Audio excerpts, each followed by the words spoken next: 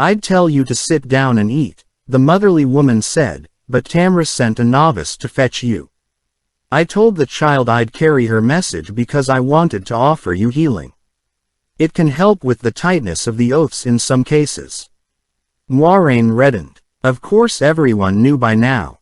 Light. Thank you, she said, both for the healing.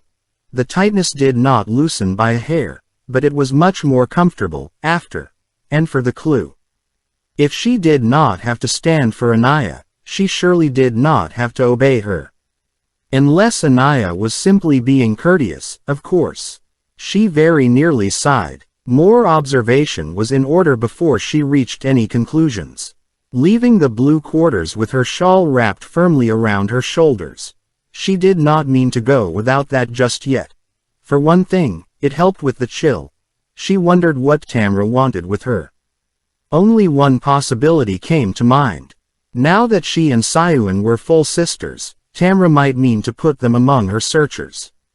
After all, they already knew. Nothing else made sense. Her steps quickened eagerly. But I don't want a job, Sayuan protested, her belly rumbling with hunger yet again. She felt wrung out after hours in Setelia's rooms, so full of books and stacked boxes of papers that they seemed to belong to a brown. And the woman seemed never to have heard of a chair cushion. Her chairs were hard as stone. Don't be ridiculous, the gray-haired sister said dismissively, crossing her legs.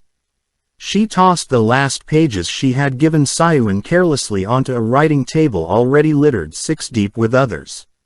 You didn't do too badly for a beginner. I have need of you, and that is that.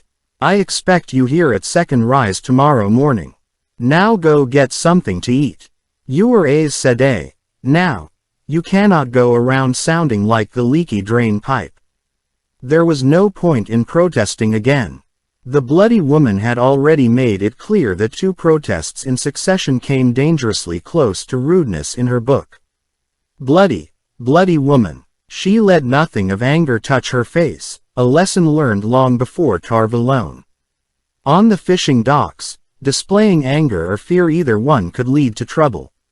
Sometimes it could lead to a knife in your back. As you say, Setelia, she muttered, earning yet another raised eyebrow, and just managed not to stalk out of the woman's apartments. Outside, she did stalk, and the Dark One take anyone who did not like it. Burn her. Why had she been fool enough to let the woman goad her?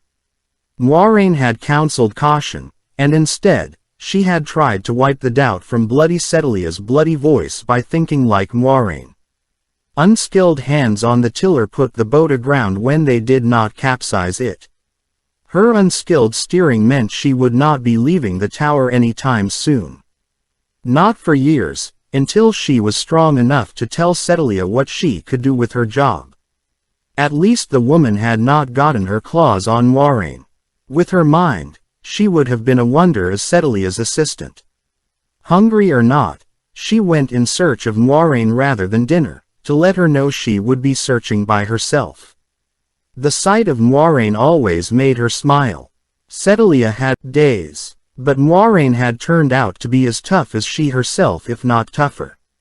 No matter how often she was knocked down, she climbed back to her feet straightaway. Moiraine did not know the meaning of give up, which was why it was a surprise to find her slumped in a chair in her sitting room, her shawl slung over the chairback, with a sulky expression on her face. A green glazed teapot on a tray gave off the smell of hot tea, but the white cups looked unused. What happened to you? Sayuan asked. You haven't earned a penance already, have you? Worse, Moiraine replied disconsolately. Her voice usually minded Sayuan of silver bells, but Moiraine hated hearing that. Tamra has put me in charge of distributing the bounty. Blood and bloody ashes. Sayuan tested the words on her tongue. There would be no switchings now for speaking like herself. She had heard Aes Sedai who could have made any dockman blush. She did seem to sense a faint taste of soap, though. Does she suspect? Is she trying to make sure you can't interfere? Maybe that was why Setelia had latched hold of her. No, She had done well on the bloody woman's tests, the more fool her. I think not, Sayuan. I was taught to manage an estate, though I only did it for a few months before coming to the tower. She said that gave me all the skills I needed. Her mouth twisted wryly. I was lying around loose, as she put it, and I suspect she decided to give an onerous task to a blue as a way of being fair. What about you? What sort of puzzles did Sedalia want you to look at? A lot of old reports, Sayuan grumbled, easing down onto a cushioned chair. If only her skin did not feel 3 sizes too small. Without asking, she poured herself a cup of tea. They never asked about things like that. She wanted me to puzzle out what happened 40 or 50 years ago in Taraban and Saldia and Altera. As soon as the words were out of her, she wanted to clap a hand over her mouth, but it was too late for that. Moiraine sat up straight, suddenly very interested. Sedalia heads the blue Aja eyes and ears. It was not a question. Trust her to see straight to the heart right away. Don't even whisper that. The bloody woman will boil me down like an oil fish if she learns I let it slip. She'll probably have it anyway, but I don't want to give her cause before she finds it. She certainly would, if today had been any guide. Look now, handing out the bounty can't last more than a few months. After, you're free to go. Let me know where you're going, and if I learn anything, I'll try to get word to you. The blue had an extensive network of eyes and ears, as useful for passing messages out as for sending reports in. I do not know that I can afford a few months, Moiraine said in a small voice, dropping her eyes, very unlike herself. I have been keeping a secret from you, Sayuan. But they never kept secrets from each other. I am very afraid the Hall means to put me on the Sun Throne. Sayuan blinked. Moiraine, a queen. You'd make a wonderful queen. And don't bring up those Aes Sedai queens who came to bad ends. That was a very long time ago. There's hardly a ruler anywhere who doesn't have an Aes Sedai advisor. It is a long step from advisor to queen, Sayuan. Moiraine sat up, carefully arranging her skirts, and her voice took on that infuriatingly patient tone she used explaining things. Obviously, the Hall thinks I could take the throne without bringing mobs into the streets, but I do not want to take the chance they are wrong. Caerhyen has endured enough these last 2 years without that. And even if they are right, no one has ruled Caerhyen for long without being willing to stoop to kidnapping, assassination and worse. My great-grandmother, Caerhyen, ruled more than 50 years, and the Tower calls her a very successful ruler because Caerhyen prospered and had few wars under her, but her name is still used to frighten children. Better to be forgotten than remembered like Caerhyen de Madrid, but even with the Tower behind me, I will have to try matching her if the Hall succeeds. Suddenly, her shoulders slumped, and her face broke close to tears. What can I do, Sayuan? I am caught like a fox in a trap, and I cannot even chew off my own foot to escape. Setting her teacup on the tray, Sayuan knelt beside Moiraine's chair and put her hands on the other woman's shoulders. We'll find a way out, she said, putting far more confidence into her voice than she felt. We'll find a way. She was a little surprised the first oath allowed her to say those words. She could imagine no way out for either of them. If you say so, Sayuan. Moiraine did not sound as if she believed, either. There is one thing I can remedy.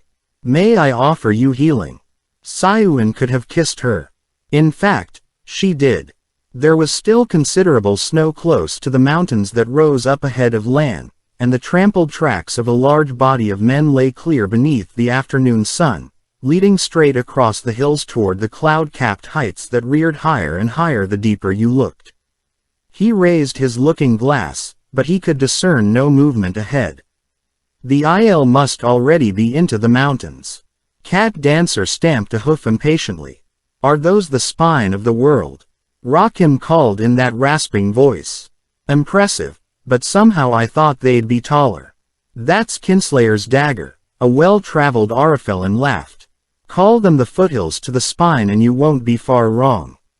Why are we just standing here? Conedrin demanded, low-voiced enough not be called down for it but loud enough for Lan to hear. Conedrin liked to press the edges where he could. Bukama relieved him of the necessity to answer. Only fools try fighting Aiel in mountains, he said loudly. Twisting toward Lan in his saddle, he lowered his own voice to a near whisper, and the creases of his permanent scowl deepened. The light send Padrone Niall doesn't choose now to paint his face. Niall, Lord Captain Commander of the Children of the Light, had the command today. He won't, Lan said simply. Only a handful knew war as well as Niall, which meant that this particular war might very well end this day. He wondered whether it would be called a victory. Studying his face, Bukama shook his head. And only a fool jumps from one war straight into another. He did not bother to speak softly, and several Domani in Lan's sight gave him odd looks, clearly wondering what Bukama was talking about. No Borderlander needed to wonder. They knew who he was. A month or two will rest me, Bukama. That was how long it would take to ride home. A month, with luck. A year, Lan. Just 1 year. Oh, all right, 8 months. Bukama made that sound a great concession. Perhaps he felt tired. He had always seemed made of iron, but he was no longer young. 4 months, Lan conceded. He had borne waiting 2 years. He could bear another 4 months. And if Bukama still felt weary, then that was a chasm he would have to cross when he came to it. As it happened, Niall had not chosen to become a fool, which was very well indeed, given that above half the army had already departed in the belief the victory had been won days ago, if not when the Aiel first began their retreat. And they were calling it a great victory. At least, those who had not fought were the hangers-on and bystanders, and the historians already writing as if they knew everything. Lan was willing to let them. His mind was already 200 leagues to the north. Saying their goodbyes, he and Bukama turned their faces southward toward softer lands, avoiding Tar Valon altogether. It was a great and wondrous city by all accounts, but too full of Aes Sedai for any comfort. Bukama talked animatedly of what they might see, in Andor and perhaps Tyr. They had been in both lands, but contending with Aiel, they had not seen even the fabled Stone of Terror or any of the great cities. Lan did not speak at all unless Bukama addressed him. He felt the pull of home sharply. All he wanted was a return to the Blight. And no encounters with Aes Sedai. Chapter 13 Business in the City. They could have had food brought to their rooms, but after Moiraine healed Siuan, they went down to the first sitting of dinner. Neither was willing to miss her first meal as Aes Sedai in the sisters' main dining hall, where accepted came only by rare invitation and novices only to serve at table. It was a spacious high-ceiling ED room, colorful winter tapestries decorating the white walls, broad cornice gleaming under a weight of gold leaf. The square tables, their slender legs elegantly carved, were only large enough for 4, and most spaced far apart for privacy of conversation, though today some were placed together to accommodate larger groups. The only women in the room wearing their shawls, they attracted looks from other sisters, not to mention a few amused smiles. Moiraine felt her cheeks heating, but it would take more than smiles to make her give up wearing the shawl every time she left her rooms. More than outright laughter. She had worked too hard. All the Aja colors, with a queenly grace, casually adjusting her shawl along her arms as though to draw attention to it. Siuan was seldom shy. There were no benches here, but low-backed chairs carved to match the table legs, and where, in their own dining hall, accepted ate whatever the kitchen prepared. A young serving woman with the flame of Tar Valon on her breast curtsied before reciting what the kitchens here had to offer in the sing-song voice of one who made the same recitation often. Where accepted ate on heavy glazed pottery and had to serve and clear away their own plates, the same serving woman brought their food on a ropework silver tray, in dishes of thin white Tarraboner porcelain impressed with the flame of Tar Valon all around the rim. Tarabin's work could not compare with what came from the islands of the Athon Mere, but it was hardly inexpensive. Sayuin complained that her fish was too heavily seasoned, yet she left nothing except the bones, and looked around as though thinking of asking for another. Moiraine had a rich soup of vegetables and beef, but she found she had little appetite, and in the end ate only a small piece of dark bread and drank a single cup of tea. She had to escape, but there was no escape. Just walking away from a task assigned by the Amyrlin seat was unthinkable. Maybe the Hull would decide the plan was untenable. No one had approached her concerning the matter since Sutama had asked whether she had thought of being Queen of Caerhyen. They might decide so. It seemed a thin hope, but thin hopes were all she could find. As soon as they returned to the Blue Quarters, Edith summoned them to her rooms again and without ceremony handed each a letter of rights in the amount of 1,000 crowns gold. "You will receive the same from the tower each year on this day," she said, "or if you are not here, it will be deposited as you specify." The distaste of her earlier lecture had departed entirely. She wore a serene smile, serene and pleased at having gained 2 new blues. "Spend wisely. You can obtain more if need be, but ask too often, and you will have to answer questions in the hall. Believe me, being questioned in the hall is never pleasant. Never." Sayuin's eyes grew very round reading the amount, and impossible as it seemed, wider still at mention of getting more. Few merchants cleared more gold in a year, and many minor nobles made do with far less, but the tower could not afford to have sisters seen in poverty. The Sun Palace had taught Moiraine that power often grew from others deciding that you already had power, and an appearance of wealth could give that. She had her own banker, but Sayuin deposited her letter of rights with the tower, in spite of an offered introduction. Sayuin's father had not earned 1,000 crowns over his entire life, and she was not about to put that sum at any risk whatsoever. Nothing Moiraine said could convince her. Safety alone concerned her, and it seemed a banking house old enough to have loaned gold to Artur Hawkwing could not be challenged in that regard by the first bank founded after the breaking. Wearing her blue fringed shawl displayed proudly on her shoulders, Moiraine hired a sedan chair in the great square in front of the tower, where the milling mid-afternoon crowd of strollers and hawkers, tumblers and jugglers, business with the tower, are wanted to present a petition. The 2 bearers, husky fellows in dark brown coats with their long hair neatly tied back, carried her smoothly through the streets, the lead man crying, "Make way for an Aes Sedai. Make way for an Aes Sedai." The shouting seemed to impress no one, and perhaps was not believed. Even with the heavy curtains tied back, the fringe on her shawl would remain hidden unless she propped her arms inelegantly on the windowsills. No one moved aside any faster than they did for wagon drivers' shouts, and often more slowly, since the wagon drivers carried long whips and were not reluctant to use them. Even so, soon enough they reached what appeared to be a small palace, on a broad boulevard with tall leafless trees marching down the center strip, and unfastened the poles so she could open the door. The building was in a southern style, with a high white dome, and narrow spires at the 4 corners, and broad marble stairs climbing to a wide, white-columned portico, yet there was a restraint about it. The stone carvings, friezes of vines and leaves, were well done, yet simple and not overly plentiful.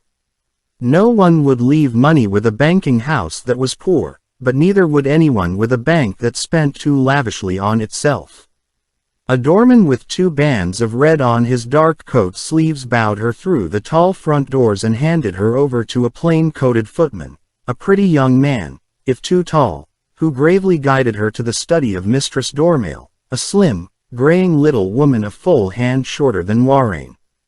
Her father had banked with Elaine Dormail's elder brother, who still handled her own accounts in Caerhyen, making her choice easy in Tar Valon. A slight smile broke Mistress Dormail's usual solemn expression when she saw the shawl, and she spread her dark, red-banded skirts in a precise curtsy, neither too brief nor too deep. But then, she had given the same courtesy even when Moiraine had come in an accepted's dress. After all, she knew how much Moiraine had left with the bank on her first arrival in the city, and how much more her estates had sent over the years. Still, the smile was genuine. "May I offer congratulations, Moiraine Sedai?" she said warmly, escorting Moiraine to a cushioned chair with a high, carved back. "Will you have spiced wine, or tea? Perhaps some honeyed cakes, or poppy seed?" "The wine, thank you," Moiraine replied with a smile. "That will suffice." Moiraine Sedai. This was the first time anyone had called her that, and she rather liked the sound. Once the other woman had issued orders to the footman, she took a chair facing Moiraine without asking. "You did not require your banker to stand too far on ceremony. I assume you have come to deposit your stipend." "Of course a banker would know of that. If you seek further information, I fear I put everything I knew into the letter I sent to you, and I have learned nothing more." For an instant, Moiraine's smile froze in place. With an effort, she unfroze it, made her voice casual. "Suppose you tell it to me again. I may winnow out something hearing it fresh." Mistress Dormail inclined her head slightly. "As you say, 9 days ago a man came to me, a Kerhanen, wearing the uniform of a than me, and broad-shouldered, with a soldier's bearing. He was clean-shaven, of course, and his face was well-proportioned, and good-looking despite a scar about an inch long, here." With one finger, she drew a line from the corner of her left eye back toward her ear. Neither name nor description jogged anything in Moiraine's memory, not that she would have spoken if they had. She made a small gesture for the banker to go on. He presented an order purportedly signed and sealed by the Amerlin seat directing me to lay open your finances to him. Unfortunately for him, I know Tamra Ospenya's signature well, and the White Tower knows I would never reveal the affairs of my patrons in any respect. I had several footmen overpower him and lock him in an empty strongroom, and then I sent for real tower guards. I regret failing to take the opportunity to thrash his mistress or master's name out of him, but as you know, White Tower law takes a dim view of that. The footman returned with an ornate silver pitcher and 2 silver goblets on a tray, and the banker fell silent until he had gone. "He escaped before the guards arrived," she went on, pouring dark wine that gave off the sweet scent of spices. "A matter of bribery." A grimace of distaste twisted her mouth for a moment as she offered Moiraine a goblet with a small bow. "I had the young man involved strapped so I wager he still feels it when he sits down. I then hired him out as a bilgeboy on a river ship running ice peppers to Tyr where he will be put ashore penniless, unless he persuades the captain to keep him on. I made sure of that by convincing her to give me his wages in advance. He is a pretty youth. He might persuade her. I think she had it in mind when she handed over the coins." Directing a level look at the other woman across her goblet, Moiraine raised a quizzical eyebrow. She was quite proud of her outer coolness, as great as anything she had displayed while being tested. "The false guard captain broke tower law, Moiraine Sedai," Mistress Dormail blandly answered the unspoken question, "and I was required to hand him over to the justice of the tower, but internal matters I prefer to keep internal. I tell you only because you were involved. You understand." Moiraine nodded. Of course, no bank could afford to have it known one of its employees took bribes. She suspected the young man had gotten off so lightly because he was someone's son or nephew, else he might well have floated downriver on his own. Bankers were hard folk. Mistress Dormail did not ask what Moiraine knew or thought of the matter. Such was no business of hers. Her face did not even show curiosity. This discretion was one reason Moiraine had never kept more than a little coin with the tower. As a novice, without access to the city, it had been unnecessary, but her own sense of privacy made her continue the practice as accepted. Tower law required equal representation of every Aja in the tower's bank, and now that she wore the shawl, she did not want her affairs known to other Blues, much less other Ajahs, especially after what she had just been told. The only reason the tower would have held back Mistress Dormail's letter was that the Hall hoped to lull her into thinking they had decided against putting her on the Sun Throne. But they had made their first moves, or rather, since they would have been as careful as thieves trying to cut a well-guarded lady's purse. Many more than the first. Enough for someone to puzzle out their intention. Nothing else explained a Kerhanen trying to find out how she was dispersing money, and to whom. Oh, Light, they were going to do it before she knew what was happening, unless she found a way out. She let nothing show on her face, of course, merely sipping her wine, letting the warm sweetness slide down her throat, all outward serenity. You have done very well by me, Mistress Dormail, to the pain of your house. Please transfer a suitable recompense from my accounts to your own. Very properly, the banker demurred twice, bowing her head, before accepting with a show of reluctance that Moiraine barely noticed. Light, she had to find a way out. She began laying plans, not to run away, but to be ready. She signed over her letter of rights and, before leaving, gave instructions at which Mistress Dormail displayed no hint of surprise. Perhaps that was because she also was Kerhanen and so accustomed to Daes Dae'mar, or maybe bankers were all stoic. Perhaps she had other Aes Sedai as patrons. If so, Moiraine would learn of it only if the sisters told her. The grave was less discreet than Elaine Dormail. Back in the tower, she asked around until she settled on the name of a seamstress.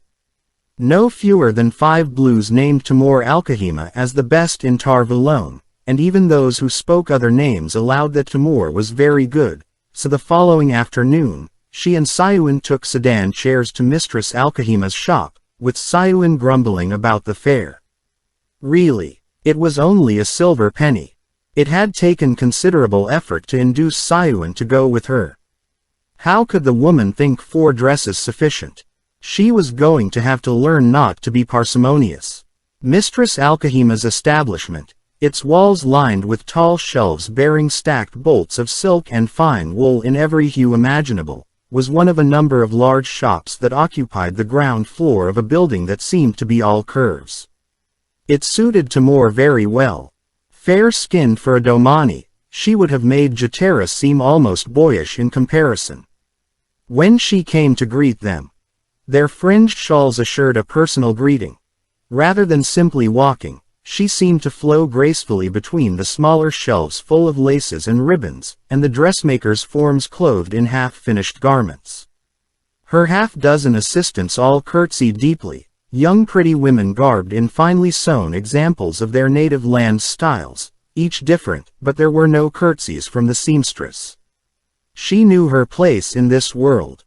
Her pale green dress, elegant and simple at the same time, spoke well of her talents, though it did cling in an alarming manner, molding her in a way that left no doubts of exactly what lay beneath the silk. Tamor's languorous smile widened at hearing their order, and well it should have. Few of her patrons would come for an entire wardrobe in one visit. At least, it widened for Moiraine. Under prodding, Sayuin had agreed on 6 dresses, to make up one for each day of the week with what she already had, but she wanted them in wool. Moiraine ordered 20, half with skirts divided for riding, all in the best silk. She could have done with fewer, but the hall might check. An order for 20 would make them think her settled in Tar Valon. She and Sayuin quickly found themselves in a back room, where Tamor watched as 4 of her assistants undressed them to the skin and measured them, turning them this way and that for the seamstress to see what she had to work with. Under almost any other circumstances, that would have embarrassed Moiraine near to death. But this was for a seamstress, and that made all the difference. Then it was time for the fabric to come out, for choices. Tamor knew what the fringe on their shawls meant, and shades of blue predominated. I want decent dresses, mind, Sayuin said. High necks, and nothing too snug. That with a pointed look at Tamor's garment. Moiraine nearly groaned. Light Sen Sayuan did not mean to go on this way. I think perhaps this is too light for me, Moiraine murmured as a tall yellow-haired girl, in green with a square-cut neckline that displayed too much cleavage, draped sky-blue silk over her. I was thinking of Karenhan styles, without house colors or embroidery, she suggested. She could never wear Demodred colors inside the tower. A Karenhan cut, of course, Timur said, thumbing her full lower lip thoughtfully. That will suit you very well. But that hue is lovely against your pale skin. Half of your dresses must be of light color, and half embroidered. You require elegance, not plainness. Perhaps only a quarter in each. A Karenhan cut suited her very well. Was the woman implying she could not succeed in wearing a Domani dress? Not that she would. Timur's garment was indecent, but there was the principle of the thing. The seamstress shook her head. At least a third in light colors, she said firmly. At least. And half embroidered. Frowning slightly, she rubbed her thumb across her underlip again. A third and half, Moiraine agreed before the woman could go higher, as she seemed to be considering. With a good seamstress, it was always a matter of negotiation. She could live with a little embroidery. Do you have anything cheaper, Mistress Alkahima? Sayuan demanded, frowning down at the fine blue wool draped on her. Light, she had been asking prices. No wonder the girls with her looked scandalized. Will you excuse me just a brief moment, Timur? Moiraine said, and when the seamstress nodded, she handed the length of silk to the Andoran girl and hurriedly took Sayuan aside. Listen to me, Sayuan, and do not argue, she whispered in a rush. We must not keep Timur waiting long. Do not ask after prices. She will tell us the cost after we make our selections. Nothing you buy here will be cheap, but the dresses Timur sews for you will make you look as much as the shawl does. And it is Timur, not Mistress Alkahima. You must observe the proprieties, or she will believe you are mocking her. But try thinking of her as a sister who stands just a little above you. A touch of deference is necessary. Just a touch, but she will tell you what to wear as much as she asks. Sayuan scowled over her shoulder at the Domani woman. Light, she scowled. And will the bloody shoemaker tell us what kind of slippers to buy and charge us enough to buy 50 new sets of nets? No, Moiraine said impatiently. Timur was only arching one eyebrow, yet her face might as well have been like a thunderhead. Fast as she could, the shoemaker will make what we want, and we will bargain the price with him, but not too hard if we want his best work. The same with the glove maker, the stocking maker, the shift maker, and all the rest. Just be glad neither of us needs a hairdresser. The best hairdressers are true tyrants, nearly as bad as perfumers. Sayuan barked a laugh, as if she were joking, but she would learn if she ever sat for a hairdresser, not knowing how her hair was to be arranged until the hairdresser was finished and allowed her to look in a mirror. At least, that was how it was in Karenhan. Once the choices of colors had been agreed upon, and the forms of embroidery, negotiation was necessary even there, as well as on which dresses were to be embroidered. They still had to stay for the first dress to be cut and pinned on them, a task Timur deftly performed herself with a pincushion fastened to her wrist. Moiraine quickly learned what the price would be for making the woman wait. The fabric she pinned for Moiraine was a blue even paler than the sky blue, almost a blue tinged white, and the way she pinned Sayuan's dark blue wool, it was going to be nearly as snug at bosom and hips as her own garment. It could have been worse. The seamstress could have accidentally stuck them a dozen times and demanded a pinning for every dress. But Moiraine was sure her first dresses would all be the lightest shades. The prices Timur mentioned, once the pinned garments had been slipped off them and onto dressmakers' forms, made Sayuan's eyes pop, though at least she remained silent. She would learn. In a city like Tarv alone, 1 gold crown for a woolen dress and 10 for a silk were reasonable from a seamstress of Timur's quality. Still, Moiraine murmured that she would give a generous gratuity for speedy completion. Otherwise, they might not see anything for months. Before leaving, she told Timur that she had decided on 5 more riding dresses, in the strictest Karenhan style, which was to say dark, though she did not put it that way, each with 6 slashes across the breast in red, green and white, far fewer than she had a right to. The Domani woman's expression did not alter at this evidence that she was a rather minor member of a noble house. Sewing for Aes Sedai would count with sewing for the high seat of a house, or perhaps even a ruler. I would like them made last, if you please, Moiraine told her. And do not send them. Someone will pick them up. I can promise you they will be last, Aes Sedai. Oh, yes. Her first dresses were going to be pale. But the second part of her plan was accomplished. For the moment, she was as ready as she could be. Chapter 14 Changes. The sisters who had said there was almost as much to learn after gaining the shawl as before were proven right in short order. Moiraine and Siuan had learned the complexities of White Tower customs as it had been in existence so long they had the force of law, and the penalties for violating them. Now Rafaela and others spent hours instructing them in the long list of Blue Aja customs, accreted over 3,000 years. Siuan actually retained most of what Rafaela had told them during their first walk to the Blue Quarters, and Moiraine had to work hard to catch up. It would have been a shame to gain a penance for something so trivial as wearing red inside the tower. Red gems were allowed, firedrops or rubies or garnets, but the color was forbidden in clothing, a matter of some long-standing animosity between the blue and the red, so old no one was actually certain what had begun it or when. Blue and red opposed each other as a matter of course, at times bringing the hull to a near standstill. The very idea of enmity between Ajas startled her, yet there were other oppositions. While the green and the blue had seen few breaks in their accord for several centuries, the situation was far different regarding other Ajas. At the moment, there was a slight strain with the white, for reasons known only to the white, and something more tense with the yellow, with sisters of each accusing sisters of the other of interfering with their actions in Altera some 100 years past. Strong custom forbade interference with another sister, a custom that provided the sole release from the customary deference. Outside the tower, at least. And then there were the permutations. For example, the brown supported the white against the blue, but supported the blue against the yellow. For the time being, anyway. These things could last for centuries, or shift in the blink of an eye.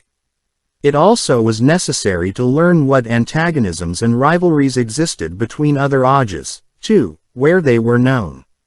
Each was a snare lying in wait for an unwary step or a careless word.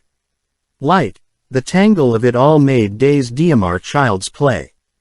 Siuan heard her recitations every night, just as they had as novice and accepted, and she heard Siuan's, though there hardly seemed a point.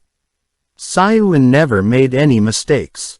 They found themselves studying the power again, with Lelaine and Natasia and Anaya and others taking turns, learning the warder bond and other weaves not trusted to accepted, including a few known only to the blue. Moiraine found that very interesting. If the blue included weaves among their Aja secrets, surely the other Ajas did as well, and if the Ajas, perhaps individual sisters. After all, she had had one, her first learned, before coming to Tar Valon, and had carefully concealed it from the sisters. They had been aware the spark was already ignited in her, but she told them only about lighting candles and making a ball of light to find her way in the dark. No one lived in the Sun Palace without learning to keep secrets. Did Siuan have any secret weaves? It was not the sort of question you could ask your closest friend. Although they knew enough now of Sadar to learn quickly, there simply was too much for a day or a week. At least, Moiraine could not do it. The method of ignoring heat or cold turned out to be a trick of mental concentration simple enough once you knew how, or so Natasia pronounced. The mind must be as still as an unruffled pond throughout, focusing on a point behind your navel, in the center of your body, you begin to breathe at an unvarying pace, but not as normally. Each inhalation must take exactly the same length of time, and each exhalation, and between, for that same space, you do not breathe. In time, that will come quite naturally. Breathing so, focused so, soon your mind becomes detached from the outer world, no longer acknowledging heat or cold. You might walk naked in a blizzard or across a desert without shivering or sweating. Taking a sip of tea, Natasha laughed, her dark tilted eyes twinkling. Frostbite and sunburn would still present difficulties, after a time. Only the mind is truly distanced, the body much less so. Simple perhaps, yet for above a week Moiraine's focus might slip at any time, sitting at supper or walking down a corridor, and she would let out a gasp as the cold suddenly rushed in and bit down 3 times as hard as before she began the meditation. In public, all that huffing attracted stares from other sisters. She very much feared she was gaining a reputation as a dreamer. And as a constant blusher. It was hardly to be borne. Needless to say, Sayuan picked up the trick straightaway and never shivered again that Moiraine saw. The Feast of Lights came to mark the turning of the year, and for 2 days every window in Tar Valon shone brightly from twilight till dawn. In the tower, servants entered chambers that had been unused for centuries, to light lamps and make sure they burned the whole 2 days. It was a joyous celebration, with processions of citizens carrying lamps through the night-cloaked streets and merry gatherings that frequently lasted until sunrise in even the poorest homes, but it filled Moiraine with sadness. Chambers unused for centuries. The White Tower was dwindling, and she could not see what was to be done about it. But then, if women who had worn the shawl 200 years or more could find no solution, why should she be able to? Many sisters received ornately inscribed invitations to balls during the feast, and quite a number accepted.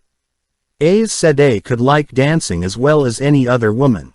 Moiraine got invitations, too, from Kerhanan nobles of 24 houses and almost as many merchants wealthy enough to rub shoulders with the nobility. Only the hall's plans for her could have placed so many powerful Kerhanan in the city at one time. She tossed the stiff white cards into the fireplace unanswered. A dangerous move in Days Diamar, with no way to tell how it might be interpreted, but she was not playing the game of houses. She was hiding. Surprisingly, their first dresses were delivered early on the first day of the feast. Either Timur was eager for her gratuity, or more likely, she thought they would want the garments for feast day festivities. She came with 2 of her assistants to see whether any adjustments were necessary, but none were. Timur was excellent at what she did. Moiraine had been right, though. The darkest of her 6 was in a hue little deeper than sky blue, and only 2 were embroidered, which meant nearly everything else would be. She would have to keep on wearing the woolens the Aja had given her a while longer. At least all of her riding dresses would be dark. Even Timur could not ask for a riding dress in too light a hue. Sayuan's dresses, only one divided for riding, displayed all the elegance Timur was capable of, making them suitable for a palace despite being wool, but they emphasized her bosom and hips quite. Some things were not easy for Sayuan, either. She returned from Setelia's apartments with a face that grew stiffer by the day. Every day she became more prickly and irritable, but she refused to reveal what the problem was, and even snapped at Moiraine when she persisted in asking. That was worrying. She could count on the fingers of one hand, with fingers left over, the times Sayuan had gotten angry with her in 6 years. The day Timur delivered the dresses, however, Sayuan joined her for tea in her rooms before going down to supper, but instead of taking a cup, she flung herself down in a leaf-carved armchair and folded her arms angrily beneath her breasts. Her face was anything but stiff, and her eyes were blue fire. That bloody fangfish of a woman will be the bloody death of me yet, she growled. That half a week had undone every scrap of the sister's hard work with her language. Fish guts. She expects me to jump like a spawning redtail. I never jumped so fast when I was a. She gave a strangled grunt and her eyes popped as the first oath clamped down. Coughing, her face turning pale, she pounded a fist on her chest. Moiraine hastily poured a cup of tea, but it was minutes before Sayuan could drink. Her mind must have been racing for her to come that close. "Well, not when I was accepted, anyway," she muttered once she could speak again. "From the moment I arrive it is find this, Sayuan, and do that, Sayuan, and aren't you finished yet, Sayuan?" Sedalia snaps her fingers and bloody well expects me to jump. "That is how things are," Moiraine said judiciously. The situation could have been much worse, but Sayuan's mind apparently had changed on that point, and she did not want to start an argument. "It will not last forever, and only a handful of sisters stand so high above us." "That's easy for you to say," Sayuan grumbled.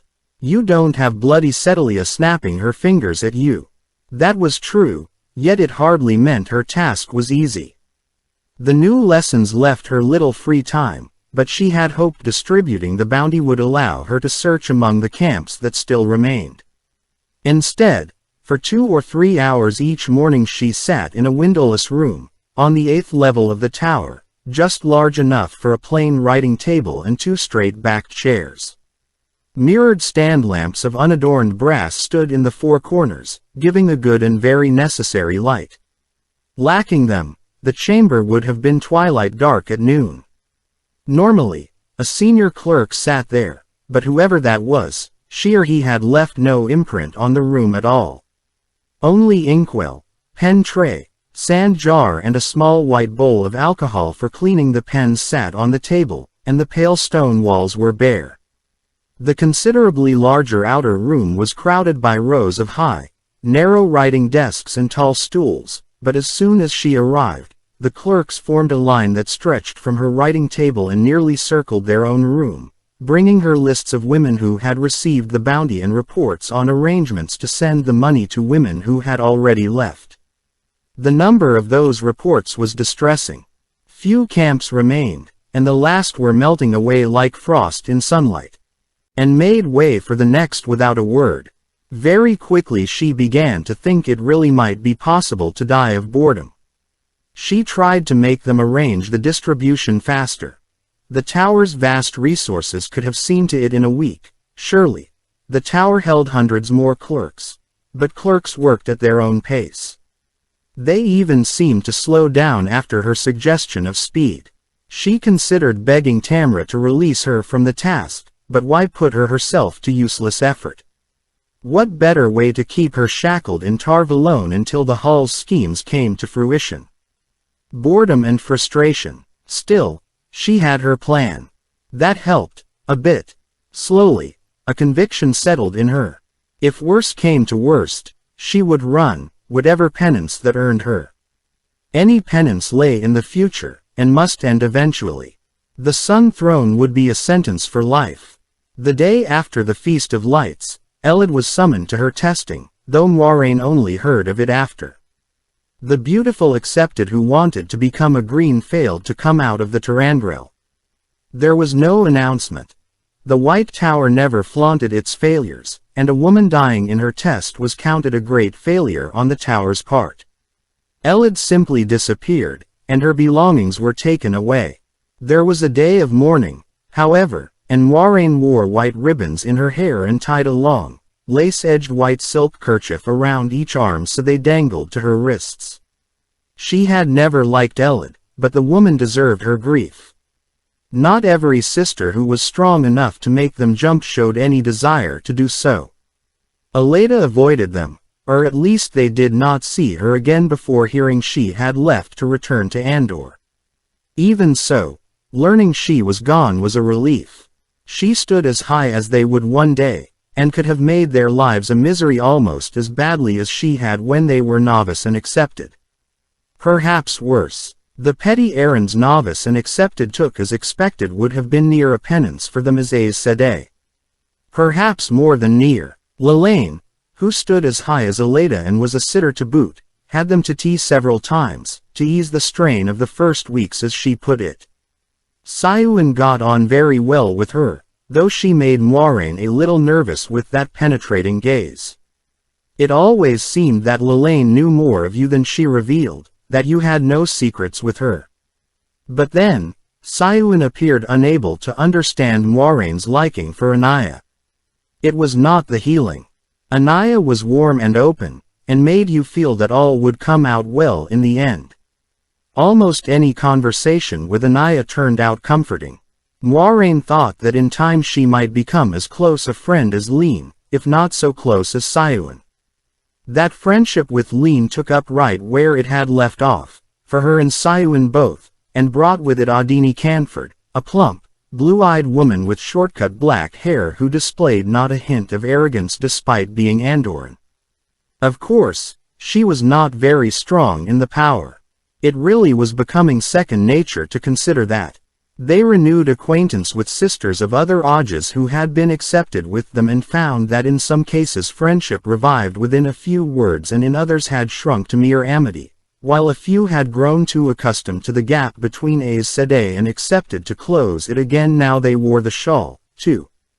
Friends are no friends, though. The days passed with glacial slowness. Malin finally departed the tower, and then Karine, followed in turn by Aisha, Ludus and Valera, but Moiraine's relief that the search was underway at last was tempered by frustration at being kept out of it. Sayuin began to grow interested in her job, to the point where her complaints started to seem more for the form of the thing. She headed off to Setelia's rooms earlier than need be, and often remained until the second or third sitting of supper.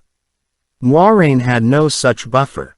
Her nightmares continued, of the babe in the snow and the faceless man and the sun throne, although not as frequently, save the last. Ever as bad, though. She banished most of the lace and ruffles from her rooms, which required only a visit to a cushion maker and a small wait for their alteration by 2s and 3s. Not all, because of Anaya's obvious if silent disappointment at seeing them go, so her bed remained an ocean of froth that made Sayuin giggle with delight.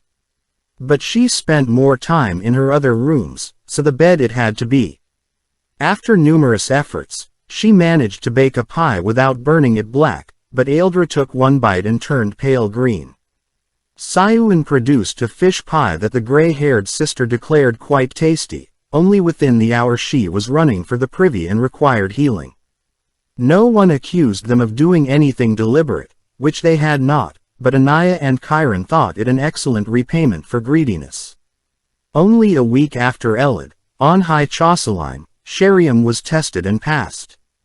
Technically, Sayuin was the newest blue by a hair, but Setelia refused to lose her services for even a few hours, so it was Moiraine who laid the shawl on the fire-haired Saldian's shoulders when she chose the blue the following day, and escorted her beaming back to the blue quarters for the welcome, where Sayuin managed to nip in for the 6th kiss. Sheriam was a very good cook, and loved to bake. It was the day of reflection in Caerhyen, yet Moiraine could not manage to dwell on her sins and faults. She and Sayuin had regained a friend they had feared might be lost for a year. Sayuin even suggested bringing Sheriam into their search, and talking her out of it required hours. It was not that Moiraine feared Sheriam would expose them to Tamra, but Sheriam had been one of the biggest gossips in the Accepted's quarters. She never told what she promised to keep hidden, yet she would be unable to resist giving hints of such a juicy secret, hints that she had a secret, as Sayuin should have known very well. Let others know you possessed a secret, and some would work to learn it. That was a fact of nature. Sometimes Sayuin did not know the meaning of caution.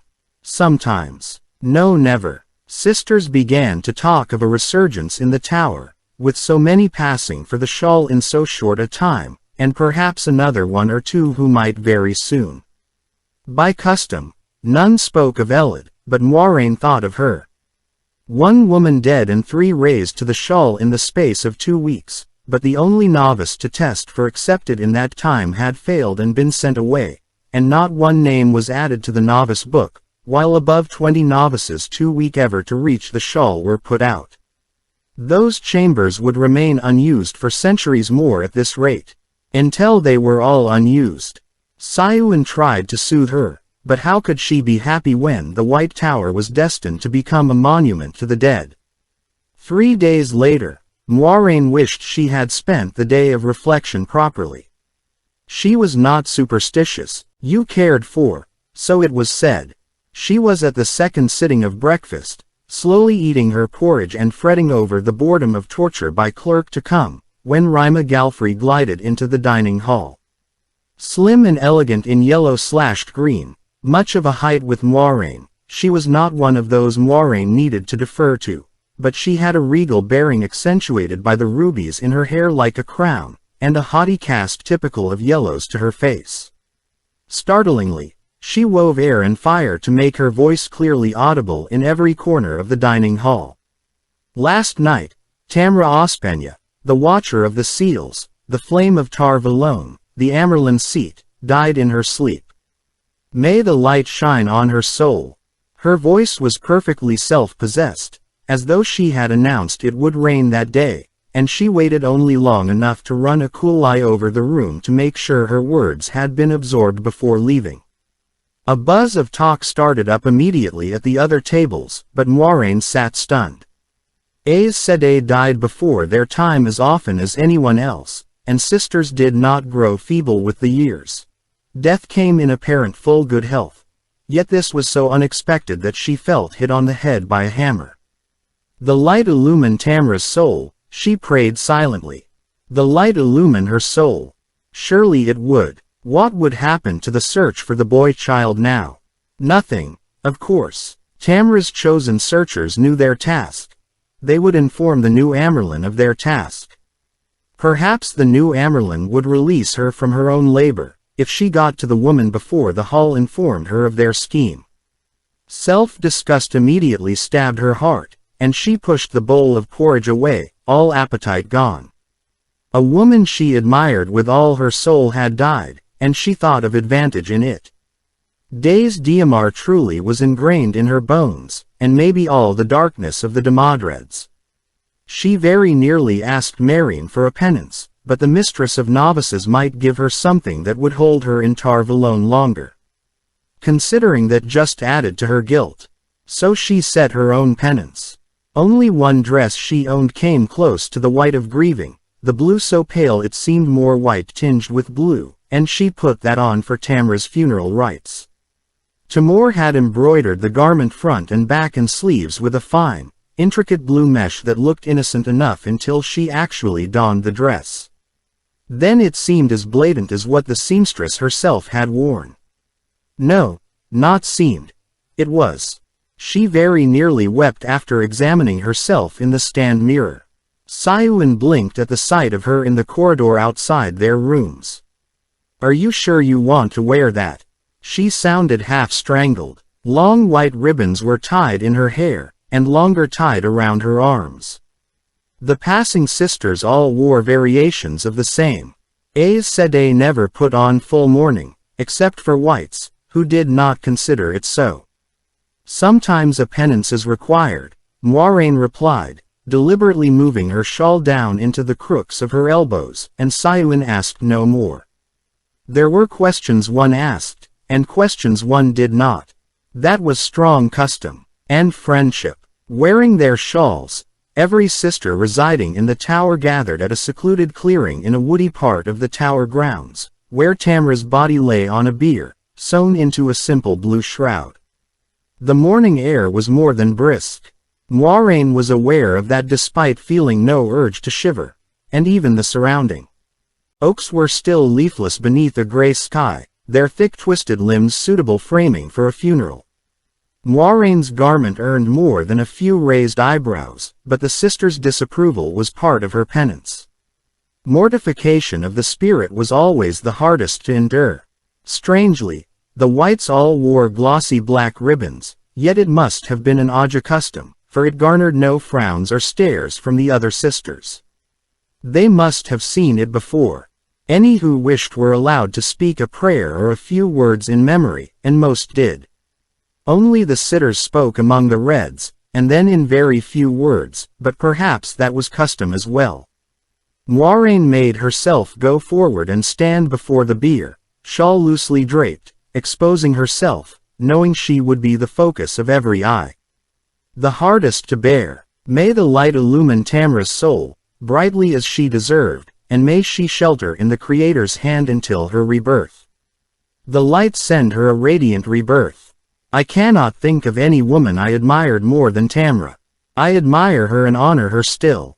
I always will. Tears welled in her eyes, and not from the humiliation that stabbed her like long thorns. She had never really known Tamra. Novices and accepted never really knew sisters, much less the Amerlin's seat. But, oh, light, she would miss her. According to Tamra's wishes, her body was consumed by flows of fire, and her ashes scattered across the grounds of the White Tower by the sisters of the Aja she had been raised from, the Aja to which she had returned in death. Moiraine was not alone in weeping. Aes Sedai serenity could not armor against all things. The rest of the day she wore that shaming dress, and that night burned it. She would never have been able to look at it again without remembering. Until a new Amerlin was raised, the hall of the tower reigned over the tower, but there were increasingly strict measures in the law to ensure they did not dally too long, and by the evening after Tamra's funeral, Siaran Vayu had been raised from the grey. An Amerlin was supposed to grant indulgences and relief from penances on the day she assumed the stole and the staff. None came from Siaran, and in the space of half a week, every last male clerk in the tower had been dismissed without a character, supposedly for flirting with novices or accepted, or for inappropriate looks and glances, which could have meant anything. Even men so old their grandchildren had children went, and some who had no liking for women at all. No one commented on it, however. No one dared, not where it might come to Siaran's ears. 3 sisters were exiled from Tar Valon for a year, and twice Moiraine was forced to join the others in the traitor's court to watch an Aes Sedai stripped and stretched tight on the triangle, then birched till she howled. A ward that formed a shimmering grey dome over the stone-paved court held in the shrieks till they seemed to crowd in on Moiraine, stifling thought, stifling breath. For the first time in a week she lost focus and shivered in the cold. And not only from the cold. She feared those screams would ring in her ears for a very long time, waking or sleeping. Siaran watched, and listened, with utter calm. A new Amerlin chose her own keeper, of course, and could choose a new mistress of novices if she wished. Siaran had done both. Oddly, Amira, the stocky woman whose long beaded braids flailed as she worked the birch with a will, was a red either keeper or mistress of novices be of the Amerlin's former Aja, yet it was expected. But then, whispers told of considerable surprise when Siaran had chosen the grey over the red. Moiraine did not think any of Tamra's searchers would tell Siaran of the hunt for the boy child. On the day after the second birching, she presented herself in the anteroom to the Amerlin's study, where Duhara sat rigidly upright behind her writing table with a red stole a hand wide draped around her neck. Her dark dress was so slashed with scarlet it might as well have been all scarlet. A Domani, Duhara was slim and beautiful despite being near a hand and a half taller than she, but the woman's full lips had a meanness about them, and her eyes searched for fault. Moiraine reminded herself that, without the keeper's stole, Duhara would have had to jump when she snapped her fingers, should she have chosen to. As she opened her mouth, the door to the Amerlin's study banged open, and Siaran strode out with a paper in her hand. Duhara, I need you to. Now, what do you want? That last was barked at Moiraine, who curtsied promptly, and as deeply as she had as a novice, kissing the great serpent ring on the Amerlin's right hand before rising. That ring was Siaran's only display of jewelry. Her 7-striped stole was half the width of Duhara's stole, and her dark gray silks were simply cut. Quite plump, her round face appeared to have been constructed for jolliness, but she wore implacable grimness as though it had been carved there. Moiraine could almost look her straight in the eyes. Hard eyes. Her mouth felt dry, and she fought not to shiver in a cold that suddenly seemed worse than the heart of winter, but quick calming exercises failed to produce the composure necessary. She had learned a great deal about Ciaran from the whispers about the new Amerlin. One fact struck deep, right that moment, like a sharp knife. To Ciaran, her own view of the law was the law, and without a shred of mercy to be found in it. Or in her. Mother, I ask to be relieved of my duties regarding the bounty. Her voice was steady, thank the light.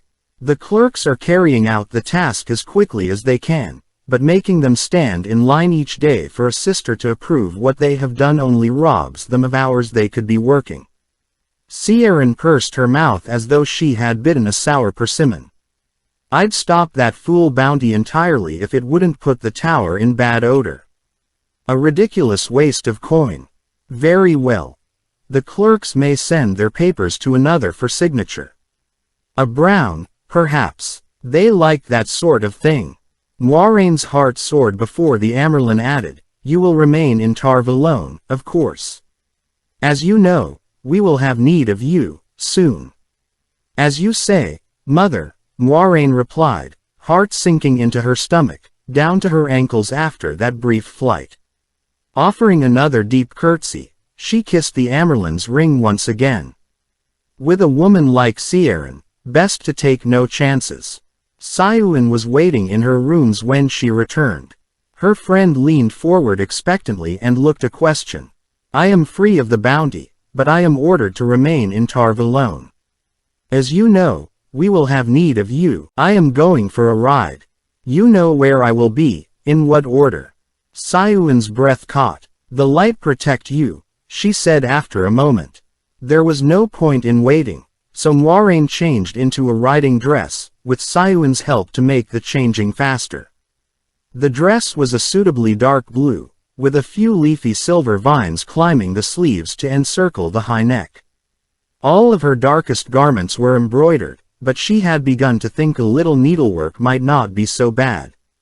Leaving her shawl folded in the tall wardrobe, she took out a cloak lined with black fox, and tucked her hairbrush and comb into one of the small pockets the cloakmaker had sewn inside and her sewing kit into the other.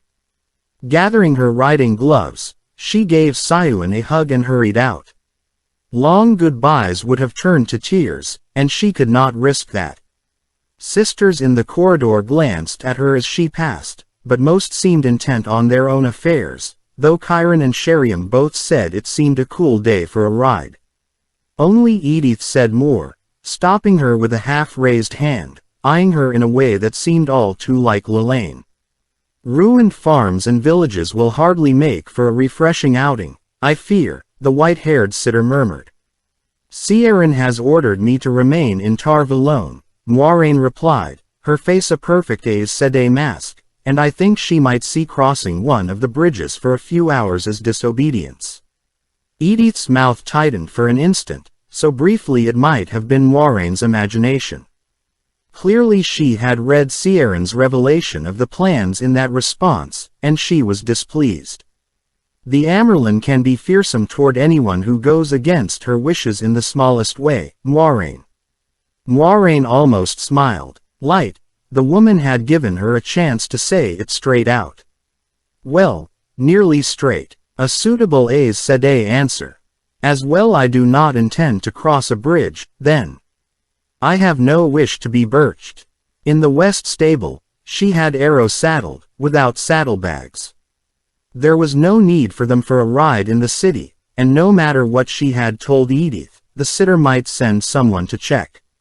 Moiraine would have, with luck, no one would suspect anything before nightfall. Her first stop was Mistress Dormail's, where the banker had a number of letters of rights ready in various amounts and 4 fat leather purses containing 200 crowns in gold and silver between them. The coin would sustain Moiraine for some time. The letters of rights were for after the coin was gone, and for emergencies. Once she used one, she would need to move fast.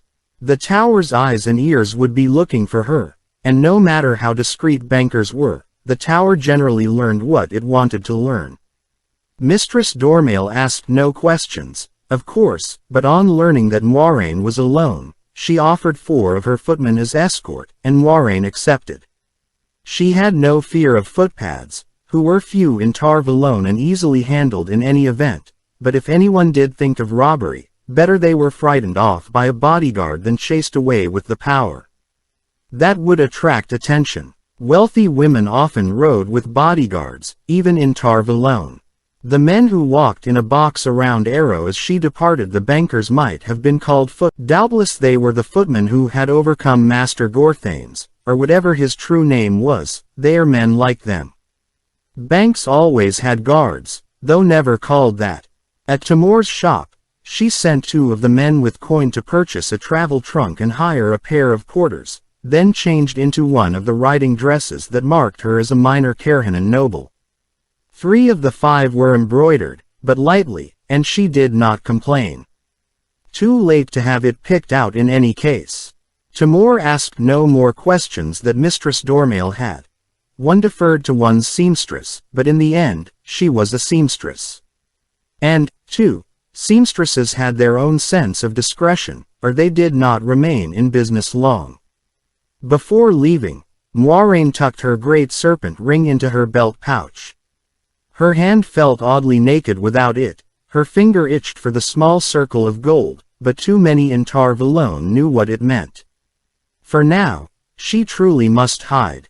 With her small entourage, she progressed northward, making stops that filled the chest on the porters, shoulder pulls with the needful things she could not have brought out of the tower unnoticed, until at last they reached North Harbor, where the city walls curved out into the river and made a ring near a mile across, broken only by the harbor mouth. Wooden-roofed docks lined the inside of that huge ring, and moored river ships in every size. A few words with the dock mistress, a heavy-set, graying woman with a harassed expression, gained her directions to the Bluewing, a 2-masted vessel. Bluewing was not the largest vessel at the docks, but it was scheduled to sail within the hour. Soon enough, Arrow had been hoisted aboard by a long wooden boom, with straps beneath her belly, and secured on deck.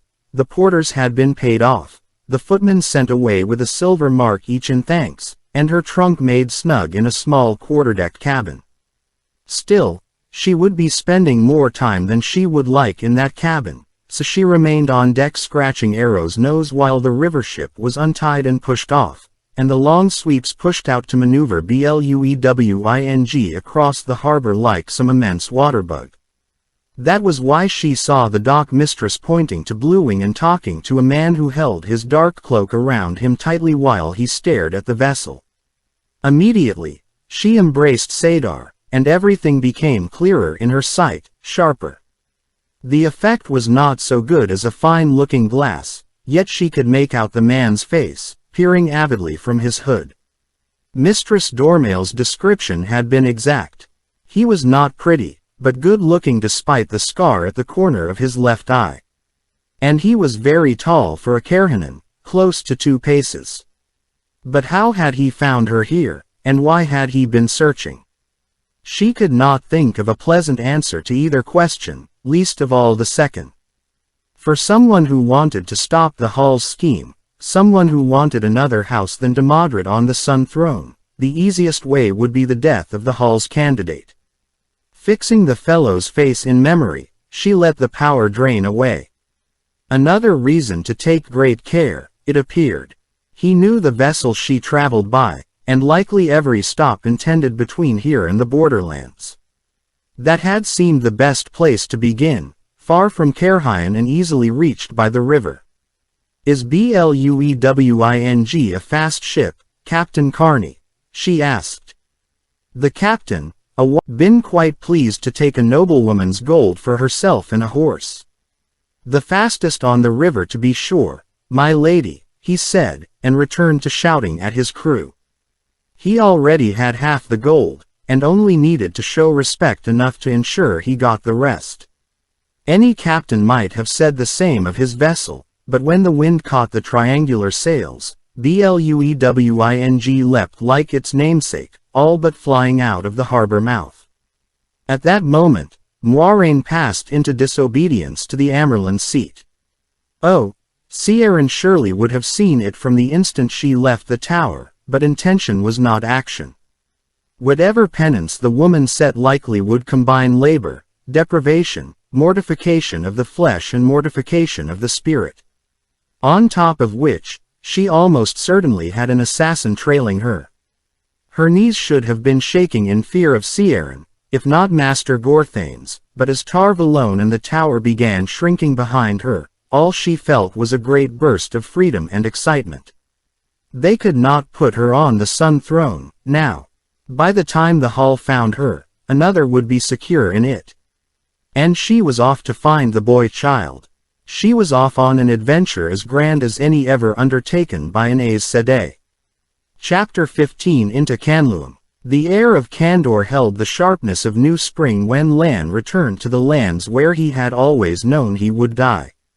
Long past the arrival of spring in more southerly lands, here trees bore the first red of new growth, and a few scattered wildflowers dotted winter brown grass where shadows did not cling to patches of snow. Yet the pale sun offered little warmth after the south, gray clouds hinted at more than rain, and a cold, gusting breeze cut through his coat. Perhaps the south had softened him more than he knew. A pity, if so. He was almost home. Almost. 100 generations had beaten the wide road nearly as hard as the stone of the surrounding hills, and little dust rose, though a steady stream of ox carts was leaving the morning farmers' markets in Canluam, and merchant trains of tall wagons, surrounded by mounted guards in steel caps and bits of armor, flowed toward the city's high gray walls.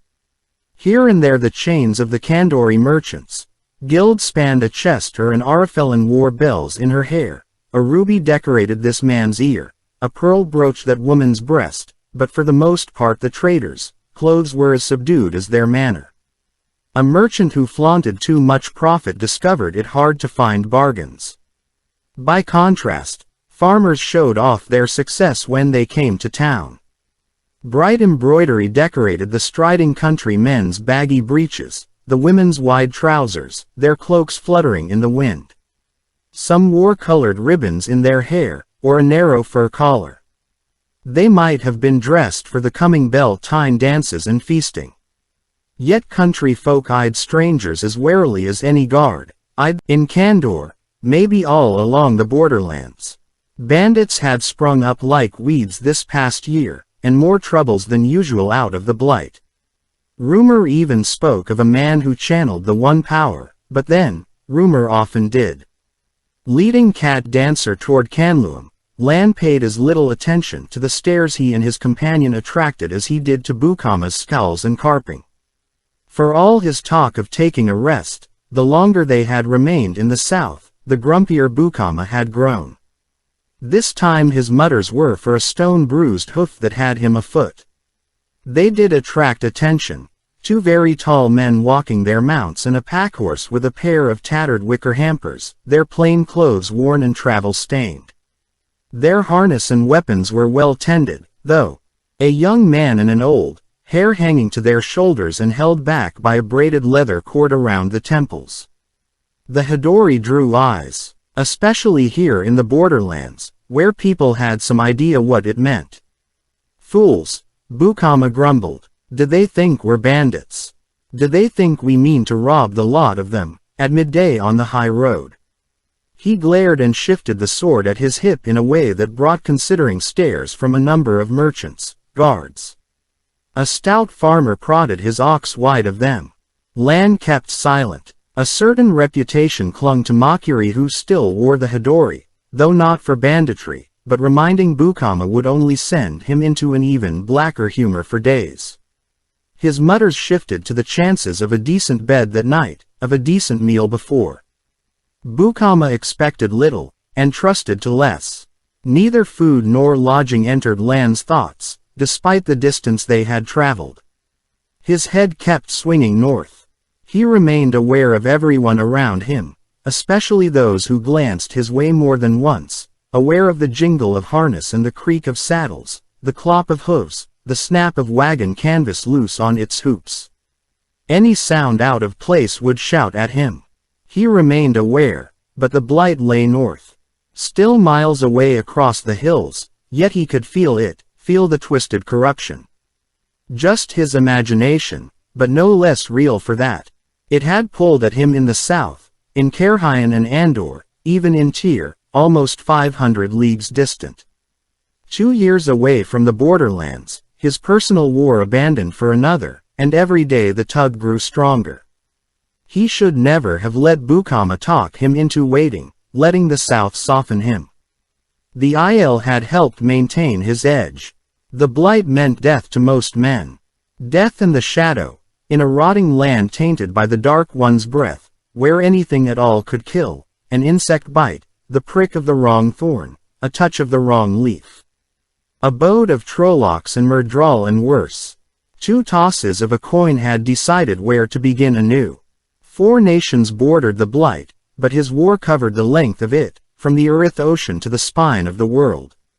One place to meet death was as good as another. He was almost home, almost back to the blight. He had been away too long. A drymoat surrounded Canlune's wall, 50 paces wide and 10 deep, spanned by 5 broad stone bridges with towers at either end as tall as those that lined the wall itself.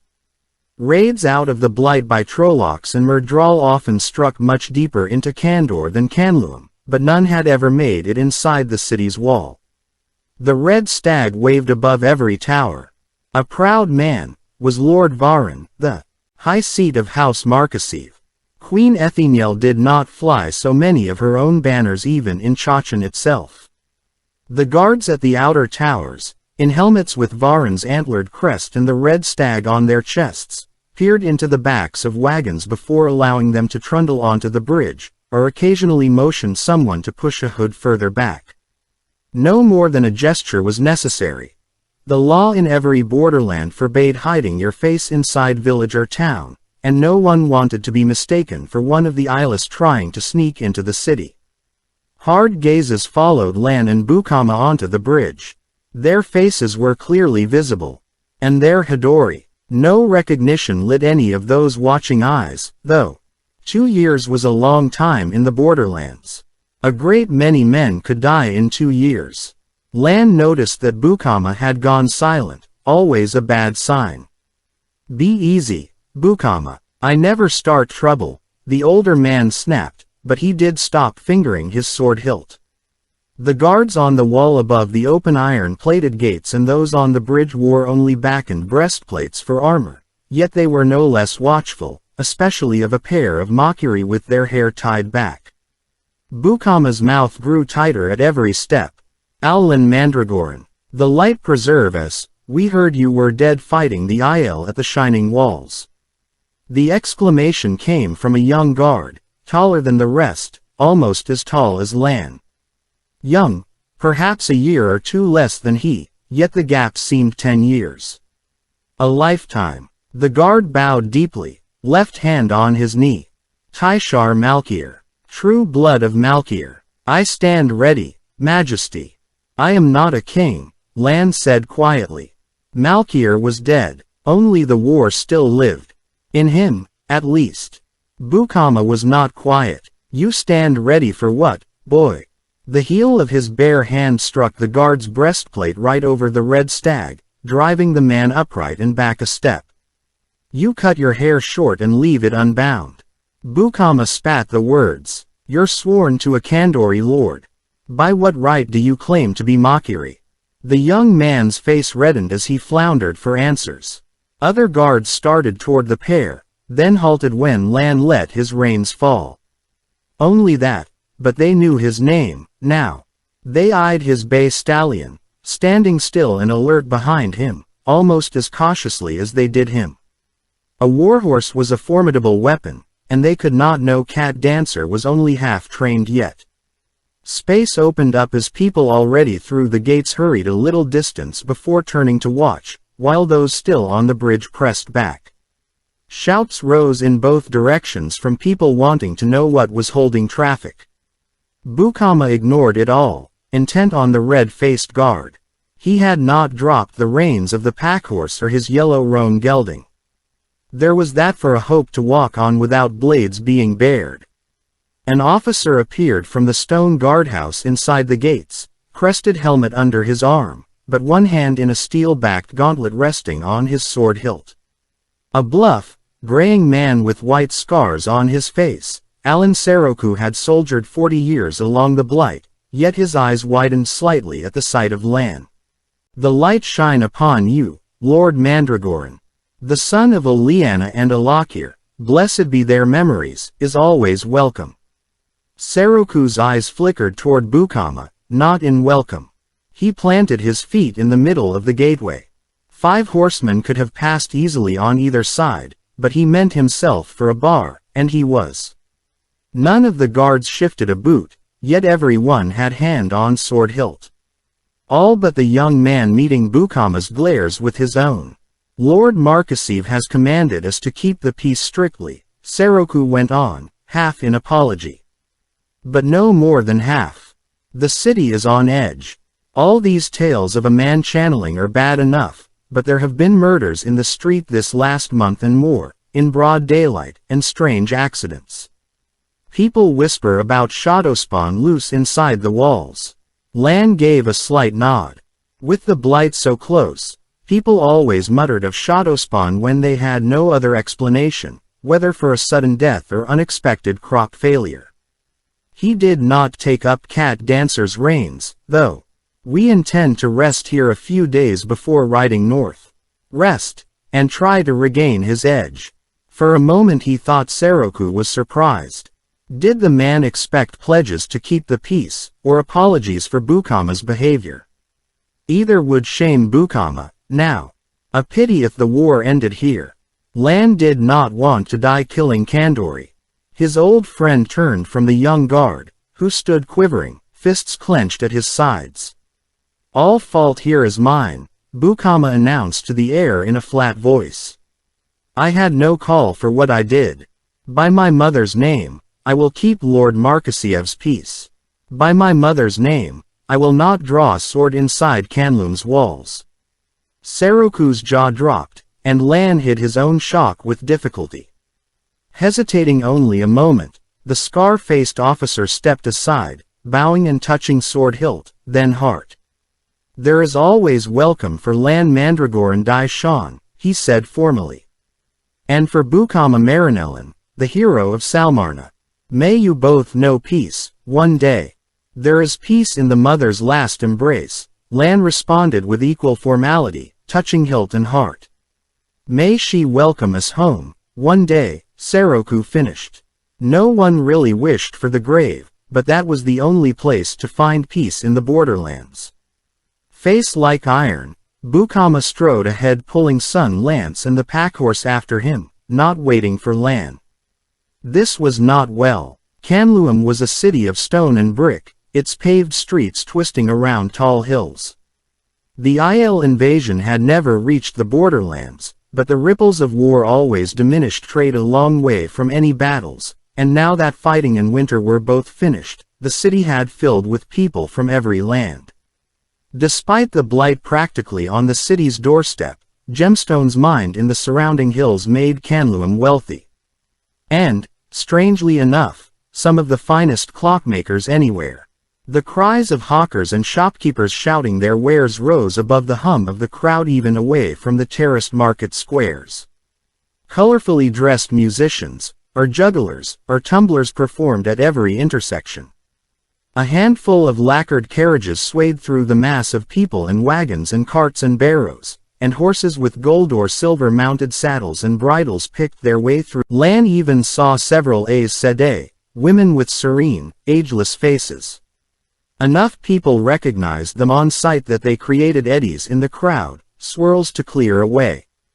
Respect or caution, awe or fear, there were sufficient reasons for a king to step aside for a sister. Once you might have gone a year without seeing an Aes Sedai even in the borderlands, but the sisters seemed to be everywhere since their old Amerlin seat died. Maybe it was those tales of a man channeling. They would not let him run free long, if he existed. He kept his eyes away from them, walked on quickly to avoid notice. The Hidori could be enough to attract the interest of a sister seeking a warder. Supposedly, They asked before bonding a man, but he knew several who had taken that bond, and every time it had come as a surprise. Who would give up his freedom to trot at an Aes Sedai's heels unless there was more to it than asking? Shockingly, lace veils covered many women's faces. Thin lace, sheer enough to reveal that they had eyes, and no one had ever heard of a female Myrddraal, but Lan had never expected law to yield to mere fashion. Next they would take down the oil lamps lining the streets and let the nights grow black. Even more shocking than the veils, Bukama looked right at some of those women and did not open his mouth. Then a jut-nosed man named Nazar Karenin rode in front of Bukama's eyes, and he did not blink. The young guard surely had been born after the blight swallowed Malkir, but Karenin, his hair cut short and wearing a forked beard, was twice Lan's age.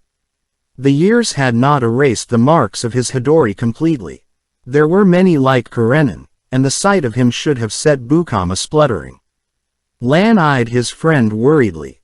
They had been moving steadily toward the center of the city, climbing toward the highest hill, Stag's Stand. Lord Markasiev's fortress-like palace covered the peak, with those of lesser lords and ladies on the terraces below. Any threshold up there offered warm welcome for Alan Mandragoran. Perhaps warmer than he wanted now. Balls and hunts, with nobles invited from as much as 50 miles away, including from across the border with a raffle. People avid to hear of his adventures. Young men wanting to join his forays into the blight, and old men to compare their experiences there with his. Women eager to share the bed of a man. Fool stories claimed the blight could not kill. Candor and a raffle were as bad as any Southland at times. Some of those women would be married. And there would be men like Karenin, working to submerge memories of lost Malkir, and women who no longer adorned their foreheads with the Kisane in pledge that they would swear their sons to oppose the shadow while they breathed. He could ignore the false smiles while they named him Alandai Shan, diademed battle lord and uncrowned king of a nation betrayed while he was in his cradle. In his present mood, Bukama might do murder. Or worse, given his oaths at the gate, he would keep those to the death. But Bukama's hands and feet were dangerous enough to maim a man for life. Varan Markasiev will hold us a week or more with ceremony, Lan said, turning down a narrower street that led away from the stand. With what we've heard of bandits and the like, he will be just as happy if I don't appear to make my bows.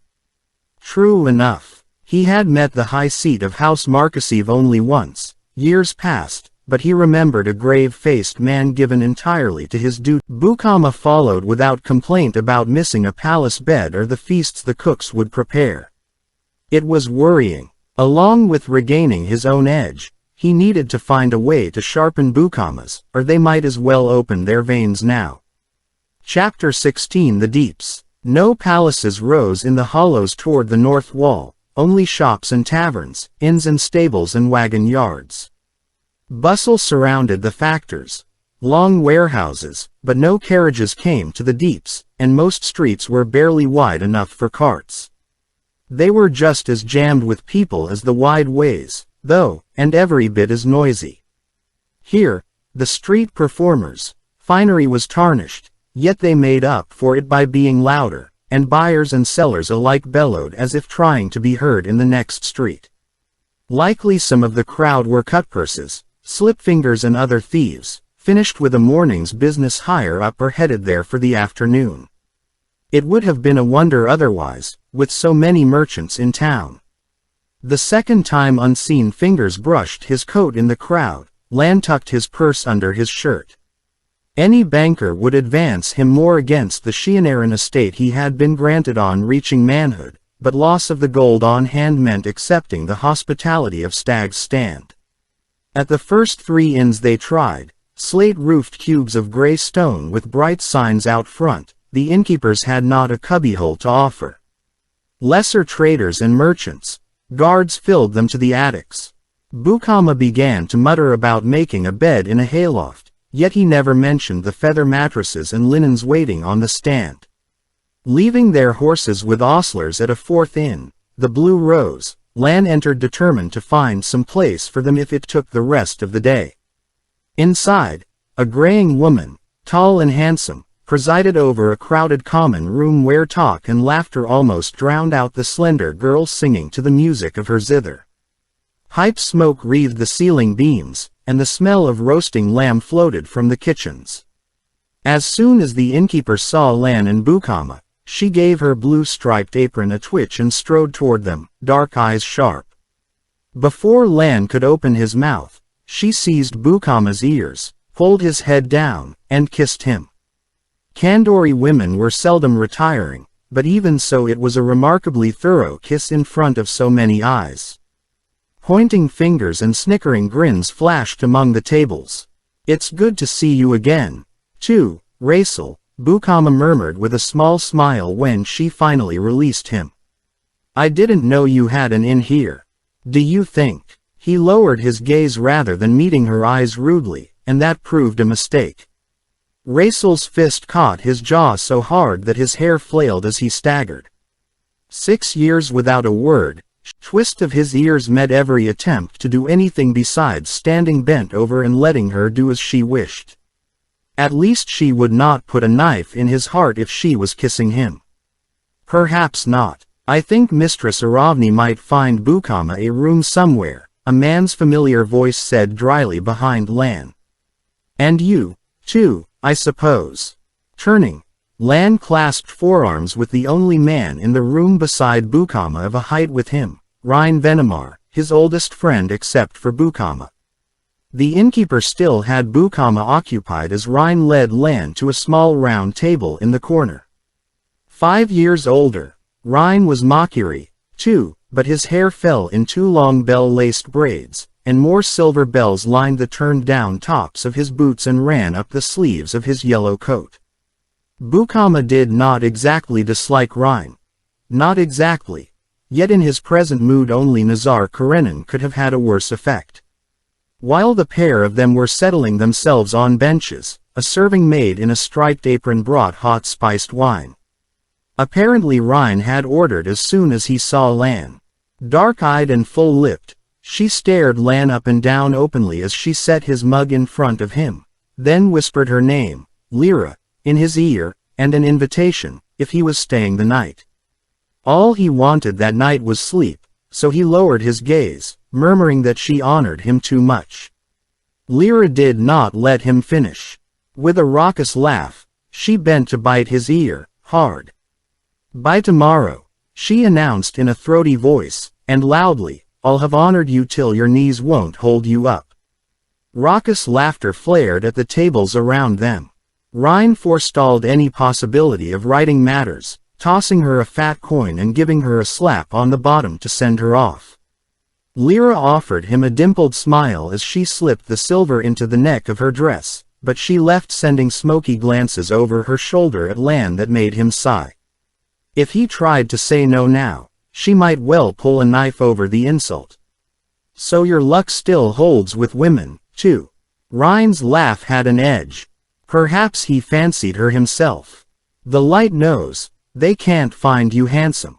You get uglier every year. Maybe I ought to try some of that coy modesty, let women lead me by the nose."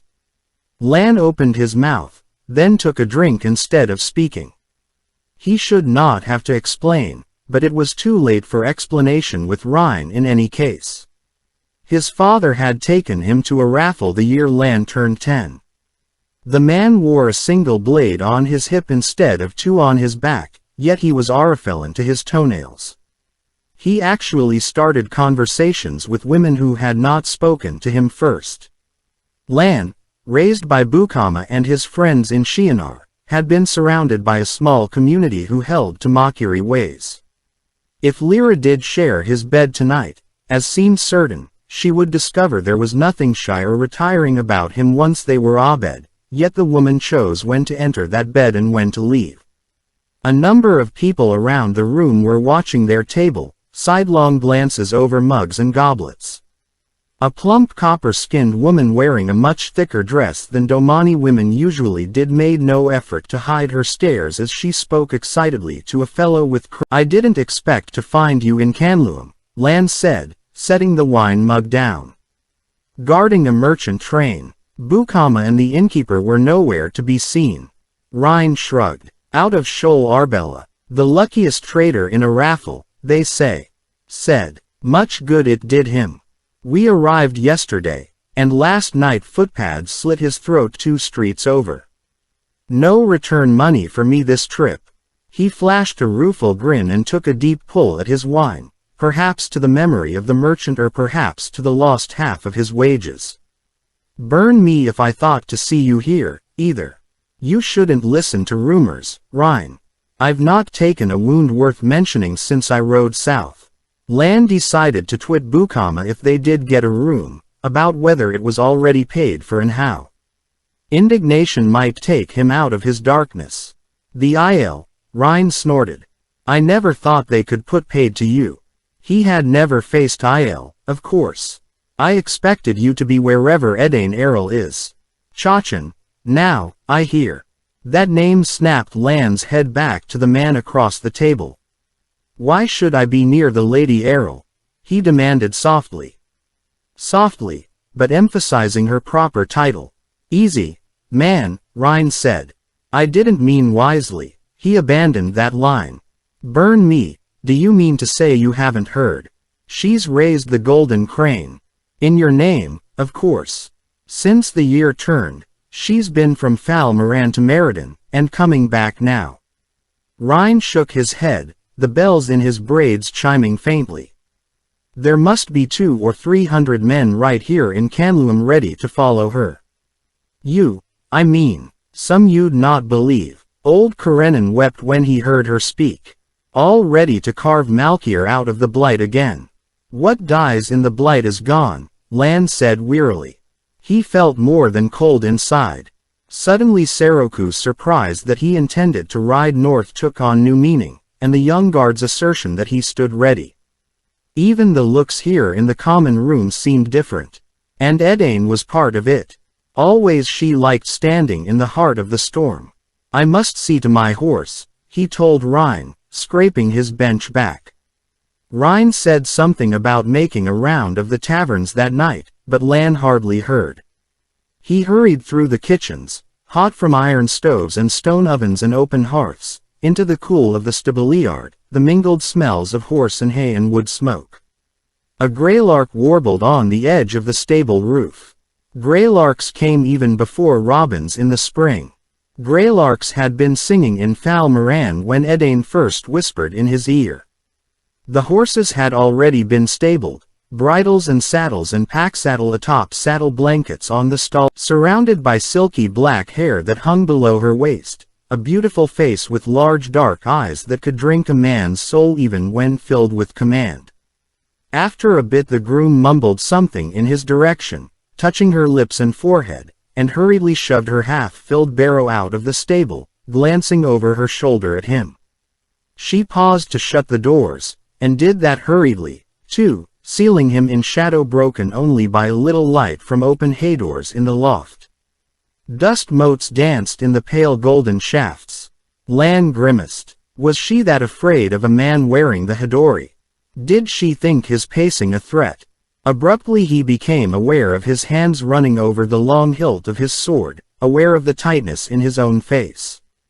Pacing. No. He had been in the walking stance called leopard in high grass, used when there were enemies on all sides. He needed calm. Seating himself cross-legged on a bale of straw, he assumed the Kodi and floated in calm emptiness, one with the bale beneath him, the stable, the scabbarded sword folded behind him. He could feel the horses, cropping at their mangers, and flies buzzing in the corners. They were all part of him. Especially the sword. This time, though, it was only the emotionless void that he sought. From his belt pouch he took a heavy gold signet ring worked with a flying crane and turned it over and over in his fingers.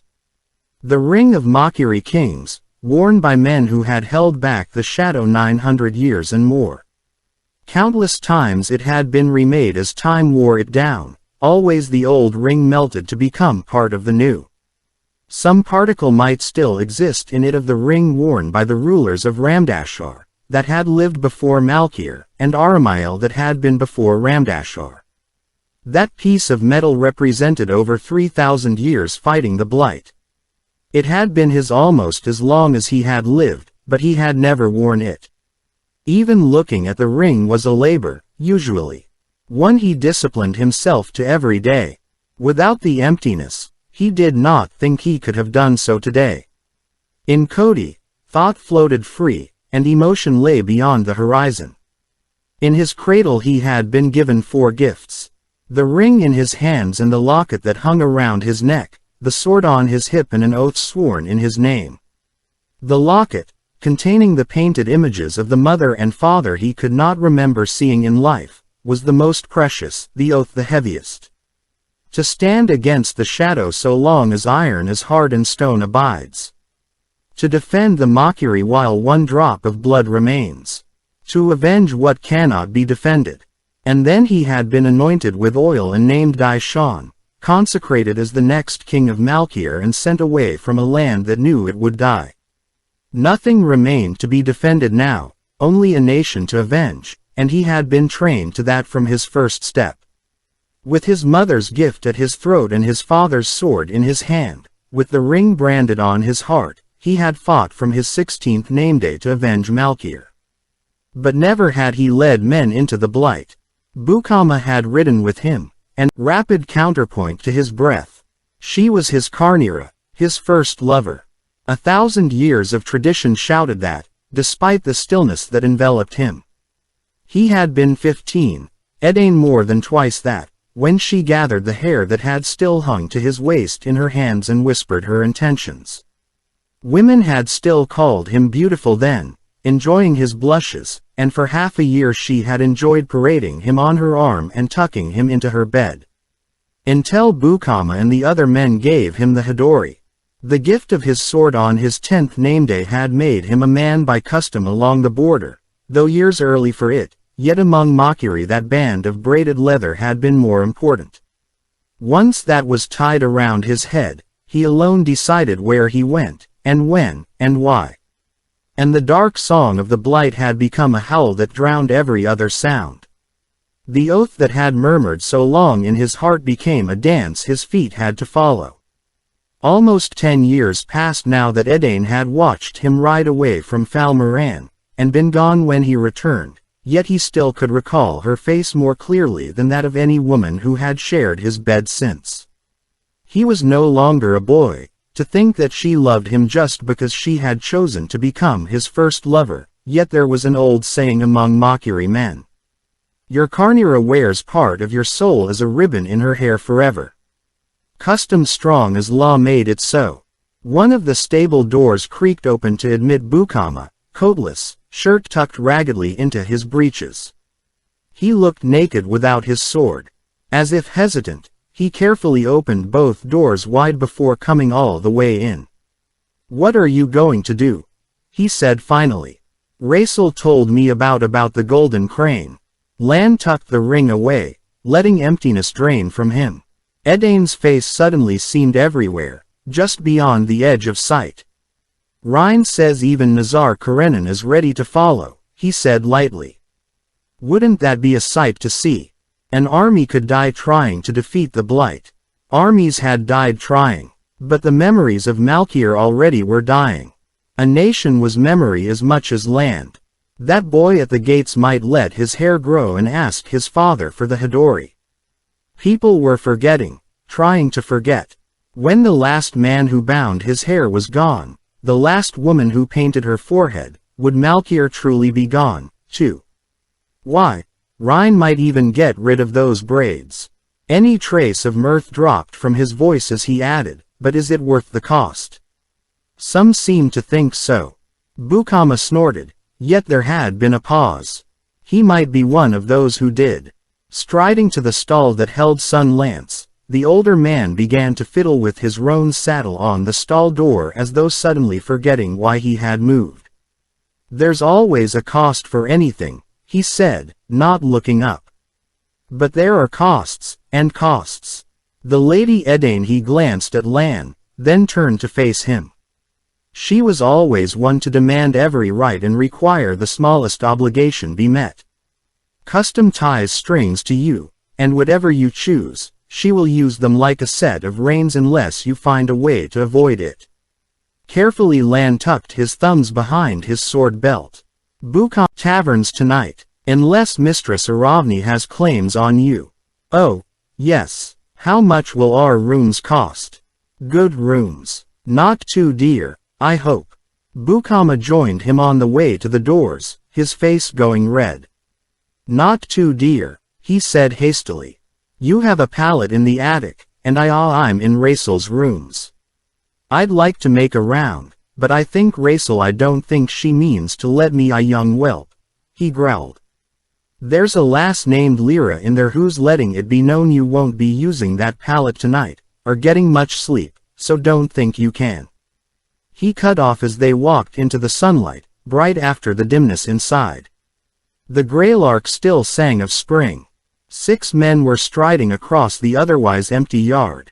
6 ordinary men with swords at their belts, like any men on any street in the city. Yet Lan knew before their hands moved, before their eyes focused on him and their steps quickened. He had faced too many men who wanted to kill him not to know. And at his side stood Bukama, bound by oaths that would not let him draw even had he been wearing his blade. Bare hands were poor weapons against swords, especially at these odds. If they both tried to get back inside the stable, the men would be on them before they could haul the doors shut. Time flowed like cool honey. Inside and bar the doors. Lan snapped as his hand went to his hilt. Obey me, armsman. Never in his life had he given Bukama a command in that fashion, and the man hesitated a heartbeat, then bowed formally. My life is yours, Dai Shan, he said in a thick voice. I obey. As Lan moved forward to meet his attackers, he heard the bar drop inside with a muffled thud. Relief was distant. He floated in Cody, one with the sword that came smoothly out of its scabbard. One with the men rushing at him, boots thudding on the hard-packed ground as they bared steel. A lean heron of a fellow darted ahead of the others, and Lan danced the forms. Time like cool honey, the greylark sang, and the lean man shrieked as Cutting the Clouds removed his right hand at the wrist, and Lan flowed to one side so the rest could not all come at him together, flowed from form to form. Soft rain at sunset laid open a fat man's face, took his left eye, and a ginger-haired young splinter drew a gash across Lan's ribs with black pebbles on snow. Only in stories did one man face 6 without injury. The rose unfolds sliced down a bald man's left arm, and ginger hair nicked the corner of Lan's eye. Only in stories did one man face 6 and survive. He had known that from the start. Duty was a mountain, death a feather, and his duty was to Bukama, who had carried an infant on his back. For this moment he lived, though, so he fought, kicking ginger hair in the head, dancing his way toward death, danced and took wounds, bled and danced the razor's edge of life. Time like cool honey, flowing from form to form, and there could only be one ending. Thought was distant. Death was a feather. Dandelion in the wind slashed open the now one-eyed fat man's throat. He had barely paused when his face was ruined. A fork-bearded fellow with shoulders like a blacksmith gasped in surprise as kissing the adder put Lan's steel through his heart. And suddenly Lan realized that he alone stood, coat, sheathed his sword as formally as if he were in the training yard under Bukama's eye. Abruptly people flooded out of the inn, cooks and stablemen, maids and patrons shouting to know what all the noise was about, staring at the dead men in astonishment. Rhine was the very first, sword already in hand, his face blank as he came to stand by Lan. 6, he muttered, studying the bodies. You really do have the Dark One's own flaming luck. Dark-eyed Lyra reached Lan only moments before Bukama, the pair of them gently parting slashes in his clothes to examine his injuries. She shivered delicately as each was revealed, but she discussed whether an Aes Sedai should be sent for to give healing and how much stitching was needed in as calm a tone as Bukama, and disparagingly dismissed his hand on the needle in favor of her own. Mistress Aravni stalked about, holding her skirts up out of patches of bloody mud, glaring at the corpses littering her stableyard, complaining in a loud voice that gangs of footpads would never be wandering in daylight if the watch was doing its job. The Domani woman who had stared at Lan inside agreed just as loudly, and for her pains received a sharp command from the innkeeper to fetch the watch, along with a shove to start her on her way. It was a measure of Mistress Aravni's shock that she treated one of her patrons so, a measure of everyone's shock that the Domani woman went running without complaint. The innkeeper began organizing men to drag the bodies out of sight. Rhine looked from Bukama to the stable as though he did not understand. Perhaps he did not, at that. But what he said was not footpads, I think. He pointed to the fellow who looked like a blacksmith. That one listened to Edain Errol when she was here, and he liked what he heard. One of the others did, too, I think.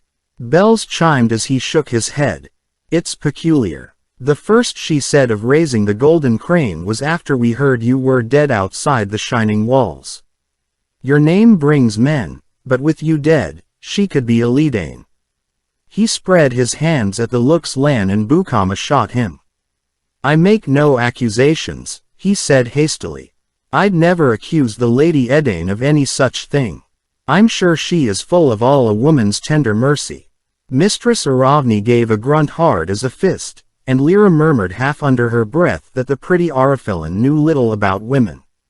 Lan shook his head, not in denial. Edain might decide to have him killed if it suited her purposes. She might have left orders here and there in case the rumors about him proved false, but if she had, that was still no reason to speak her name in connection with this, especially in front of strangers. Bukama's hand stilled, holding open a slash down Lan's sleeve. Where do we go from here? He asked quietly. Chachan, Lan after a moment. There was always a choice, but sometimes every choice was grim. You'll have to leave Sun Lance. I mean to depart at first light tomorrow. His gold would stretch to a new mount for the man. 6. Rhine growled, sheathing his sword with considerable force. I think I'll ride with you. I'd as soon not go back to Shoal Arbella until I'm sure Celine Norman doesn't lay her husband's death at my boots. And it will be good to see the golden crane flying again. Lan nodded. To put his hand on the banner and abandon what he had promised himself all those years ago, or to stop her, if he could. Either way, he had to face Edain. The blight would have been much easier. Chapter 17 An Arrival. Chasing after prophecy, Moiraine had decided by the end of the first month, involved very little adventure and a great deal of boredom. Now, 3 months out of Tar Valon, her grand search consisted mainly of frustration. The 3 oaths still made her skin feel too tight, and now saddle soreness added to the mix. The wind rattled the closed shutters against their latches, and she shifted on the hard wooden chair, hiding impatience behind a sip of honeyless tea. In Kandor, comforts were kept to a minimum in a house of mourning. She would not have been overly surprised to see frost on the leaf-carved furniture or the steel-cased clock above the cold hearth. It was all so strange. My lady, Jareen Najima sighed, and for the 10th time hugged her daughters to her fiercely, as though she would never release them. They seemed to find comfort in the crushing grip. Perhaps 13 or 14, standing on either side of Jareen's chair, Kolar and Essel had her long black hair and large blue eyes still full of loss. Their mother's eyes seemed big, too, in a face shrunken by tragedy, and her plain gray dress appeared made for a larger woman. Joseph was always careful with lanterns in the stable, she went on, and he never allowed any kind of open flame. The boys must have carried little Jared out to see their father at his work, and another hollow sigh. They were all trapped. How could the whole stable be ablaze so fast? It makes no sense. Little is ever senseless, Mistress Najima, Moiraine said soothingly, setting her cup on the small table at her elbow. She felt sympathy, but the woman had begun repeating herself. We cannot always see the reason, yet we can take some comfort in knowing there is one. The wheel of time weaves us into the pattern as it wills, but the pattern is the work of the light. Hearing herself, she suppressed a wince. Those words required dignity and weight her youth failed to supply. For a moment, she wished for the agelessness, but the last thing she could afford was to have the name Aes Sedai attached to her visit. No sister had come calling on Jareen yet, but one would sooner or later. As you say, my Lady Alice, the other woman murmured politely, though an unguarded shift of pale eyes spoke her thoughts. This outlander was a foolish child, noble or not. The small blue stone of the Kessiera dangling onto Moiraine's forehead and one of Timur's riding dresses, in dark green, upheld her supposed rank. People allowed questions from a noble they never would from a commoner, and accepted odd behavior as natural. Supposedly, she was making sympathy calls in mourning for her own king. Not that many people seemed to be mourning Layman in Caerhyen itself. The latest news she had from there, a month old, spoke of 4 houses laying claim to the throne and fierce skirmishes, some approaching battles. Light, how many would die before that was settled? There would have been deaths had she gone along with the Hall. The succession to the Sun Throne was always contested, whether through open warfare or assassination and kidnapping, but at least she had been gone long enough to put paid to that. And she would pay for doing so, atop whatever Sieran imposed for disobedience. Perhaps she let something of her anger show, and Mistress Najima took it to mean her own thoughts had been too clear, because she started up again, speaking anxiously. No one wanted to anger a noble, even an outland noble. It's just that Joseph was always so lucky, my Lady Alice. Everyone spoke of it. They said if Joseph Najima fell down a hole, there'd be opals at the bottom. When he answered the Lady Cariel's call to go fight the Aiel, I worried, but he never took a scratch. When camp fever struck, it never touched us or the children. Joseph gained the lady's favor without trying. Then it seemed the light truly did shine on us. Jared was born safe and whole, and the war ended, all in a matter of days, and when we came home to Canluam, the lady gave us the livery stable for Joseph's service, and she swallowed tears she would not shed. Kolar began to weep, and her mother pulled her closer, whispering comfort. Moiraine rose. More repetition. There was nothing here for her. Jareen stood, too, not a tall woman, yet almost a hand taller than she. Either of the girls could look her in the eyes. Forcing herself to take time, she murmured more condolences and tried to press a wash-leather purse on the woman as the girls brought her furlined cloak and gloves. A small purse. In the beginning, instinct had made her generous, even with the bounty to come if not already received, but before long, she would need to find a bank. The woman's stiff-necked refusal to take the purse irritated her.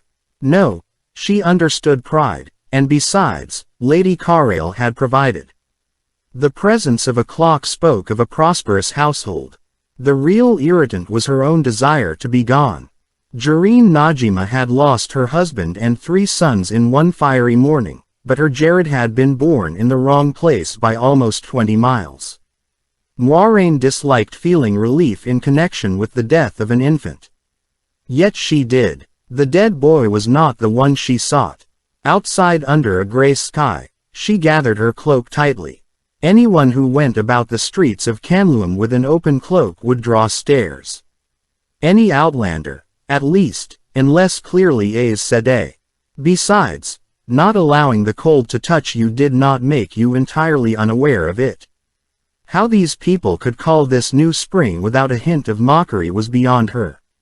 Mentally she drew a line through the name of Jareen Najima. Other names in the notebook residing in her belt pouch already had real lines inked through them. The mothers of 5 boys born in the wrong place or on the wrong day. The mothers of 3 girls. Her initial optimism that she would be the one to find the boy child had faded to a faint hope. The book contained hundreds of names. Surely one of Tamra's searchers would locate him first. Still, she intended to go on. Years might pass before it was safe for her to return to Tarv alone. A great many years. Despite the near-freezing wind that gusted over the rooftops, the winding streets were packed with milling people and carts and wagons, and hawkers with their trays or barrows. Wagon drivers shouted and cracked their long whips to gain some headway, the women coming nearer to striking flesh than the men, and so managed to move in straight lines, but for her, it was a matter of picking her way, dodging around wagons and high-wheeled carts. She was certainly not the only outlander afoot in the streets. A Tarboner with heavy mustaches pushed past her muttering a hasty apology, and an olive-skinned Alteran woman who scowled at her, then a smiling Illianer with a beard that left his upper lip bare, a very pretty fellow and not too tall. A dark-faced Terran in a striped cloak, even prettier, eyed her up and down and pursed his lips in betrayal of lascivious thoughts. He even moved as though to speak to her, but she let the wind catch one side of her cloak, flinging it open long enough to reveal the slashes on her breast. That sent him scurrying. He might have been willing to approach a merchant with his beautiful face and lewd suggestions, but a noble was another matter. Not everyone was forced to crawl. Twice she saw Aes Sedai strolling through the crowds, and those who recognized the ageless face leapt out of their paths and hastily warned others to move aside, so they walked in pools of open space that flowed along the street with them. Neither was a woman she had met, but she kept her head down and stayed to the other side of the street, far enough that they could not sense her ability. Perhaps she should put on a veil. A stout woman brushed by, features blurred behind lace. Sieren Veu herself could have passed unrecognized at 10 feet in one of those. She shivered at the thought, ridiculous as it was. The inn where she had a small room was called the Gates of Heaven, 4 sprawling stories of green-roofed stone, Canloom's best and largest. Nearby shops, jewelers and goldsmiths, silversmiths and seamstresses, catered to the lord and ladies on the stand, looming behind the inn. She would not have stopped in it had she known who else was staying there before paying for her room. There was not another room to be found in the city, but a hayloft would have been preferable. Taking a deep breath, she hurried inside. Neither the sudden warmth from fires on 4 large hearths nor the good smells from the kitchens eased her tight shoulders. The common room was large, and every table beneath the bright red ceiling beams was taken. The customers were plainly dressed merchants for the most part, bargaining in low voices over wine, and a sprinkling of well-to-do craftsfolk with rich embroidery covering colorful coats or dresses. She hardly noticed them. No fewer than 5 sisters were staying at the Gates of Heaven. None known to her from the tower, the light be thanked, and all sat in the common room when she walked in. Master Helvan, the innkeeper, would always make room for an Aes Sedai even when he had to force other patrons to double up. The sisters kept to themselves, barely acknowledging one another, and people who might not have recognized an Aes Sedai on sight knew them now, knew enough not to intrude.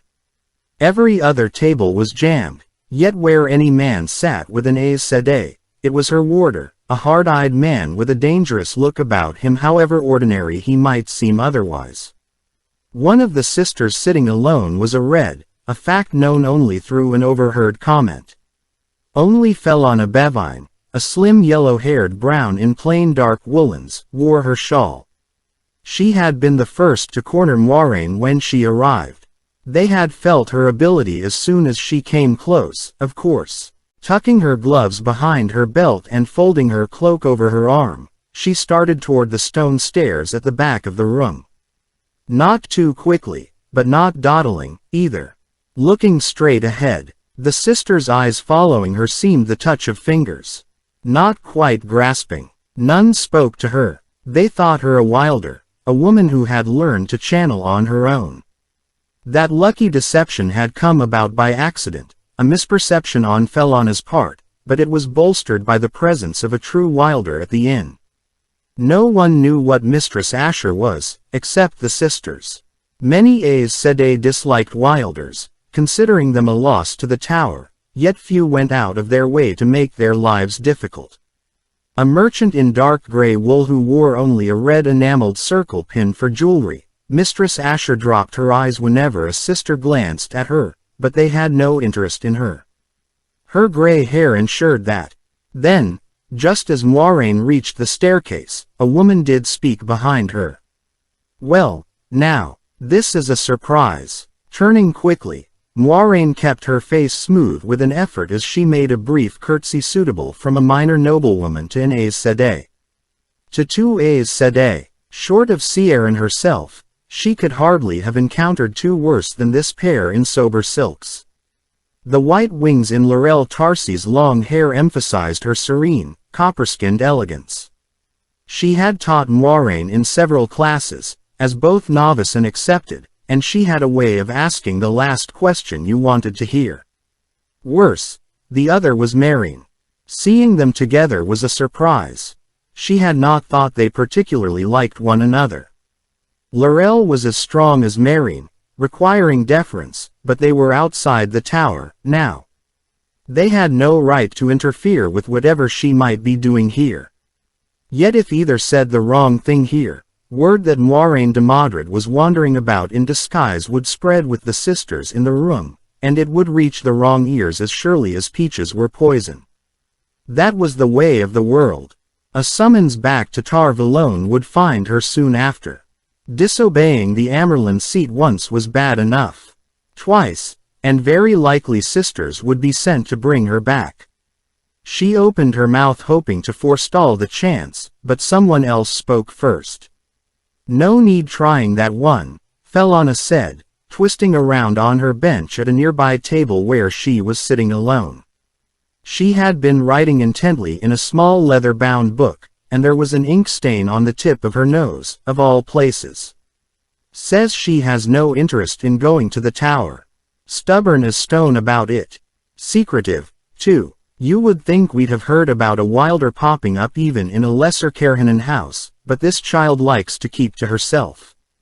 Laurel and Meereen looked at Moiraine, Laurel arching a thin eyebrow, Meereen apparently trying to suppress a smile.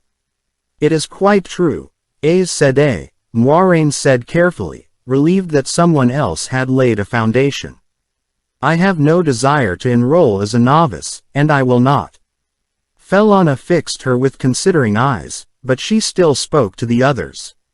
"Says she's 22, but our rules were not made to be broken," Laurel said sharply, and Meereen added in a wry voice, "I don't believe this young woman will lie about her age. She doesn't want to be a novice, Felana. Let her go her way." Moiraine almost let out a relieved sigh. Enough weaker than they to accept being cut off, Felana still began to rise, plainly meaning to continue the argument. Halfway to her feet she glanced up the stairs behind Moiraine, her eyes widened, and abruptly she sat down again, focusing on her writing as if nothing in the world existed beyond her book. Meereen and Laurel gathered their shawls, gray fringe and blue swaying. They looked eager to be elsewhere. They looked as though their feet had been nailed to the floor. "So this girl does not want to be a novice," said a woman's voice from the stairs. A voice Moiraine had heard only once, 2 years ago, and would never forget. A number of women were stronger than she, but only one could be as much stronger as this one. Unwillingly, she looked over her shoulder. Nearly black eyes studied her from beneath a bun of iron-gray hair decorated with golden ornaments, stars and birds, crescent moons and fish. Cadsuane, too, wore her shawl, fringed in green.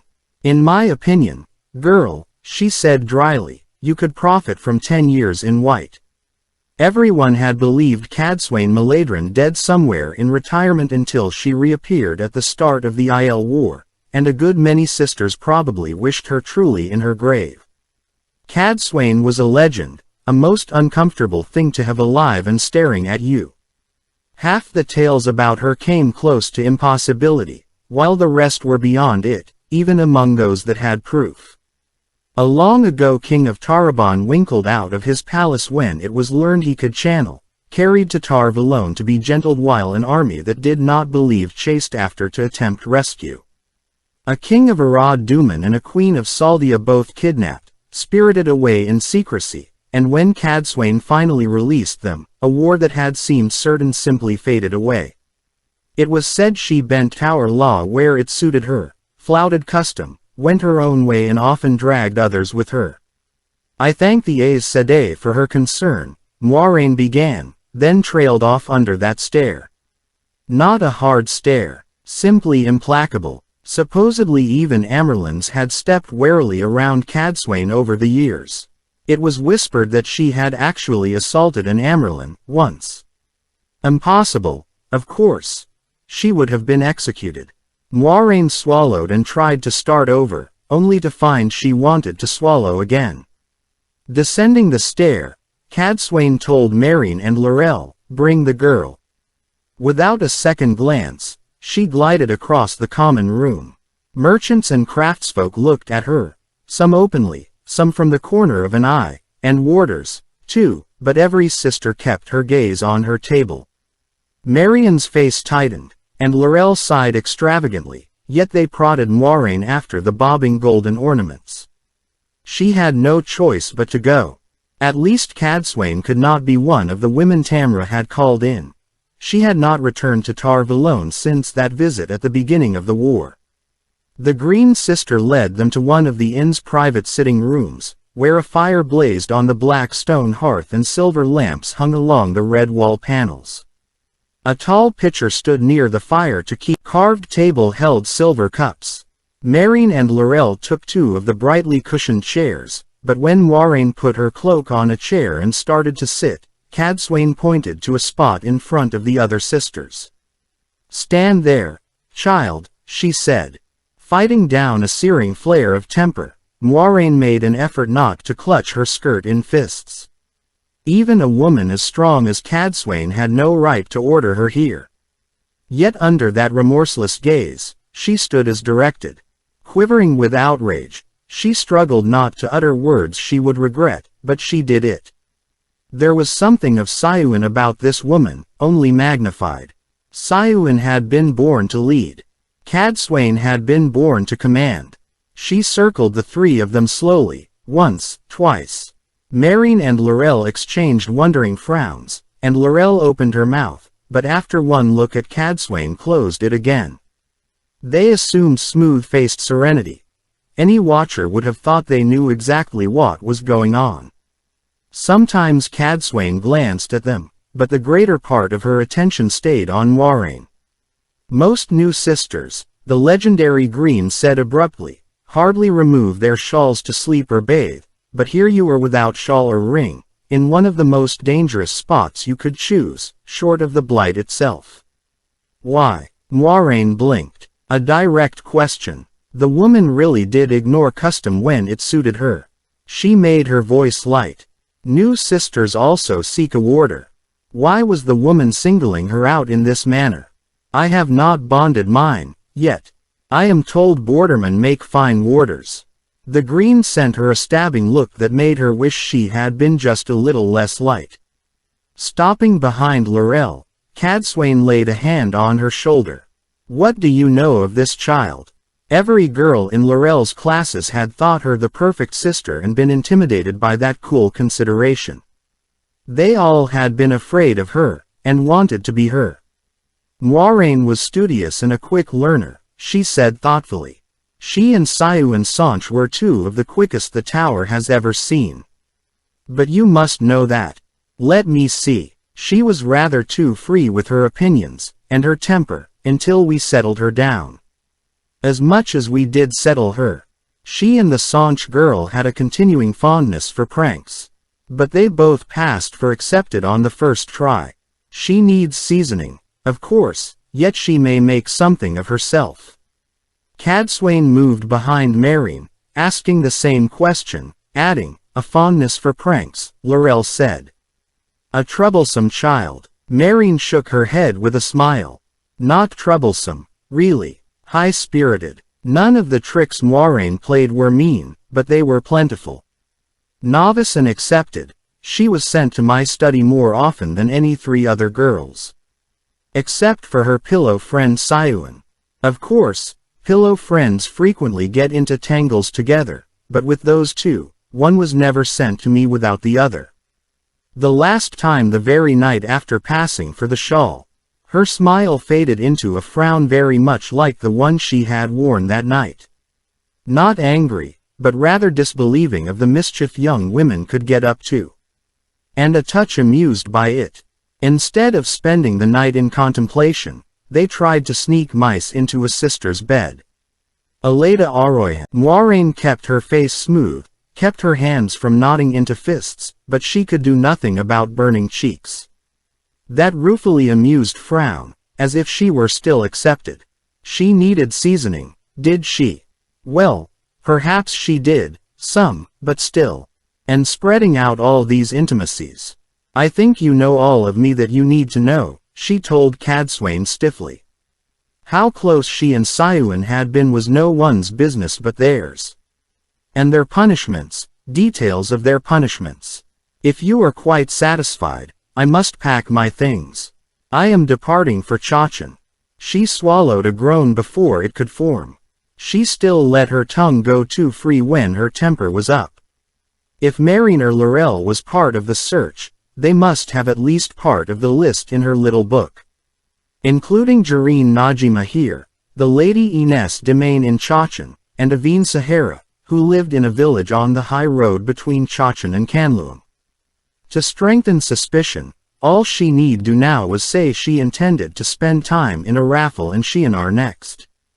Cadsuane smiled, not at all pleasantly. You'll leave when I say, child. Be silent till you're spoken to. That pitcher should hold spiced wine. Pour for us. Moiraine quivered. Child. She was no longer a novice. The woman could not order her coming and going. Or her tongue. But she did not protest. She walked to the hearth. Stalked, really. And picked up the long-necked silver pitcher. You seem very interested in this young woman, Cadsuane, Meereen said, turning slightly to watch Moiraine pour. Is there something about her we should know? Laurel's smile held a touch of mockery. Only a touch, with Cadsuane. Has someone foretold she'll be Amyrlin one day? I can't say that I see it in her, but then, I don't have the foretelling. I might live another 30 years, Cadsuane said, putting out a hand for the cup Moiraine offered, or only 3. Who can say? Moiraine's eyes went wide, and she slopped hot wine over her own wrist.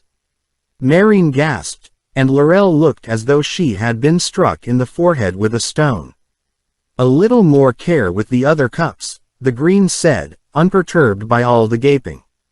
Child. Moiraine returned to the hearth still staring, and Cadsuane went on. Malin is considerably older. When she and I are gone, that leaves Corrine the strongest. Laurel flinched. Did the woman mean to violate every custom all in one go? Am I disturbing you? Cadsuane's solicitous tone could not have been more false, and she did not wait for an answer. Holding our silence about age doesn't keep people from knowing we live longer than they. Faugh. From Corrine, it is a sharp drop to the next 5. 5 once this child and the Saunch girl reach their potential. And one of those is as old as I am and in retirement to boot. Is there some point to this? Meereen asked, sounding a little sick. Laurel pressed her hands against her middle, her face gray. They barely glanced at the wine Moiraine offered before gesturing it away, and she kept the cup, though she did not think she could swallow a mouthful. Cadsuane scowled, a fearsome sight. No one has come to the tower in 1,000 years who could match me. No one to match Malin or Corrine in almost in the first rank. Oh, someone stronger may be found in that time, but there won't be 50, and there may be none. We dwindle. Moiraine's ears pricked.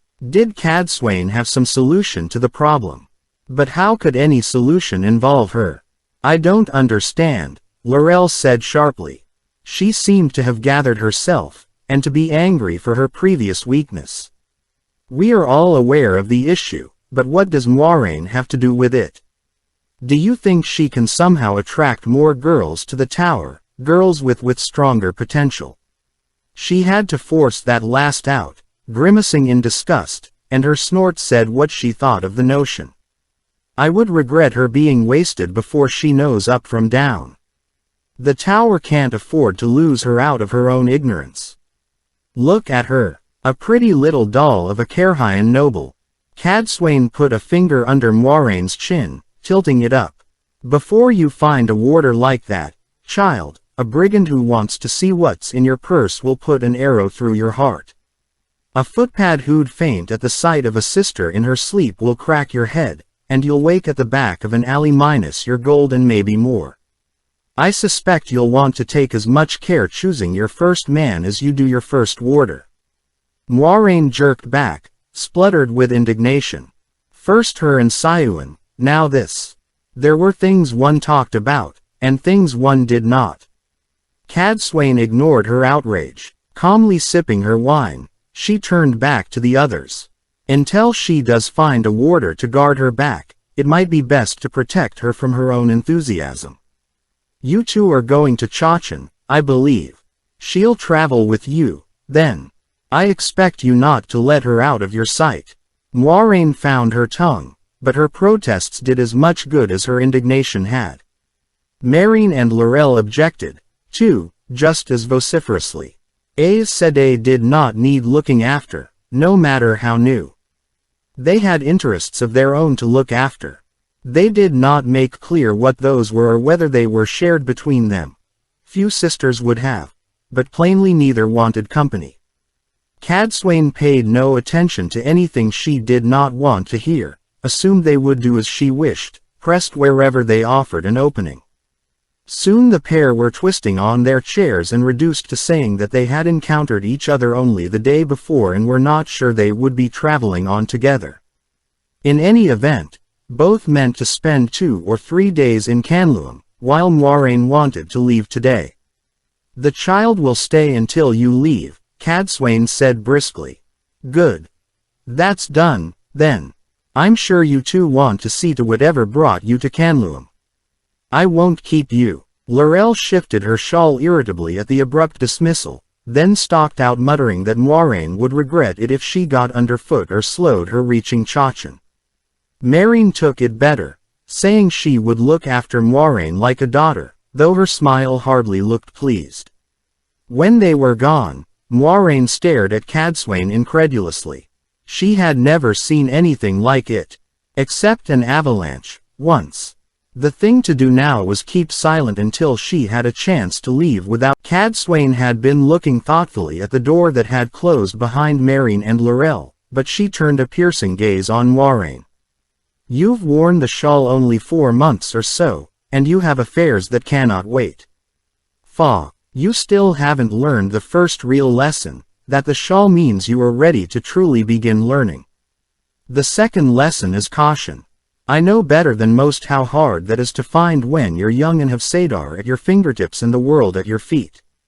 As you think. Moiraine tried to fit a word in, but she might as well have stood in front of that avalanche. You will take great risks in your life, if you live long enough. You already take more than you know. Heed carefully what I say, and do as I say.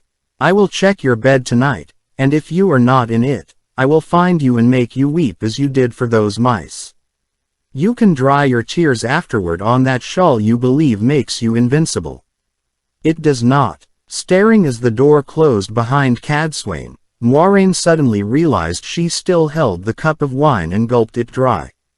The woman was formidable. Custom forbade physical violence against another sister, but Cadsuane had not sidestepped a hair in her threat. She had said it right out, so by the 3 oaths she meant it exactly. Incredible. Was it happenstance that she had mentioned Malin Arganya and Karine Nagashi? They were 2 of Tamra's searchers. Could Cadsuane be another? Either way, she had very neatly cut Moiraine out of the hunt for the next week or more.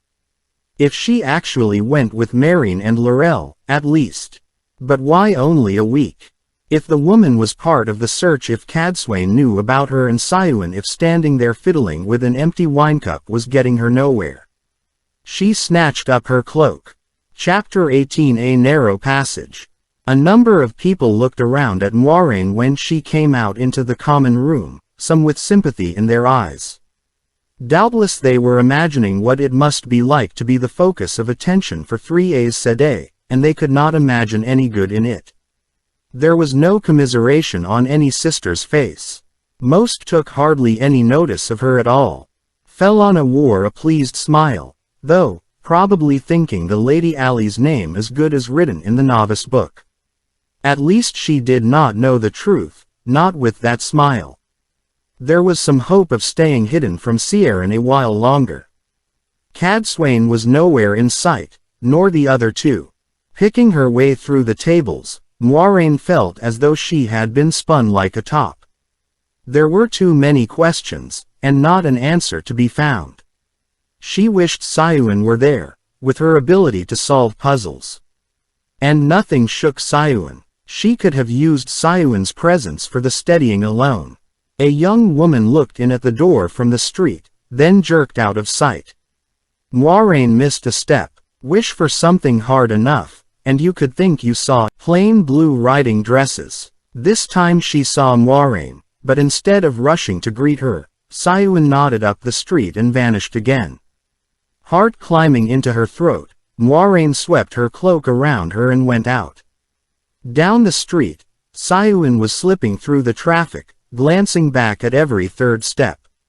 A wagon driver hauled her reins hard to avoid running Siuan down, and cracked her whip over Siuan's head, but Siuan seemed unaware of the horses snorting in their traces or the whip or the wagon driver's angry shouts. Moiraine followed quickly, worry growing.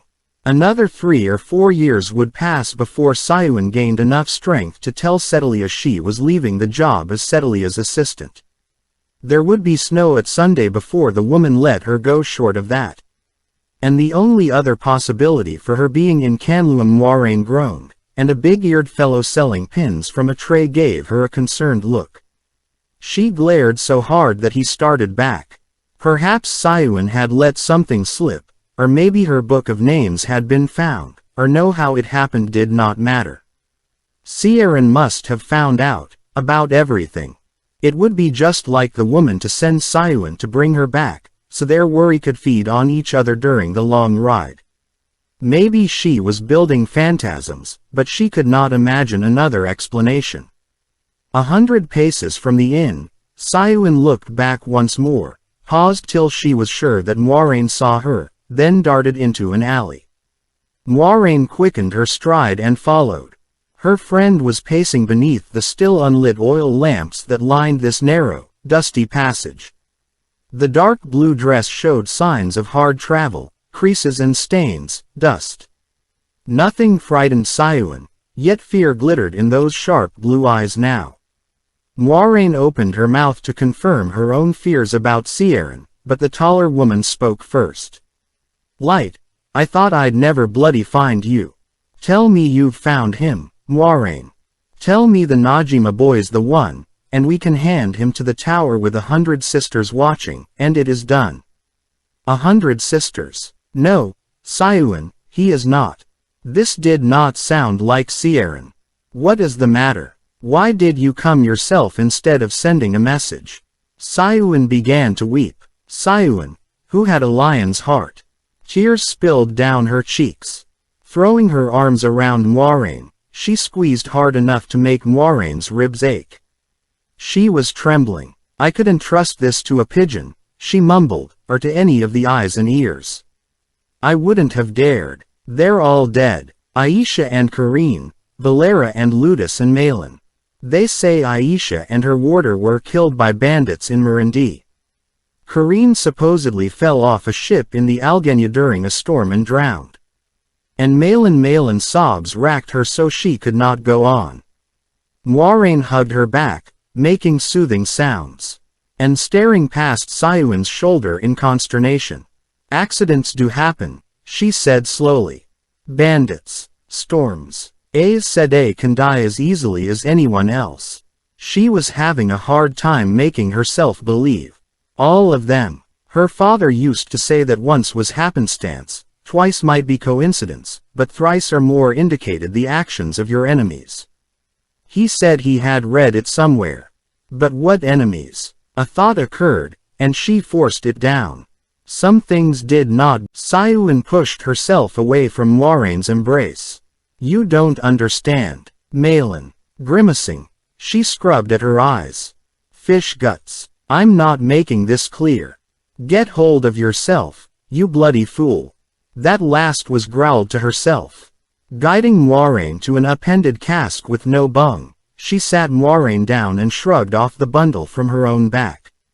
If that was all she was traveling with, likely she did not have so much as a spare dress.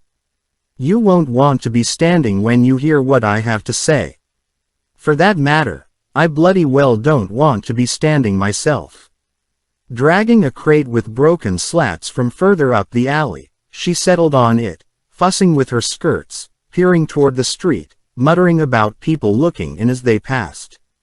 Her reluctance did nothing to soothe Moiraine's fluttering stomach. It seemed to do little for Sayuan's, either. When she started again, she kept pausing to swallow, like a woman who wanted to sick up. Malin returned to the tower almost a month ago. I don't know why. She didn't say where she had been, or where she was going, but she only meant to stay a few nights. I'd heard about Karine the morning Malin came back, and the others before that. So I decided to speak to her. Don't look at me that way. I know how to be cautious. Cautious. Sayuan. Moiraine could have laughed, only she knew if she did, it might well tip over into tears of her own. This was madness. It had to be madness. She shoved that horrible thought away again. There had to be another explanation. There had to be. Anyway, I sneaked into her rooms and hid under the bed. So the servants wouldn't see me when they turned down her sheets. Sayuan grunted sourly. I fell asleep under there. Sunrise woke me, and her bed hadn't been slept in. So I sneaked out again. Not easy that time of morning, but I'm sure nobody saw me, and went down to the second sitting of breakfast. And while I was spooning my porridge, Chesmal Emry came in to she announced that Malin had been found in her bed, that she'd died during the night. She finished in a rush and sagged, staring at Moiraine. Moiraine was very glad to be sitting. Her knees would not have supported a feather. It was madness. Murder had been done. The Red Aja. She suggested finally. A red might kill a sister she thought intended to protect a man who could channel. It was possible, but she could not have said it aloud, because she did not believe it. Sayuan snorted. Malin didn't have a mark on her. Yellows delved her, of course. They'd have detected poison, or smothering. They found nothing and called it a natural death. But I know it wasn't. It couldn't be, not the way they found her. No marks. That means the power, Moiraine. Could even a red do that? Her voice was fierce, but she pulled the bundle up, clutching it on her lap. She seemed to be hiding behind it. Still, there was less fear on her face than anger, now. Think, Moiraine. Tamra supposedly died in her sleep, too. Only we know Malin didn't, no matter where she was found. First Tamra, then the others started dying. The only thing that makes sense is that someone noticed her calling sisters in and wanted to know why badly enough that they bloody risked hide what they'd done, and then they set out to kill the rest. Which means they don't want the boy found, not alive. They don't want the dragon reborn at the last battle. Any other way to look at it is tossing the slop bucket into the wind and hoping for the best. Unconsciously, Moiraine peered toward the mouth of the alley. A few people walking by glanced in, but none more than once. No one paused at seeing them seated there. Some things were easier to speak of when you were not too specific. The Amyrlin had been put to the question. She had been killed. Not Tamra, not a name that brought up the familiar face. Someone had murdered her. They did not want the dragon reborn found. Putting someone to the question with the power violated none of the three oaths, but murder using Saidar certainly did, even for those Moiraine did not want to name any more than Sayuan did. Forcing her face to smoothness, Forcing her voice to calm, she forced the words out. The Black Aja. Sayuan flinched, then nodded, glowering. Almost any sister grew angry at the suggestion that a secret Aja existed, hidden inside the others, an Aja dedicated to the Dark One. Most sisters refused to listen to any mention of it. The White Tower had stood for the light for over 3,000 years. But some sisters did not deny the black straight out. Some believed. Very few would admit it even to another sister, though. Moiraine did not want to admit it to herself.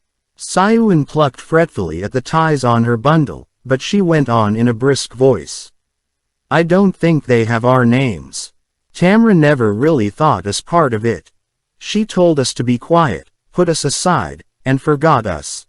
Else I'd have had an accident, too. Just before I left, I slipped a note with my suspicions under Ciaran's door. Not about the boy. About the black. Only, I didn't know how much to trust her even there. The Amerlin seat. But if it is real, then anybody could belong. Anybody. I wrote with my left hand, but I was shaking so hard, no one could recognize my writing if I'd used my right. Burn my liver. Even if we knew who to trust, we have Bilgewater for proof. Enough for me. Light, the Black Aja. If they know everything, all the women Tamra chose, there may be none left except us. We will have to move fast if we have a hope of finding the boy. It all seemed hopeless. Who could say how many black sisters there might be? 20, 50, and a terrible thought. More. But Moiraine tried for a vigorous tone, too. It was gratifying that Sayuan only nodded. She would not give up for all her talk of shaking, and she never considered that Moiraine might. Most gratifying, especially when she still doubted her knees. Perhaps they know us, and perhaps not. Perhaps they think they can leave two new sisters for last. In any case, we cannot trust anyone but ourselves. The blood drained from her face, and she suddenly felt lightheaded. Oh, Light, I just had an encounter at the inn, Sayuan. She tried to recall every word, every nuance, from the moment Meereen first spoke. Sayuan listened with a distant look, filing and sorting. Cadsuane could be Black Aja, she agreed when Moiraine finished. She barely hesitated over the words. Maybe she's just trying to get you out of the way until she can dispose of you without rousing suspicion. That anywhere Cadsuane arrived shook as though struck by an earthquake. The trouble is, any of them could be either. Leaning across her bundle, she touched Moiraine's knee. Can you bring your horse from the stable without being seen? I have a good mount, but I don't know if she can carry both of us. We should be hours from here before they know we're gone. Moiraine smiled in spite of herself. She very much doubted the good mount. Any horse trader could pass off a broken-down cart horse as a charger to Sayuan, whose eye for horseflesh was no better than her seat in the saddle. The ride north must have been agony for her. And full of fear. No one knows you are here at all, Sayuan, she said. Best if it stays so. You have your book. Good. If I remain until morning, I will have a day's start on them instead of hours. You go on to Chachan now. Take some of my coin. By the state of Sayuan's dress, she had spent the last part of that trip sleeping under bushes. She would not have dared draw much from the tower's bank before leaving. Start searching for the Lady Ines, and I will catch you up there, looking for Aveen Sahara on the way. It was not that easy, of course. Sayuan had a stubborn streak as wide as the Aranan. I have enough for my needs, she grumbled, but Moiraine insisted on handing her half the coins in her purse, and when Moiraine reminded her of their pledge during their first months in the tower, that what one owned belonged to the other as well, she muttered, we swore we'd find beautiful young princes to bond, to, and marry them besides. Girls say all sorts of silly things. You watch after yourself, now. You leave me alone in this, and I'll wring your neck. Embracing to say goodbye, Moiraine found it hard to let go. An hour ago, Her worries had been how long she could escape Ciaran's justice and the birch. Now, that seemed like worrying over stubbing her toe. The Black Aja. She wanted to empty her stomach. If only she had Siuan's courage. Watching Siuan slip down the alley adjusting that bundle on her back again, Moiraine wished she were green. She would have liked at least 3 or 4 warders to guard her back right then. Walking back up the street, she could not help looking at everyone she passed, man or woman. If the Black Aja. Her stomach twisted every time she thought that name. If they were involved, then ordinary dark friends were, too. No one denied that some misguided people believed the Dark One would give them immortality, people who would kill and do every sort of evil to gain that hoped for reward. And if any sister could be Black Aja, anyone she met could be a dark friend. She hoped Siuan remembered that. As she approached the gates of heaven, a sister appeared in the inn's doorway. Part of a sister, at least. All she could see was an arm with a fringed shawl over it, and that just for an instant. A very tall man who had just come out, his hair in 2 belled braids, turned back to speak for a moment, but a hand gestured peremptorily, and he strode past Moiraine wearing a scowl. She would not have thought twice of it if not for thinking about the Black Aja and dark friends. The light knew. Aes Sedai did speak. Meereen and Laurel were seated together by themselves near the door, both still wearing their shawls. Few sisters did that except for ceremony, or for show. Both women were watching Cadsuane go into that private sitting room followed by a pair of lean, gray-haired men who looked hard as last year's oak. She still wore her shawl, too, with the white flame of Tar Valon bright on her back amid the woven vines. It could have been any of them. Cadsuane might be looking for another warder. Greens always seemed to be looking. Meereen or Laurel might be, too. Neither had one, unless bonded since she left Tar Valon. The fellow's scowl might have been for hearing he did not measure up. There were 100 possible explanations, and she put the man out of her head. The sure dangers were real enough without inventing more. Before she was 3 steps into the common room, Master Helvan bustled up in a green-striped apron, a bald-headed man nearly as wide as he was tall, and handed her a new irritation. "Ah, Lady Alice. Just who I was looking for. With 3 more Aes Sedai stopping here, I fear I need to shuffle the beds again. Certainly you won't mind sharing yours, under the circumstances. Mistress Palin is a most pleasant woman. Under the circumstances. Under any normal circumstances, he would never have dared suggest doubling to a noblewoman, no matter how many merchants he had to push into one bed.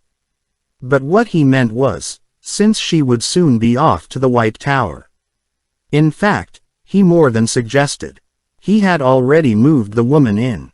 And when she protested, "If you're displeased, I suggest you speak to one of the Aes Sedai," he said in a firm voice. A firm voice. To her. "Now, if you'll excuse me, I have many things to take care of. We're very busy right now." And off he bustled without another word. Or even a bow. She could have screamed. She very nearly channeled, to give him a clout on the ear. Hazel Palin was a rug merchant from Murindi with the lilt of Lugard in her voice. Moiraine heard more of it than she wanted from the moment she stepped into the small room that had been hers alone. Her clothes had been moved from the wardrobe to pegs on the wall, her comb and brush displaced from the washstand for Mistress Palin's. The plump, graying woman in fine brown woolens surely would have been diffident with Lady Alice, but not with a wilder who everybody said was off in the morning to become a novice in the White Tower. She lectured Moiraine on the duties of a novice, all of her information wrong. Some of what she suggested would have killed most of the novices in a week if not on the first day, and the rest was just impossible. Learn to fly. The woman was mad. She followed Moiraine down to supper and gathered other traders of her acquaintance at the table, every woman of them eager to share what she knew of the White Tower. Which was nothing at all. They shared it in great detail, though. If Moiraine truly had been a potential novice, they would have frightened her out of going anywhere near the tower. She thought to escape by retiring early, but Mistress Palin appeared almost as soon as she had her dress off and talked until she dropped off to sleep. It was not an easy night. The bed was narrow, the woman's elbows sharp and her feet icy despite thick blankets trapping the warmth of the small, tiled stove. Built in beneath the bed. Ignoring cold air was one thing. Icy feet were quite something else. The rainstorm that had threatened all day broke, wind and thunder rattling the shutters for hours. Moiraine doubted she could have slept in any event. Dark friends and the Black Ajah danced in her head. She saw Tamra being dragged from her sleep, dragged away to somewhere secret and tortured by women wielding the power. Sometimes the women wore Marian's face, and Laurel's, and Cadsuane's, and every sister's she had ever seen. Sometimes Tamra's face became her own. When the door creaked slowly open in the dark hours of morning, Moiraine embraced the source in a flash. Saidar filled her to the point where the sweetness and joy came close to pain. Not as much of the power as she would be able to handle in another year, much less 5, yet a hair more would burn the ability out of her now, or kill her. One was as bad as the other, but she wanted to draw more, and not just because the power always made you want more. Cadsuane put her head in. Moiraine had forgotten her promise, her threat. The Green Sister saw the glow, of course, could feel how much she held. Fool girl was all the woman said before leaving. Moiraine counted to 100 slowly, then swung her feet out from under the covers. Now was as good a time as any. Mistress Palin heaved onto her side and began to snore. It sounded like canvas ripping. Even so, Moiraine took care to be quiet. Channeling fire, she lit one of the lamps and dressed hurriedly. A riding dress, this time, in dark blue silk and embroidered on the neck and sleeves in a golden pattern like Maldine lace. Reluctantly she decided to abandon her saddlebags along with everything else she had to leave behind. Anyone who saw her moving about might not think too much of it even this time of the morning, but not if she had saddlebags over her shoulder. All she took was what she could fit into the pockets sewn inside her cloak, her brush and comb and sewing kit, some spare stockings and a clean shift. There was no room for more. It was enough, with the letters of rights and the remaining gold in her belt pouch. Mistress Palin was still snoring as she closed the door behind her. Chapter 19 Pond Water. The common room was empty at that hour, though the clatter of pots and the murmur of voices through the kitchen door told of preparations for breakfast. She hurried out through a side door, into the inn's stableyard. Unseen, she was sure. So far, so good. The sky was just beginning to turn gray, and the air retained every ounce of the night's chill, but at least the rain had stopped. There was a weave to keep rain off, but it did tend to attract notice. Gathering her skirts and cloak to keep them out of the puddles on the paving stones, she quickened her step. The faster gone, the less chance of being seen. Not that she could avoid every eye. The hinges creaked, his feet from the stool where he had no doubt been dozing with his back against a thick roof post. A skinny, hook-nosed fellow with the tilted eyes of Saldia, he raked his fingers through his hair in a useless effort to straighten it and made a jerky bow. "How may I help my lady?" he asked in a raspy voice. "Saddle my mare, Kazin," she said, putting a silver penny in his ready hand. It was very good luck that this same man had been on duty when she arrived, too. Master Helvan had written a description of Arrow in the stable book, sitting on a slanted ledge by the doors, but she very much doubted Kazin could read. The silver had him knuckling his forehead and scurrying for Arrow's stall. Likely, he more often received coppers. She regretted leaving her packhorse behind, but not even a fool noble. She had heard Kazin mutter who but a fool noble would ride out at this hour, would take a pack animal for a morning jaunt. At best, he would hurry inside to find out whether she was paid in full with the innkeeper. She was, and for another night besides, but there was always the chance Cadsuane had promised the servants rewards to watch her movements.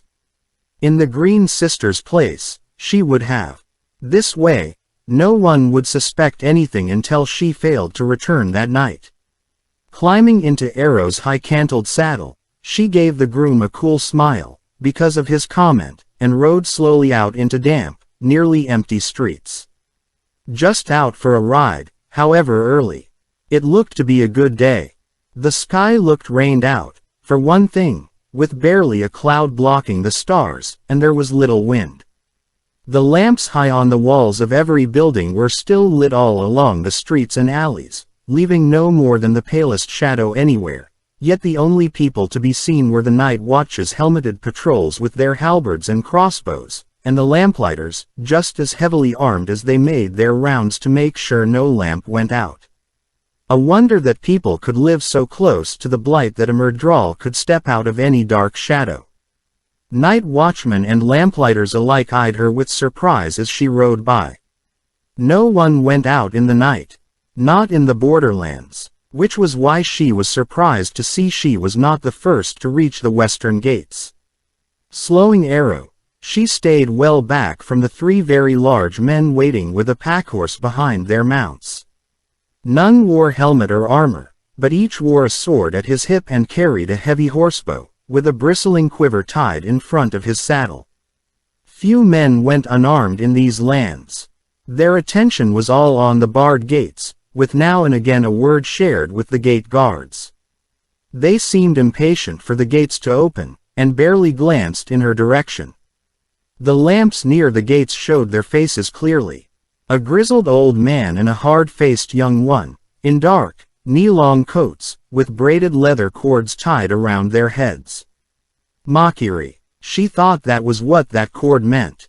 The third was an Arafellan with belled braids, in a dark yellow coat sewn with more bells. The same fellow she had seen leaving the gates of heaven. By the time a bright sliver of sunrise on the horizon allowed the gates to be swung wide, several merchants' trains had lined up to depart. The three men were first through, but breastplates, before she followed across the bridge and onto the road through the hills. She kept the three in sight, though.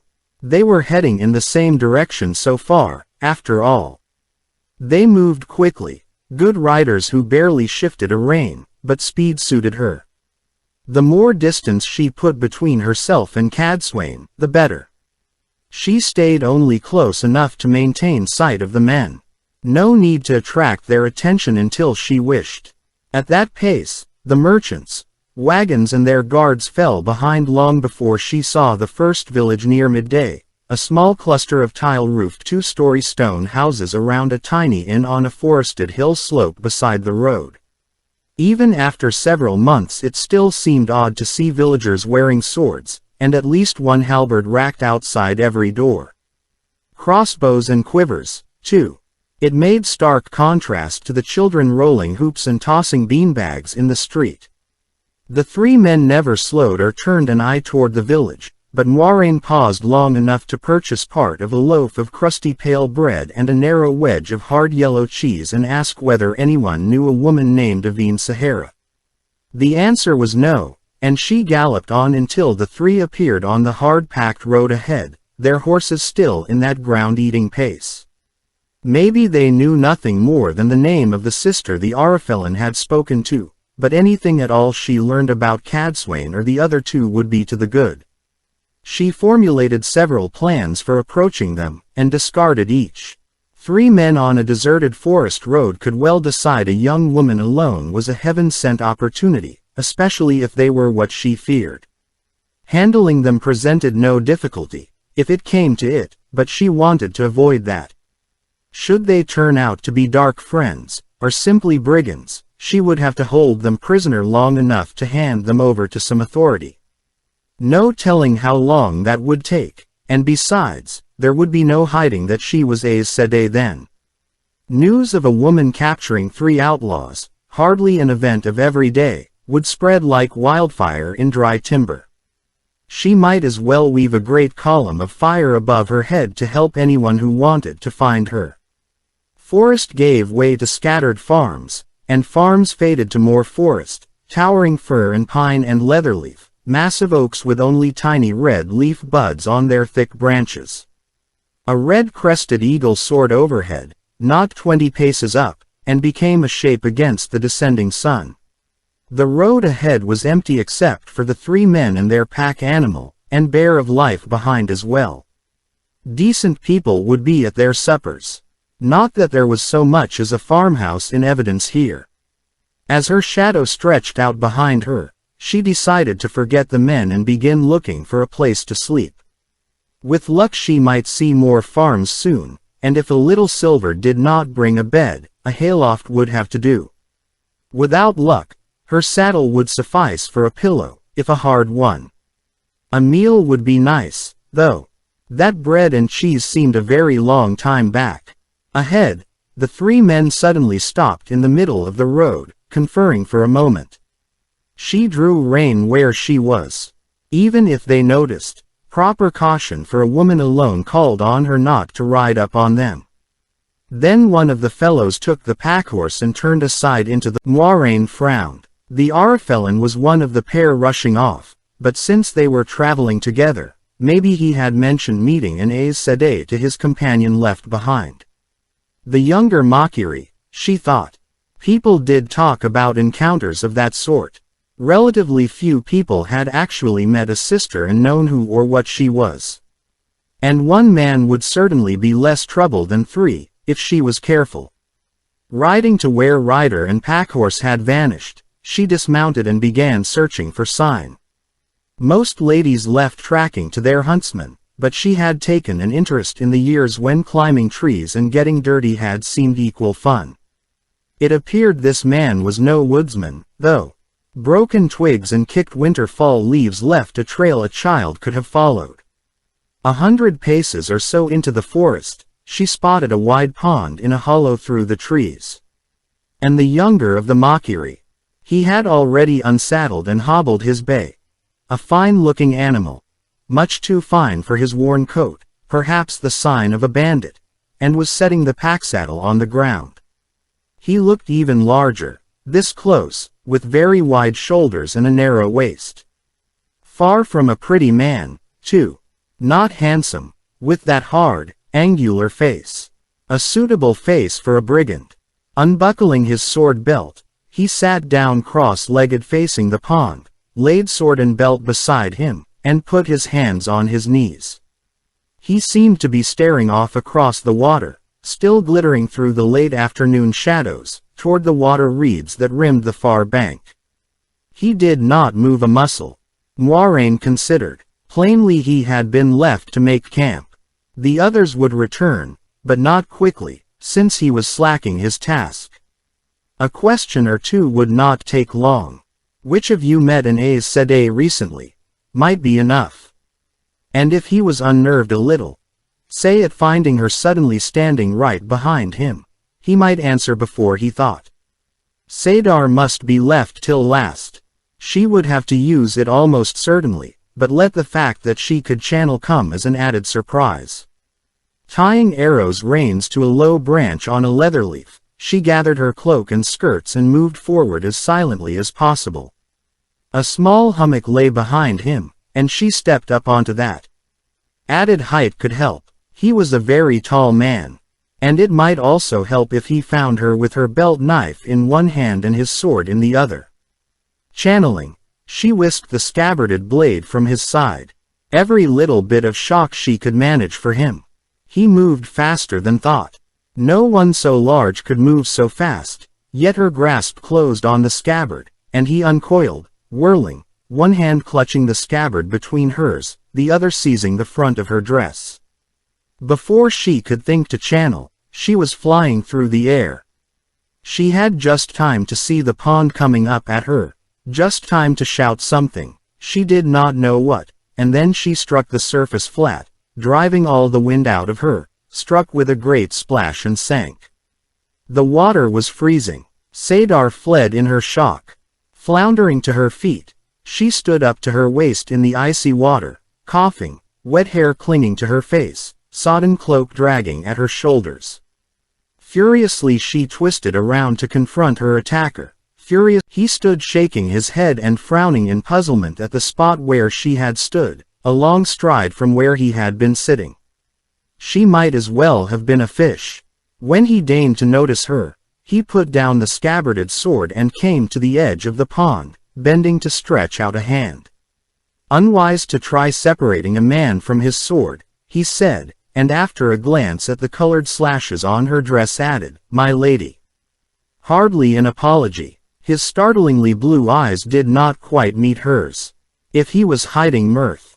Muttering under her breath, she splashed awkwardly to where she could take his outstretched hand in both of hers. And heaved with all of her might. Ignoring icy water tickling down your ribs was not easy, and if she was wet, so would he be, and without any need to use the one he straightened, raised his arm, and she came out of the water dangling from his hand. In consternation she stared at him until her feet touched the ground and he backed away. "I'll start a fire and hang up blankets so you can dry yourself," he murmured, still not meeting her gaze. What was he hiding? Or perhaps he was shy. She had never heard of a shy dark friend, though she supposed there could be some. He was as good as his word, and by the time the other men reappeared, she was standing beside a small fire surrounded by blankets dug from his pack saddles and hung from the branches of an oak. She had no need of the fire for drying, of course. The proper weave of water had taken every drop from her hair and clothes while she stayed in them. As well he did not see that, though. Or her, until her hair was combed straight and brushed. And she did appreciate the flame's warmth. Anyway, she had to stay inside the blankets long enough for the man to think she had used the fire as he intended. She very definitely held on to Sadar. So far, she had proof of nothing.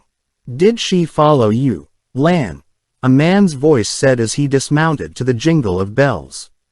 "The Arafellan. Why are those blankets up?" a sour voice demanded gruffly. Moiraine stared at nothing, missing what reply her assailant made to the questions.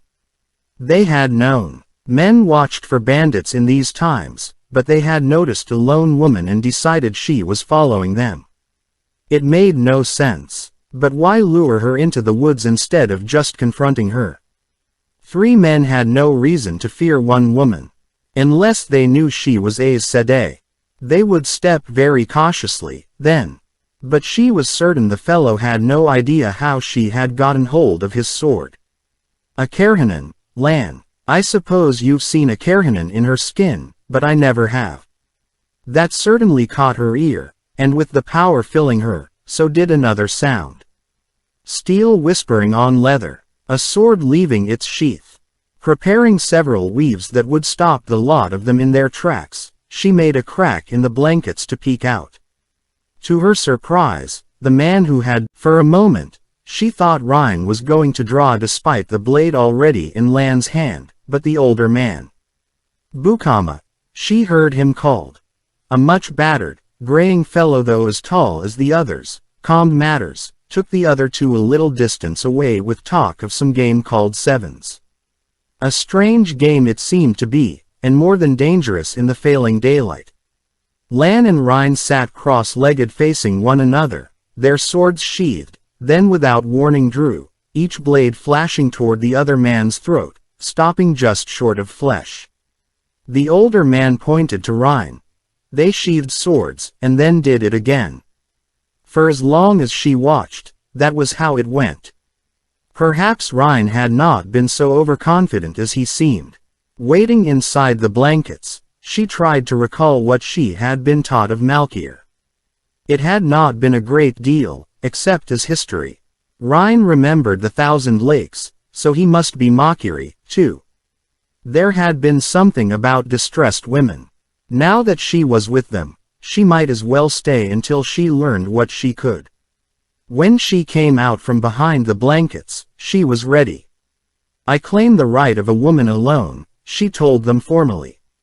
"I travel to Chachan, and I ask the shelter of your swords." She also pressed a fat silver coin into each man's hand. She was not really sure about this ridiculous woman alone business, but silver caught most men's attention. And 2 more each, paid in Chechen. The reactions were not what she expected. Ryan glared at the coin as he turned it over in his fingers. Lan looked at his without expression and tucked it into his coat pocket with a grunt. She had given them some of her last Tar Valon marks, she realized, but Tar Valon coins could be found anywhere, along with those of every other land. Bukama bowed with his left hand on his knee. "Honor to serve, my lady," he said. "To Chechen, my life above yours." His eyes were also blue, and they, too, would not quite meet hers. She hoped he did not turn out to be a dark friend. Learning anything proved to be difficult. Impossible. First the men were busy setting up camp, tending the horses, making a larger fire. They did not seem eager to face a new spring night without that. Bukama and Lan barely said a word over a dinner of flatbread and dried meat that she tried not to wolf down. Ryan talked and was quite charming, really, with a dimple in his cheek when he smiled, and a sparkle in his blue eyes, but he gave no opening for her to mention the gates of heaven or Es Sedai. When she finally inquired why he was going to Chechen, his face turned sad. "Every man has to die somewhere," he said softly, and went off to make up his blankets. A very odd answer, worthy of an Es Sedai. Lan took the first watch as the moon rose above the trees, sitting cross-legged not far from Ryan, and when Bukama doused the fire and rolled himself up in his blankets near Lan, she wove a ward of spirit around each man. Flows of spirit she could hold on to sleeping, and if any of them moved in the night, the ward would wake her without alerting them. It meant waking every time they changed guard, which they did frequently, but there was nothing for it. Her own blankets lay well away from the men, and as she settled her head on her saddle for the 3rd time, Bukama murmured something she could not catch. She heard Lan's reply, "I'd sooner trust an Es Sedai, Bukama. Go to sleep." All the anger she had tamped down flared up. The man threw her into an icy pond. He did not apologize, she channeled, air and water weaving with a touch of earth. A thick cylinder of water rose from the surface of the pond, stretching up and up in the moonlight, arching over. Crashing down on the fool who was so free with his tongue. Splattered, Bukama and Ryan bounded to their feet with oaths, but she continued the torrent for a count of 10 before letting it end. Freed water splashed down across the campsite. She expected to see a sodden, half-frozen man beaten to the ground and ready to learn proper respect. He was dripping wet, a few small fish flopping around his feet. He was standing on his feet, with his sword out. "Shadow spawn," Ryan said in a disbelieving tone, and atop him, Lan said, "Maybe. I've never heard the like, though." "Guard the woman, Ryan." "Bukama, take west and circle south." "I'll take east and circle north." "Not shadow spawn," Moiraine snapped, stopping them in their tracks. They stared at her. She wished she could see their expressions better in the moonshadows, but those cloud-shifting shadows aided her, too, cloaking her in mystery. With an effort she gave her voice every bit of cool Es Sedai serenity she could muster. "It is unwise to show anything except respect to an Es Sedai, Master Lan." "Es Sedai," Ryan whispered. Despite the dim light, the awe on his face was clear. Or maybe it was fear. No one else made a sound, except for Bukama's grumbles as he shifted his bed away from the mud. Ryan spent a long time moving his blankets in silence, giving her small bows whenever she glanced his way. Lan made no attempt to dry off. He started to choose a new spot for his watch, then stopped and sat back where he had been, in the mud and water. She might have thought it a gesture of humility, only he glanced at her, very nearly meeting her eyes this time. If that was humility, kings were the most humble men on earth. She wove her wards around them again, of course. If anything, revealing herself only made it more necessary. She did not go to sleep for quite a while, though. She had a great deal to think about. For one thing, none of the men had asked why she was following them. The man had been on his feet. When she drifted off, she was thinking of Rhine, strangely. A pity if he was afraid of her, now. A great pity if he turned out to be a dark friend. He was charming, and quite pretty, really. She did not mind a man wanting to see her unclothed, only his telling others about it. Chapter 20 Breakfast in Manala. You may call me late and asleep. Well, women who wore silks seldom encountered hardships or discomfort. He doubted the name as much as he did the great serpent ring she produced, especially after she tucked it back into her belt pouch and said no one must know she was Aes Sedai, not even other sisters. True, Aes Sedai often pretended to be ordinary women, and carried it off with those who did not know a sister's face, and true, once he had encountered an Aes Sedai who had not yet attained the ageless look, but one and all they practiced serenity to a fault. Oh, they got angry, but it was a cold anger. He had seen Ali's face in the moonlight when the water stopped, though he had not realized what he was seeing till later.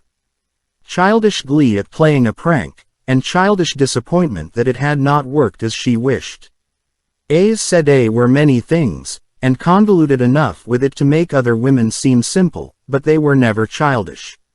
When they had first seen her behind them, outpacing the merchant trains and the shield of their guards, Bukama offered a reason for a woman alone to follow 3 men.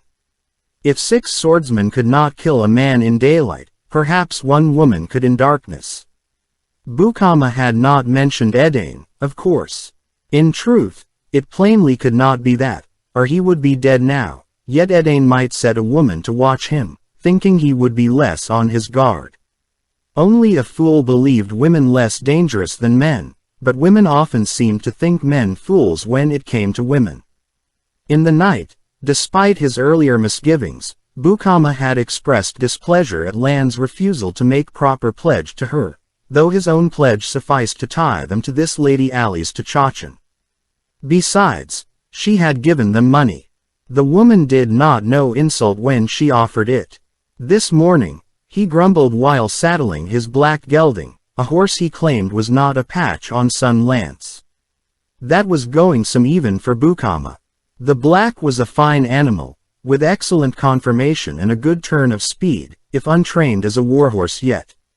Aes Sedai or not, a decent man follows certain forms, he muttered as he tightened his front saddle girth. It's a matter of common decency. Give over, Bukama, Lan told him quietly. Bukama did not, of course. It's disrespectful to her, Lan, and shameful on your part. An honorable man protects whoever needs protecting, but children above all, and women above men. Pledge her protection for your own honor. Lan sighed. Likely, Bukama would keep this up the whole way to Chachan. He should understand. If the woman really was Aes Sedai, Lan wanted no more strings binding him to her. Bukama had already tied one, but his own pledge might lead to worse. If she was Aes Sedai, she might be hunting a warder. If Rhine only waited for the woman to finish brushing out her hair, which she did seated on her saddle on the ground, before offering her a flourishing bow that set his bells chiming. A beautiful morning, my lady, he murmured, though no sunrise could compare in beauty with the deep, dark pools of your eyes.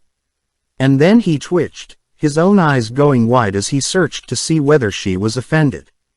Ah, may I saddle your mare, my lady? As diffident as a scullion in the withdrawing room. Why, she went with him to saddle her bay, or rather to flirt, as it seemed. She stood very close while he worked, looking up at him with those big eyes he so admired, and whatever she said, Lan heard answering murmurs about her skin of silky snow, which brought a delighted laugh from her. Lan shook his head. He understood what drew Rhine. The woman's face was beautiful, and however childishly she behaved, the slim body inside that blue silk belonged to no child. But Rhine was right. He had seen a Kerhanen in her skin, more than one. And they had all tried to mesh him in a scheme, or two, or three. Over one particularly memorable 10 days in the south of Kerheim, he had almost been killed 6 times and nearly married twice. And Aes Sedai, if she really was one, and a Kerhanen. There could be no worse combination. Strangely, she made no complaint about riding on without a bite of breakfast, but when they reached Manala, a considerable village less than an hour along the road, she commanded a halt. And it was a command. Hot food now will make the day's ride easier, she said firmly, sitting very straight in her saddle and staring a challenge at them. That was certainly like an Aes Sedai, but then, it was like most women. I wish to reach Chachan as swiftly as possible, and I will not have you falling over from hunger in a foolish attempt to show me how tough you are. Only Rhine met her gaze directly, with an uneasy smile. The man needed to decide whether he was besotted or afraid.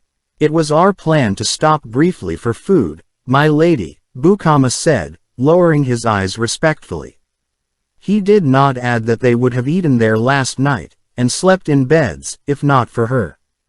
Had she followed them to Manala, it would have meant nothing. Following Lan into the forest meant she had some interest in them or their plans.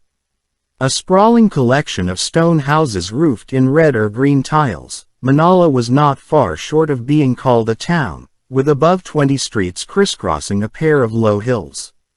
3 inns fronted a large green in the hollow between the hills, alongside the road. There the men of 2 large merchant trains headed east were reluctantly hitching their horses under the watchful eye of the mounted merchants. A train of some 30 or so wagons was already lumbering away to the west, with some of the outriding guards looking over their shoulders instead of keeping watch as they should. The Beltane festivities were underway in Manala.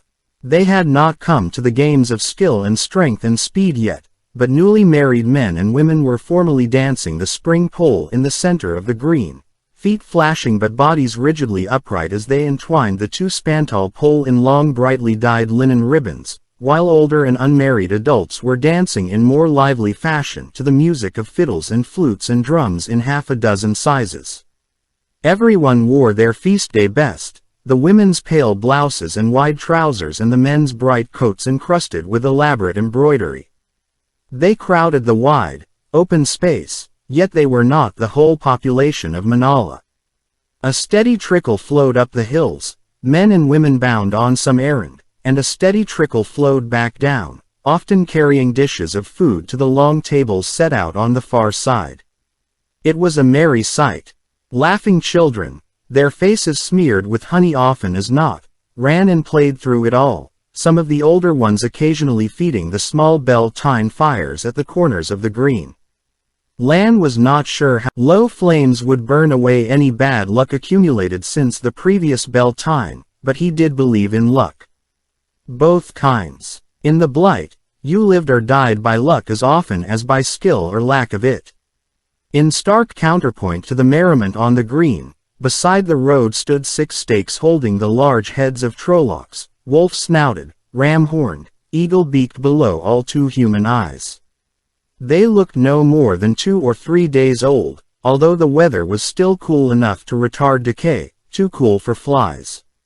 These were the reasons each of those dancing men wore a sword, and the women carried long knives at their belts. He smelled no charred wood, though, so it had been a small raid, and unsuccessful. Lady Alice stopped her mare beside the stakes and stared at them. Not in amazement or fear or disgust. Her face was a perfect mask of calm. For an instant, he could almost believe she truly was Aes Sedai. I should have hated to face these creatures armed only with a sword, she murmured. I cannot imagine the courage needed to do that. You have faced Trollocs? Lan asked in surprise. Rhine and Bukama exchanged startled looks. Yes, she grimaced faintly, as if the word had slipped out before thought. Where, if I may ask? He said. Few Southerners had ever seen a Trolloc. Some called them tales to frighten children. Alice eyed him coolly. Very coolly. Shadowspawn can be found in places you never dream of, Master Lan. Choose us an inn, Rhine, she added with a smile. The woman actually believed she was in charge. From the way Rhine jumped to obey, so did he. The plowman's blade was 2 stories of red-roofed stone with arrows lips rather than windows on the ground floor, and a 2-handed sword of the sort farmers carried on their plows hanging point down above a door of heavy planks. This near the Blight Inn served as strong points against a Trolloc attack, and so did many houses. The innkeeper, a stout graying woman, her billowing blouse worked with red and yellow flowers and her wide trousers covered in red and blue, came from the green when she saw them tying their horses to the hitching rings set in the front of the inn. Mistress Tamaki looked uneasy about 2 Mockery stopping at her inn, but she brightened when Alice began issuing commands for her breakfast. "As you say, my lady," the round-faced innkeeper murmured, giving Alice a deep curtsy. The Kerhanen had given no name, but her manner and dress did suggest a lady. "And will you want rooms for yourself and your retainers?" "Thank you. No," Alice replied. "I intend to ride on soon." Rhine showed no offense at being called a retainer, accepting the word as easily as Alice did, but Bukama's perpetual scowl darkened. He said nothing, of course, not here, and perhaps would not ever, given his pledge. Lan decided he would have a few quiet words with Alice when he had the chance. There was a limit to how many insults a man could swallow in silence. He and the other men ordered dark bread and strong tea, and bowls of porridge with slivers of ham in it. Alice did not invite them to share her table in the large common room, so they took benches at another. There were plenty to choose from, given that they were alone except for Mistress Tamaki, who served her own hands, explaining that she did not want to pull anyone from the festivities. Indeed, once she had taken payment, she returned to them herself. Taking advantage of their privacy, Lan and the others discussed the diminutive woman who had attached herself to them. Or rather, they argued about her, in low voices so as not to be overheard. Utterly convinced that Alice was Aes Sedai, Rhine recommended asking no questions. Questions could be dangerous with Aes Sedai, and you might not like the answers. Bukama maintained that they needed to know what she wanted with them, especially if she were Aes Sedai. Tangling in some unknown Aes Sedai scheme could be hazardous. A man could acquire enemies without knowing it, or be sacrificed without warning to further her plans. Lan forbore mentioning that it was Bukama who had placed their feet in that snare. He himself just could not believe she was a sister. He thought her a wilder place to watch him. By Edain, though he did not mention her name, of course. Edain likely had eyes and ears the breadth of the borderlands. It did seem an unlikely coincidence that she would happen to have a wilder waiting for him in Canluam, but there had been those 6 men, and he could not think of anyone else who might have sent them. "I still say," Bukama began, then bit off an oath.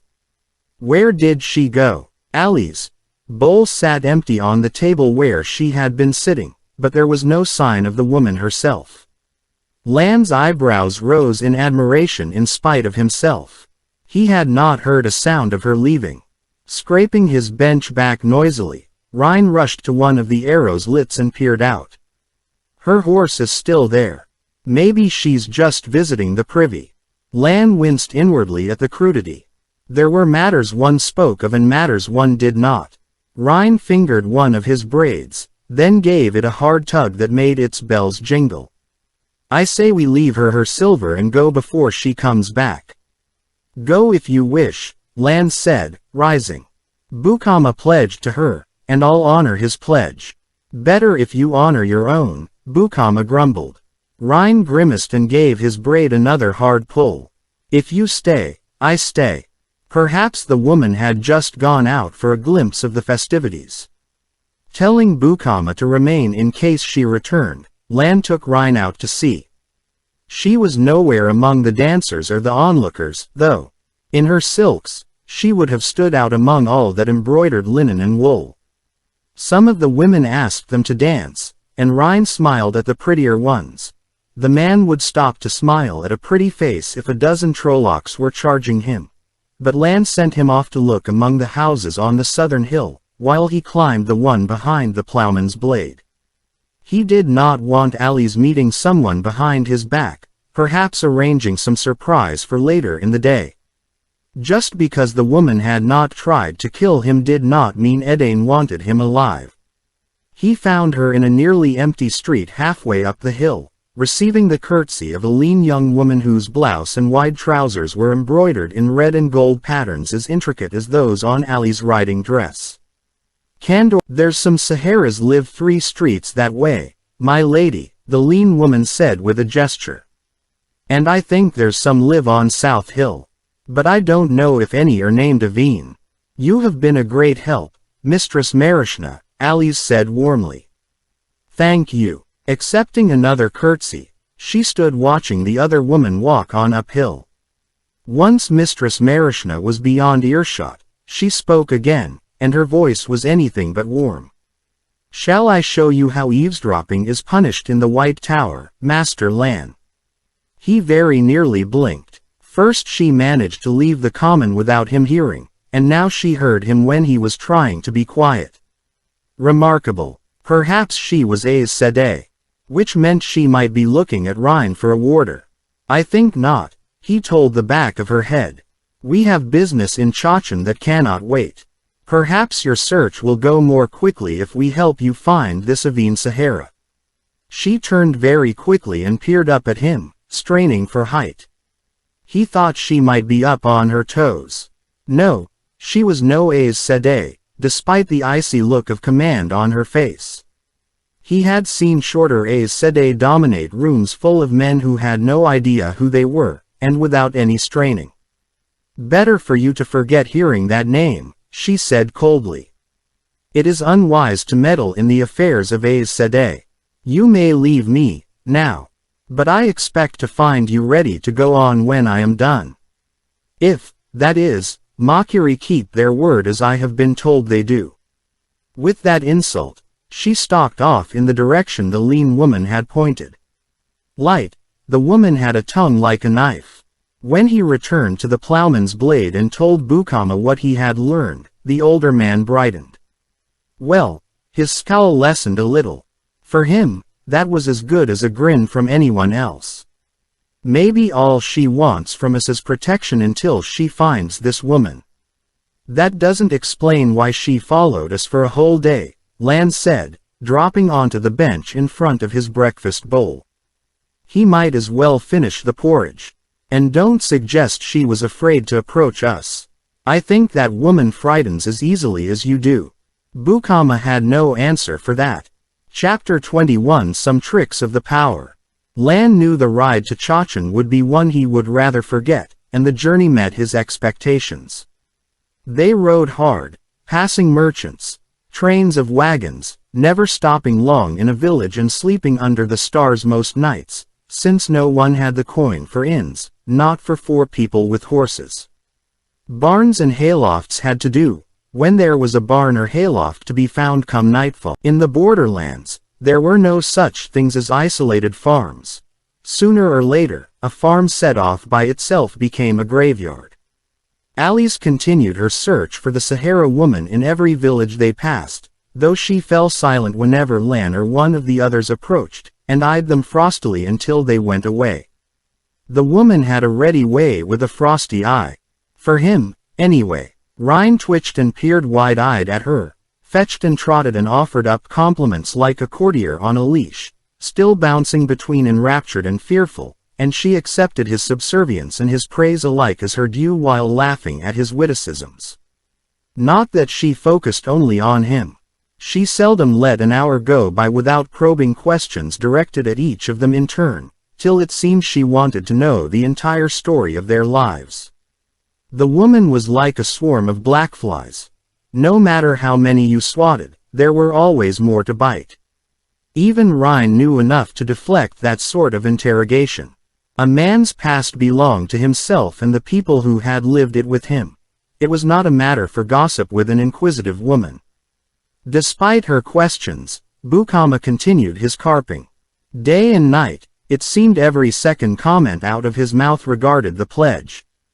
Lan began to think the only way to silence the man would be to take oath not to give her the pledge. Twice thick black clouds rolled down out of the blight to unleash driving downpours of freezing rain mixed with hail large enough to crack a man's head. The worst storms in spring came from the blight. When the first of those clouds darkened the sky to the north, he began looking for a place where the trees, branches might be thick enough to afford some shelter, maybe with the aid of blankets stretched overhead. But when Alice realized what he was doing, she said coolly, "There is no need to stop, Master Lan. You are under my protection." Doubtful of that, he was still looking when the storm struck. Lightning flashed in blue-white streaks across a sky that seemed suddenly night, and thunder crashed like monstrous kettledrums overhead, but the driving rain sheeted down an invisible dome that moved with their horses, and the hailstones bounced off it in an eerie silence, as though they had struck nothing at all. She performed the same service for the second storm, and both times, she seemed surprised at their offered thanks. Her face hardly altered in its smoothness, a very good imitation of an Aes Sedai's serene expression, but something flickered about her eyes. A strange woman. They saw bandits, as rumored, usually a pack of 10 or 12 roughly dressed men who counted the odds against 3 with arrows knocked and melted back into the trees before Lan and the rest reached them. Here Bukama always went after them, just far enough to make sure they really had gone, while the other 2 guarded alleys. It would have been foolish to ride into an ambush they knew might be waiting. Noon on the 4th day found them riding through the forested hills along a road that stretched empty as far as the eye could see in either direction. The sky was clear, with just a few scattered white clouds drifting high up, and the only sounds 20 or so scruffy fellows who formed a line blocking the way, and the pounding of hooves told of more behind. Dropping his reins on the pommel of his saddle, Lan snatched 2 more arrows and held them between his fingers as he drew the one already knocked. He doubted he would have time for even a second shot, but there was always a chance.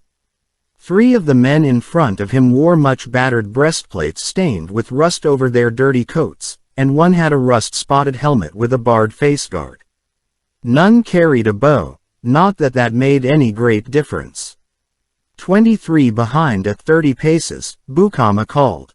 "No bows. On your word, no difference at all, against a band large enough to attack most merchant trains." He did not loose, however. So long as the men only sat their horses, a chance remained. A small one. Life and death often turned on small chances. "Let's not be too hasty," the helmeted man called, removing it to reveal a grizzled head of greasy hair and a narrow, dirty face that had last been touched by a razor a week gone. His wide smile showed 2 missing teeth. "You might be able to kill 2 or 3 of us before we cut you down, but there's no need for that. Let us have your coin and the pretty lady's jewelry, and you can go on your way.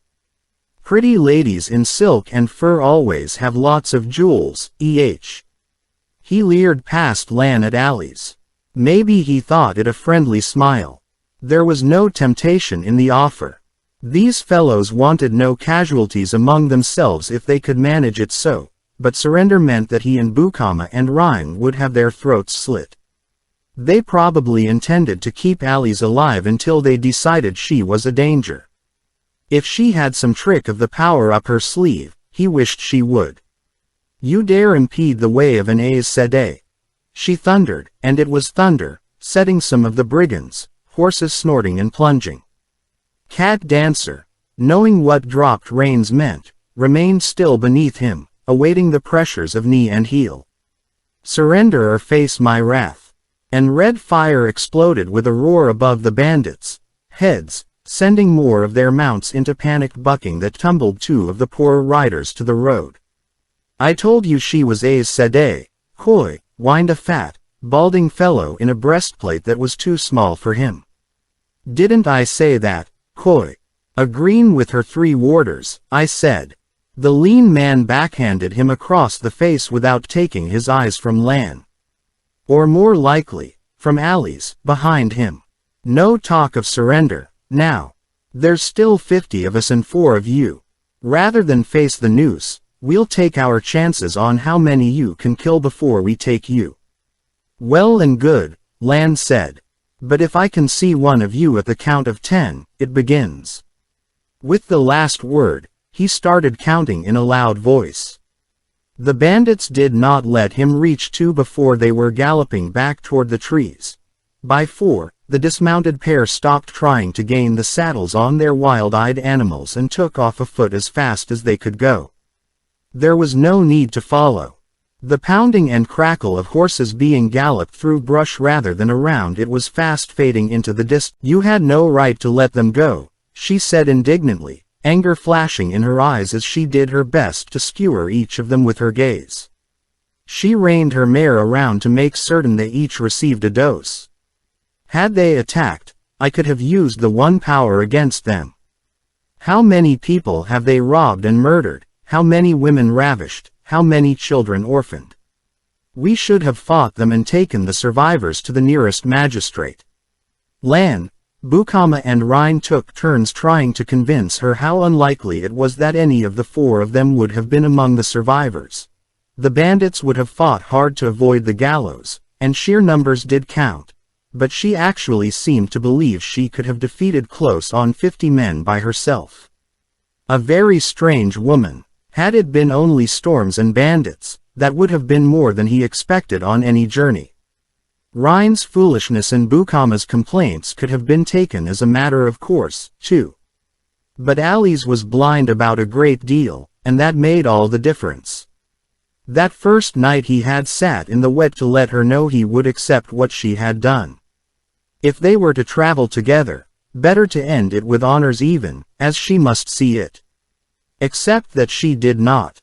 The second night she remained awake till dawn and made sure he did as well, with sharp flicks of an invisible switch whenever he nodded off. The third night, sand somehow got inside his clothes and boots, a thick coating of it. He had shaken out what he could and, without water to wash, rode covered in grit the next day. The night after the bandits he could not understand how she managed to make ants crawl into his small clothes, or make them all bite at once. It had been her doing for sure. She was standing over him when his eyes shot open, and she appeared surprised that he did not cry out. Clearly, she wanted some response, some reaction, but he could not see what.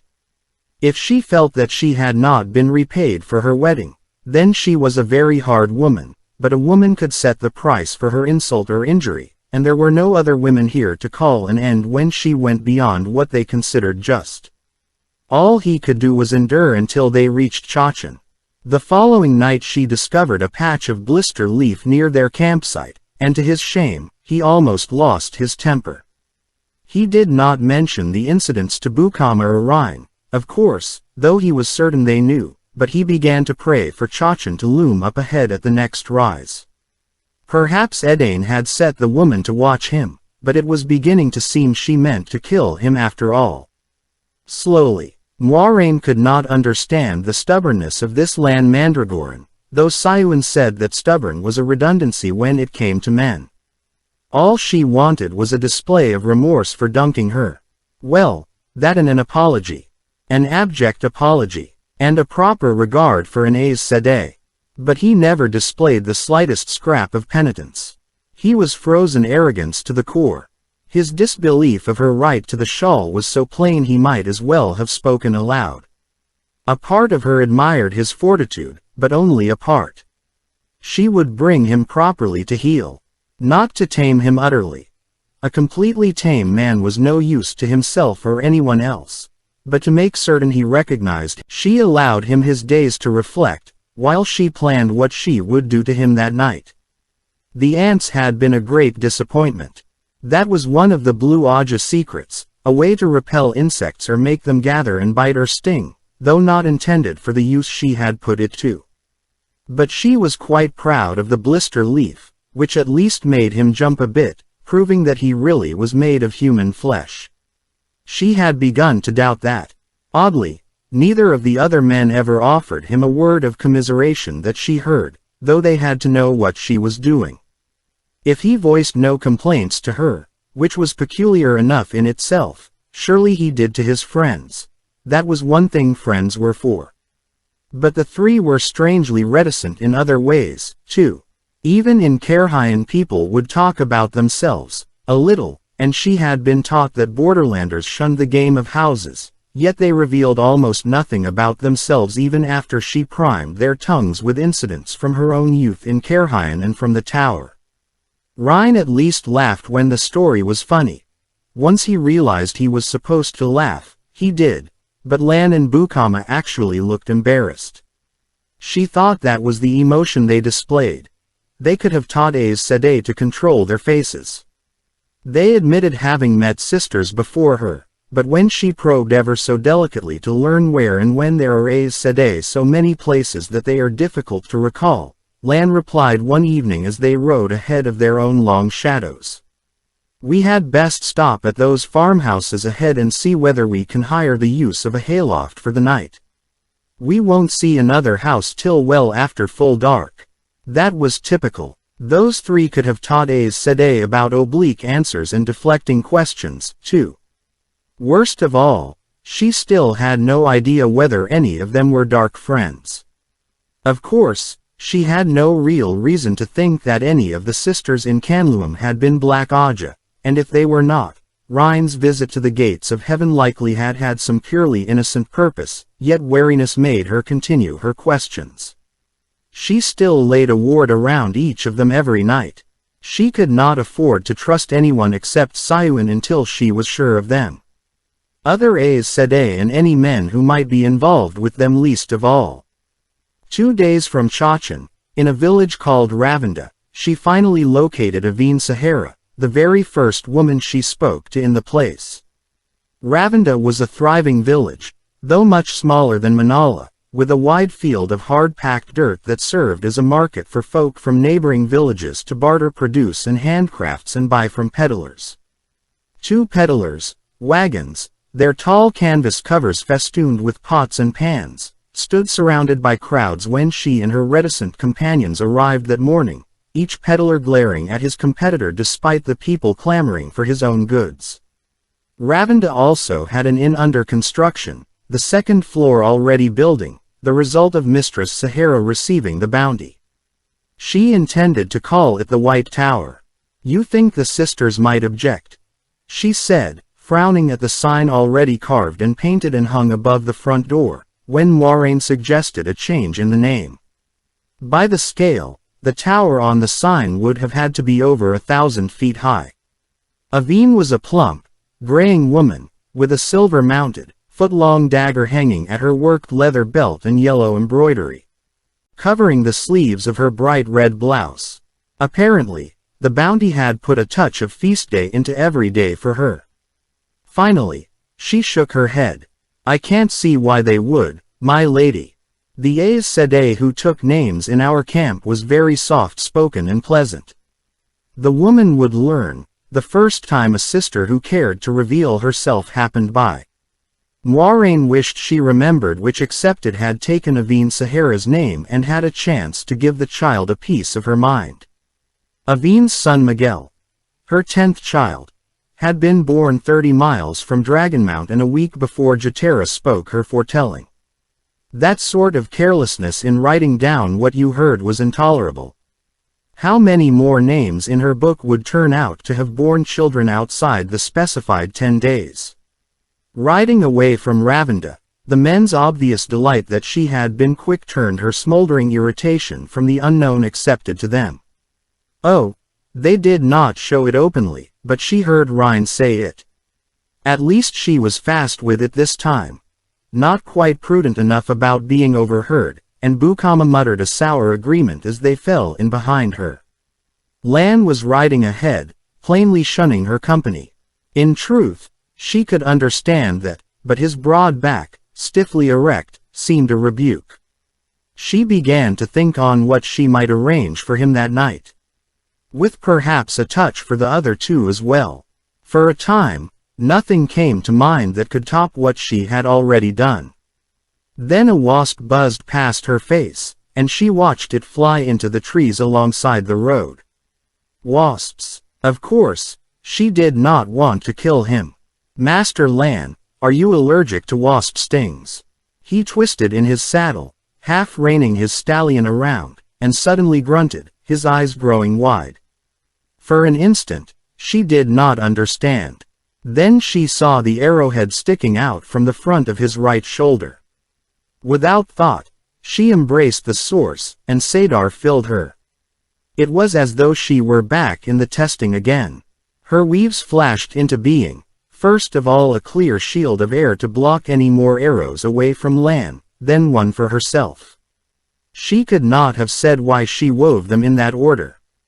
With the power in her and her sight sharpened, she scanned the trees where the arrow had come from, and caught motion just inside the edge of the forest. Flows of air lashed out to seize the man just as he loosed again, the shaft going up at an angle as his bow was snapped tight against his body.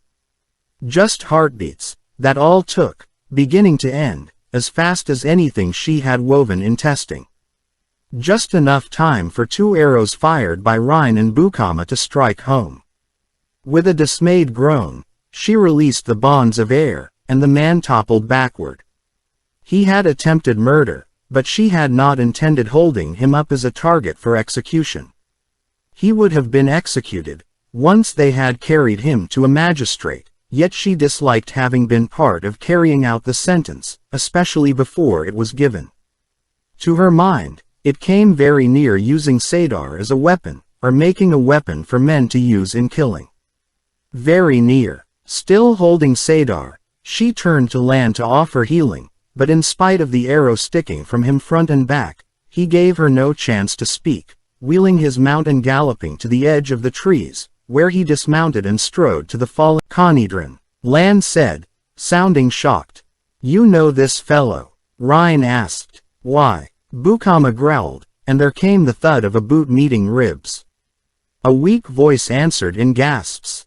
Gold. Why else? You still have the Dark One's luck turning just then, or that shaft would have found your heart. He should have told me she's a Sede instead of just saying to kill her first. As soon as she heard those words, Moiraine dug her heels into Arrow's flanks to gallop the short distance, and flung herself from the saddle already preparing the weave for healing. Get those arrows out of him, she called as she ran toward them, holding up her cloak and skirts to keep from tripping. If the arrows remain, healing will not keep him alive. Why heal him? Lan asked, sitting himself down on a storm-fallen tree. Its great spread of dirt-covered roots rose in a fan high above his head. Are you so eager to see a hanging? He's dead already, Rhine said. Can you heal that? He sounded interested in seeing whether she could. Moiraine's shoulders slumped. Conedrin's eyes, open and staring up the branches overhead, were already glazed and empty. Strangely, despite the blood around his mouth, he looked a beardless youth in his rumpled coat. Man enough to do murder, though.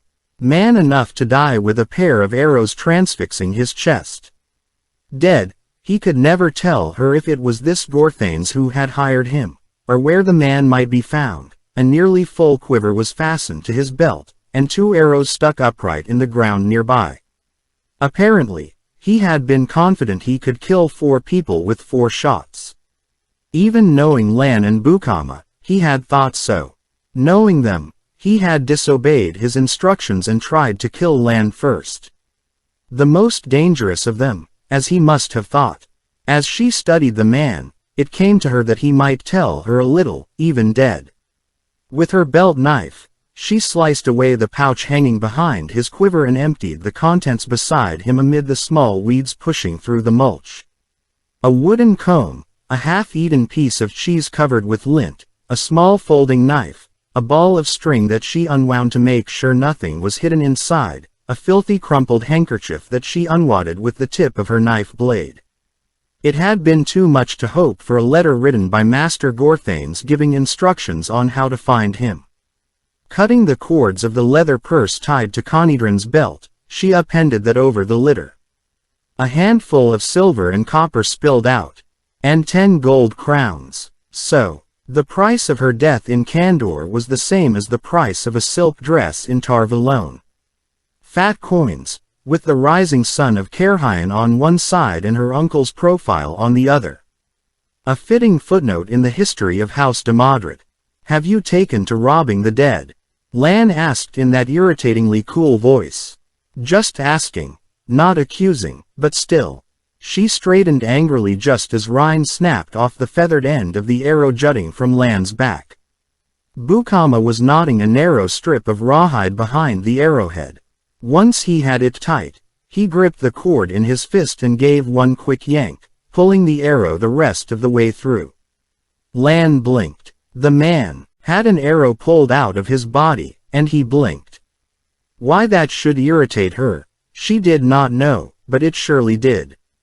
Rhine hurried back to the road while Bukama helped Lan off with his coat and shirt, revealing a puckered hole in his front.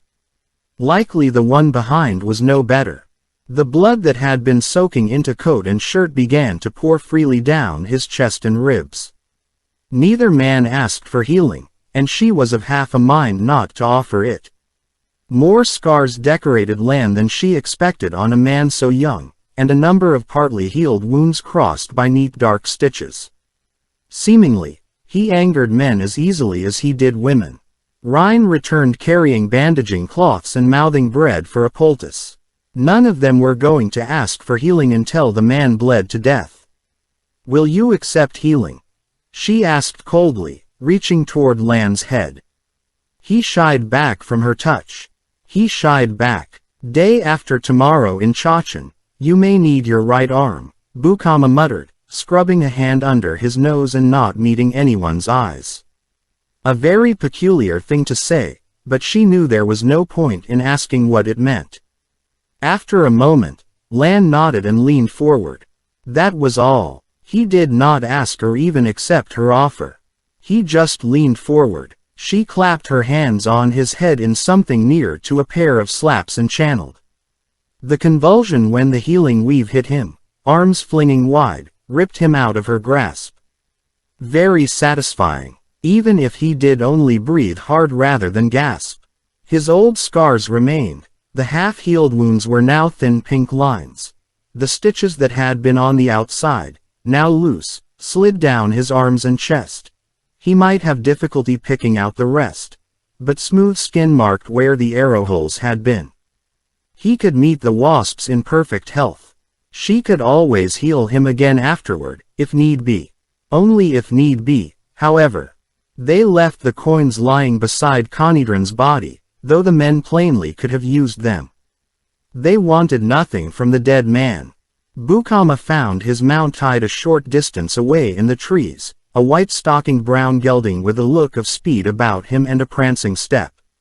Lan removed the animal's bridle and tied it to the saddle, then slapped the horse's rump and sent him racing toward Ravenda.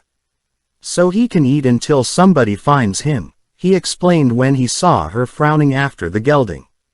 In all truth, she had been regretting not searching the saddlebags tied behind the gelding's saddle. But Lan had shown a surprising touch of kindness. She had not expected any such to be found in him. For that, he would escape the wasps. There had to be something memorable, in any case. She had only 2 more nights to crack him, after all. Once they reached Chachin, if Canluam was a city of hills, Chachin was a city of mountains. The 3 highest rose almost a mile even with their peaks sheared off short, and all glittered in the noonday sun with colorful glazed tile roofs and tile-covered palaces. Atop the tallest, the Esteshar Palace shone brighter than any other in red and green, the prancing red horse flying above its largest dome.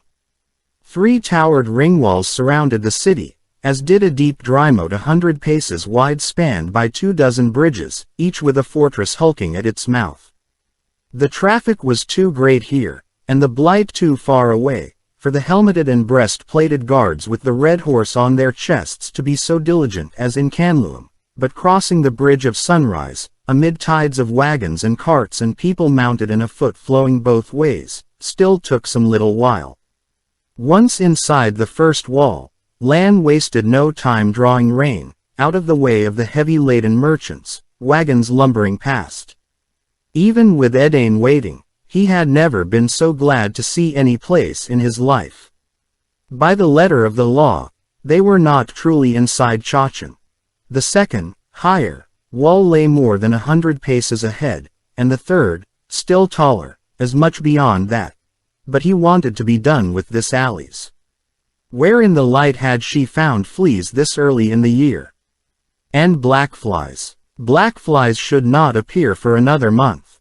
He was a mass of itching welts. At least she had found no satisfaction in it. Of that, he was certain. The pledge was protection to Chachan, and it has been kept, he told the woman. So long as you avoid the rougher parts of the city, you are as safe on any street as if you had a bodyguard of 10. So you may see to your affairs, and we will see to ours. Keep your coin, he added coldly when she reached for her purse. Irritation flared, for losing self-control. Yet she offered insult atop insult. Rhine immediately started going on about giving offense to Aes Sedai and offering her smiling apologies and deep bows from his saddle that had his bells ringing like alarm gongs, while Bukama grumbled sourly about men with the manners of pigs, with some justification. Alice herself gazed at him, so near expressionless that she might even have been what she claimed. A dangerous claim if untrue. And if true, he especially wanted no part of her, then. Whirling cat dancer, he galloped up the wide street scattering people afoot and some mounted. Another time that might have sparked duels. The Hidori and the reputation that went with it certainly would not have held back anyone but commoners. But he rode too fast to hear a cry of challenge, dodging around sedan chairs and tradesmen's high-wheeled carts and porters carrying loads on their shoulder poles, without slackening his pace. After the quiet of the country, the rumble of iron-rimmed wheels on paving stones and the cries of hawkers and shopkeepers seemed raucous. The flutes of street musicians sounded strident. The smells of roasted nuts and meat pies on vendors' barrows, the smells of cooking in the kitchens of dozens of inns and hundreds of homes, blended into an unpleasant stench after the clean air on the road. 100 stables full of horses added their own flavor. Bukama and Rhine caught him up with the packhorse before he was halfway up the mountain to the Esteshar Palace and fell into either side. If Edain was in Chachan, she would be there. Wisely, Bukama and Rhine much easier, leaving the blight alive, at any rate. Any fool could ride into the blight. Was he a fool to come here? The higher they climbed, the more slowly they moved. There were fewer people in the streets high up, where tile-roofed houses gave way to palaces and the homes of wealthy merchants and bankers, their walls covered with bright tiles, and the street musicians to liveried servants scurrying on errands. Brightly lacquered coaches with house sigils on the doors replaced merchants, wagons and sedan chairs. A coach behind a team of 4 or 6 with plumes on their bridles took up a great deal of room, and most had half a dozen outriders as well as a pair of backmen clinging to the rear of the coach, all armed and armored and ready to dispute with anyone who tried brushing by too closely. In particular, with 3 roughly dressed men who tried. Rhine's yellow coat did not look so fine as it had in Canluam, and with Lan's second-best coat bloodstained, he was reduced to wearing his third, worn enough to make Bukama seem well-dressed. Thought of the bloodstains brought other thoughts. He owed Alice a debt for her healing, as well as for her torments, though in honor it was only the first he could repay. No, he had to get that odd little woman out of his head, although she seemed to have lodged herself inside his skull, somehow. It was Edain he needed to concentrate on. Edain and the most desperate fight of his life. The Esteshar Palace filled the flattened mountaintop completely, an immense, shining structure of domes and high balconies covering 50 hides, a small city to itself, every surface shining in patterns of red and green. The great bronze gates, worked with the lacquered red horse, stood invitingly open beneath a red-tiled arch that led to the visitor's yard, but a dozen guards stepped out to bar the way when Lan and the others approached. The red horse was embroidered on the green tabards they wore over their breastplates, and their halberds bore red and green streamers. They were quite colorful, with their red helmets and breeches and their polished high green boots, but any man who served here was a veteran of more than a single battle, and they regarded the three new arrivals through the steel face bars of their helmets with hard eyes. Lan stepped down from the saddle and bowed, not too deeply, touching forehead, heart and sword hilt. "I am Lan Mandragoran," he said. Nothing more. The guard's stiffness lessened at his name, but they did not give way immediately. A man could claim any name, after all.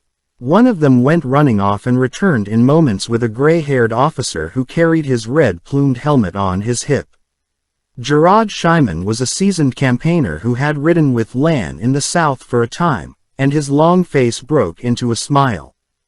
"Be welcome, Lan Mandragoran," he said, bowing much more deeply than he ever had for Lan on any previous visit. Tishar Malkier. Oh, yes. If Edain was not here now, she had been. Leading his bay, Lan followed Gerard through the red arch onto the smooth paving stones of the visitor's yard, feeling as though he should have his sword in hand and his armor on. The balconies of stone fretwork that overlooked the broad courtyard took on the aspect of archers' balconies to his eye. Ridiculous, of course. Those open balconies, like lace woven from stone, afforded little protection for archers. They were for watching new arrivals on grand occasions, not defense. No enemy had ever broken past the second ring wall, and should Trollocs ever make it this deep into the city, all was lost. Still, Edain might be here, and he could not shake the feeling of walking onto a battlefield. Grooms in red and green livery with the red horse embroidered on the shoulders came running to take the horses, and more men and women to carry the contents of the packhorses' wicker hampers and show each man to rooms befitting his station. Worryingly, the Châtillon of the palace herself led them. She was a stately, straight-backed woman in livery, graying hair worn in a thick roll on the nape of her neck. The silvered ring of keys at her belt proclaimed that Mistress Ramera had charge of all the palace servants, but a Châtillon was more than a servant herself. Usually, only crowned rulers could look for a greeting at the gates from the Châtillon. He was swimming in a sea of other people's expectations. Men had drowned in seas like that. He went along to see Bukama's and Rhine's rooms, and express his delight in them to Mistress Ramera, not because he expected them to be given anything unsuitable, but because it was necessary that he see to his men before himself. Rhine wore a sour expression, but surely he had not expected better than this small room in one of the palace's stone barracks, the same as Bukama. He had known well enough how things would be here. At least Rhine had a room to himself, a bannerman's room with a tiled stove built in beneath the bed. Ordinary soldiers slept 10 to a room and, as Lan recalled, spent half their time in winter arguing over who got the beds nearest the fireplace. Bukama settled in happily. Well, happily for him. His scowl very nearly vanished. Talking over pipes of tabac with a few men he had fought alongside, and Rhine seemed to recover himself quickly.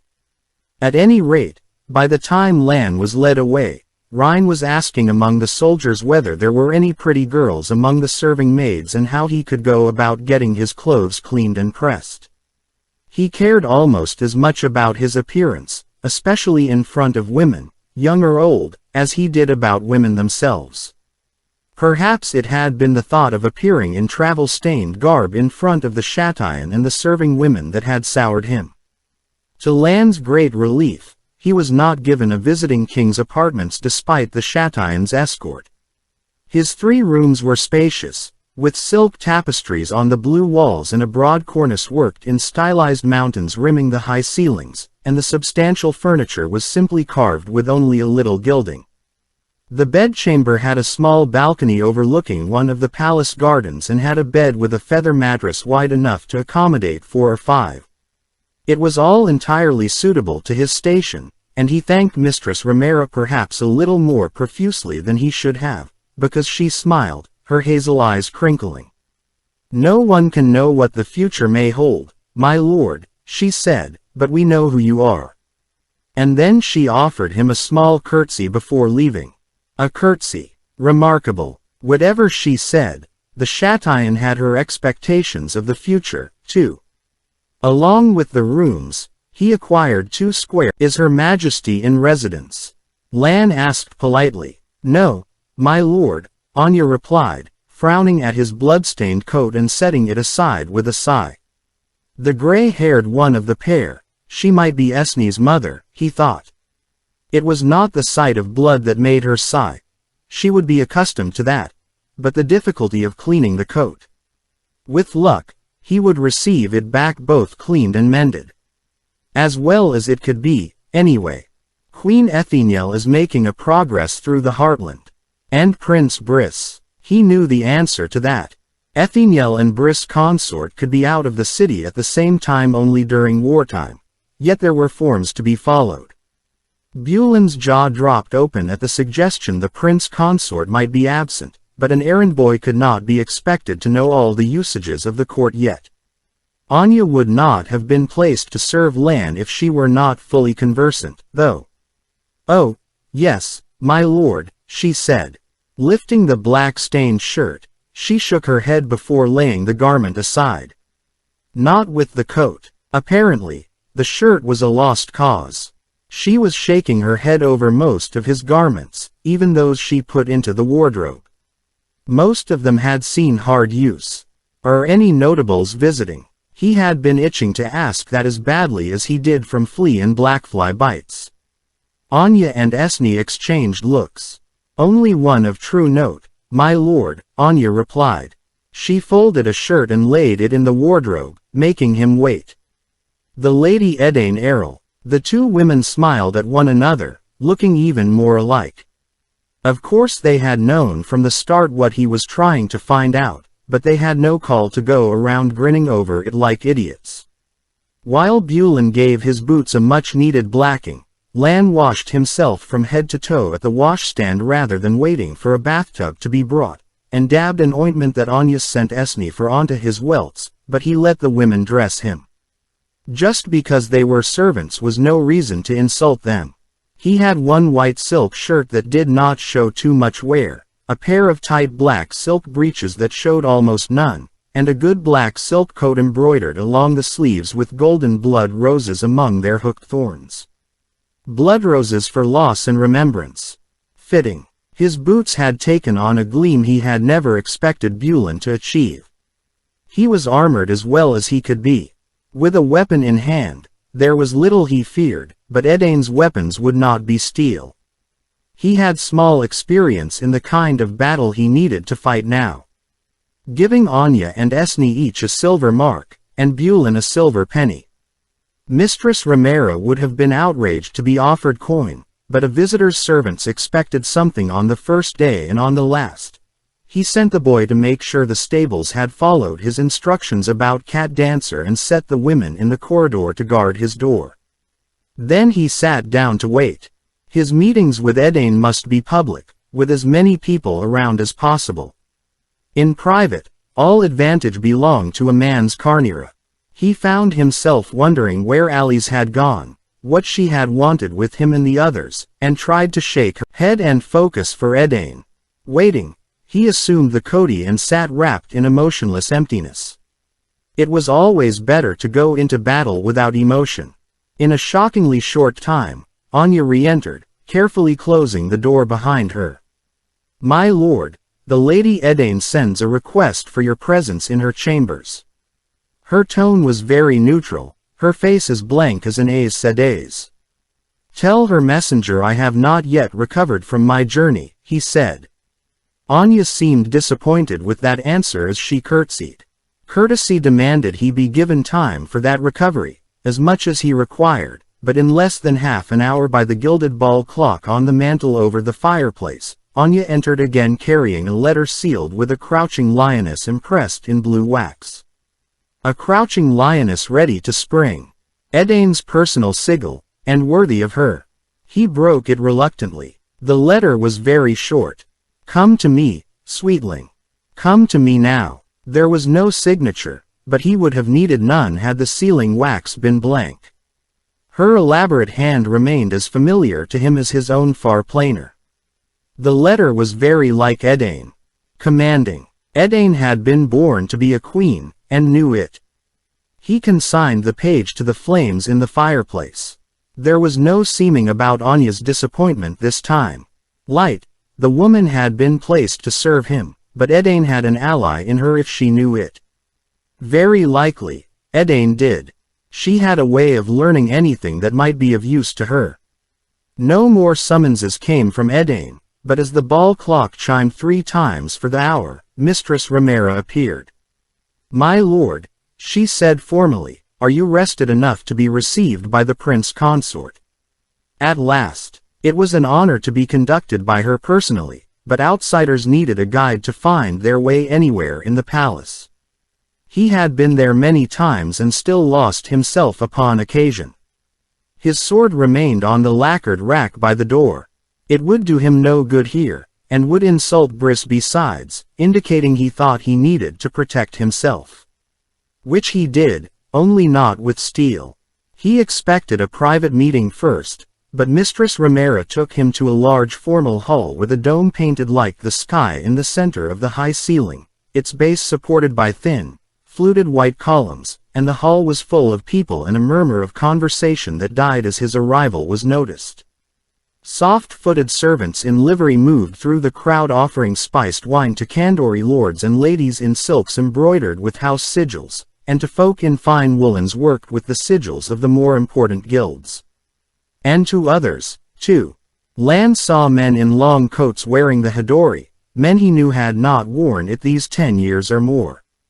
Women with hair still cut at the shoulders and higher wore the small dot of the Kisane painted on their foreheads. They bowed at his appearance, and made deep curtsies, those men and women who had decided to remember Malkier.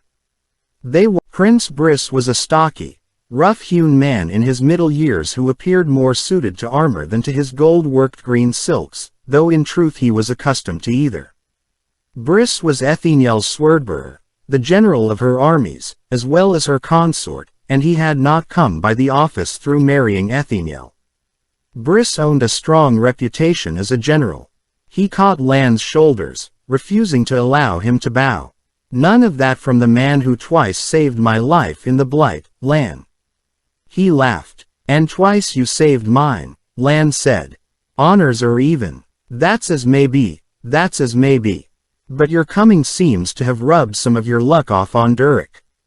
He fell from a balcony this morning, a good 50 feet to the paving stones, without breaking a bone." He motioned to his second son, a handsome dark-eyed boy of 8 in a coat like his. The child came forward. A large bruise marred the side of his head, and he moved with the stiffness of other bruises, yet he made a formal bow spoiled only somewhat by a wide grin. "He should be at his lessons," Briss confided, "but he was so eager to meet you, he'd have forgotten his letters and cut himself on a sword." Frowning, the boy protested that he would never cut himself. Lan returned the lad's bow with equal formality, but the last shreds of protocol vanished from the boy in an instant. "They say you've fought Aiel in the south and on the Shianaran marches, my lord," he said. "Is that true? Are they really 10 feet tall? Do they really veil their faces before they kill? And eat their dead? Is the White Tower really taller than a mountain?" "Give the man a chance to answer, Durik," Briss said, mock outrage spoiled by amused laughter. The boy blushed in embarrassment, but still managed an affectionate smile for his father, who ruffled his hair with a quick hand. "Recall what it is like to be 8, Briss," Lan said. Let the boy show his excitement. For himself, at 8 he had been learning the Cody and what he would face when he first entered the Blight. Beginning to learn how to kill with hands and feet. Let Durik have a happier childhood before he had to think too closely on death.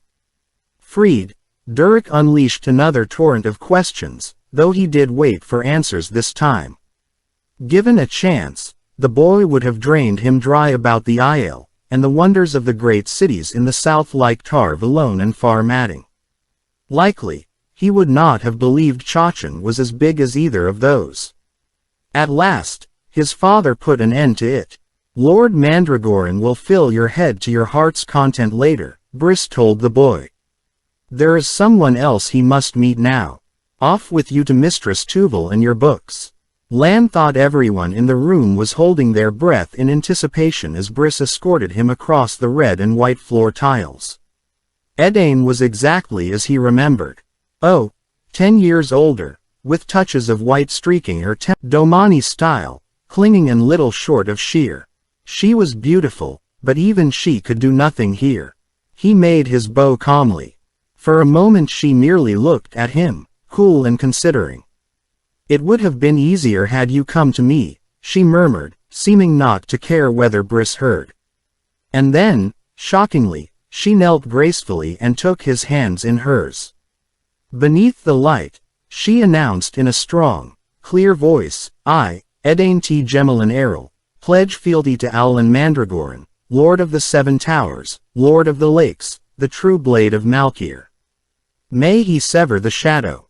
Even Briss looked startled. A moment of silence held while she kissed Lan's fingers. Then cheers erupted on every side. Cries of the Golden Crane. And even Kandor rides with Malkir. The sound freed him to pull his hands loose, to lift her to her feet.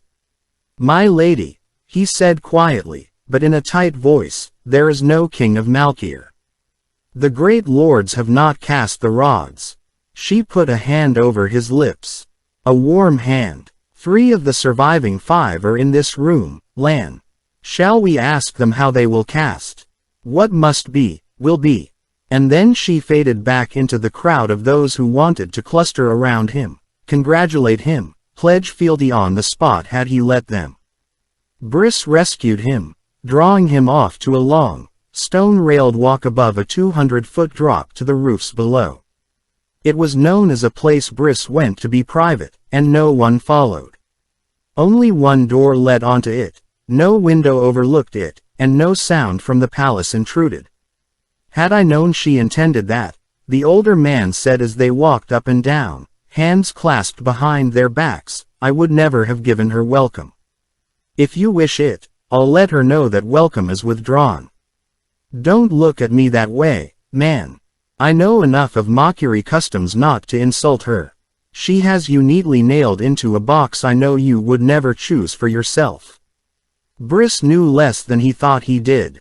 However delicate the words, withdrawing the welcome would be a deadly insult.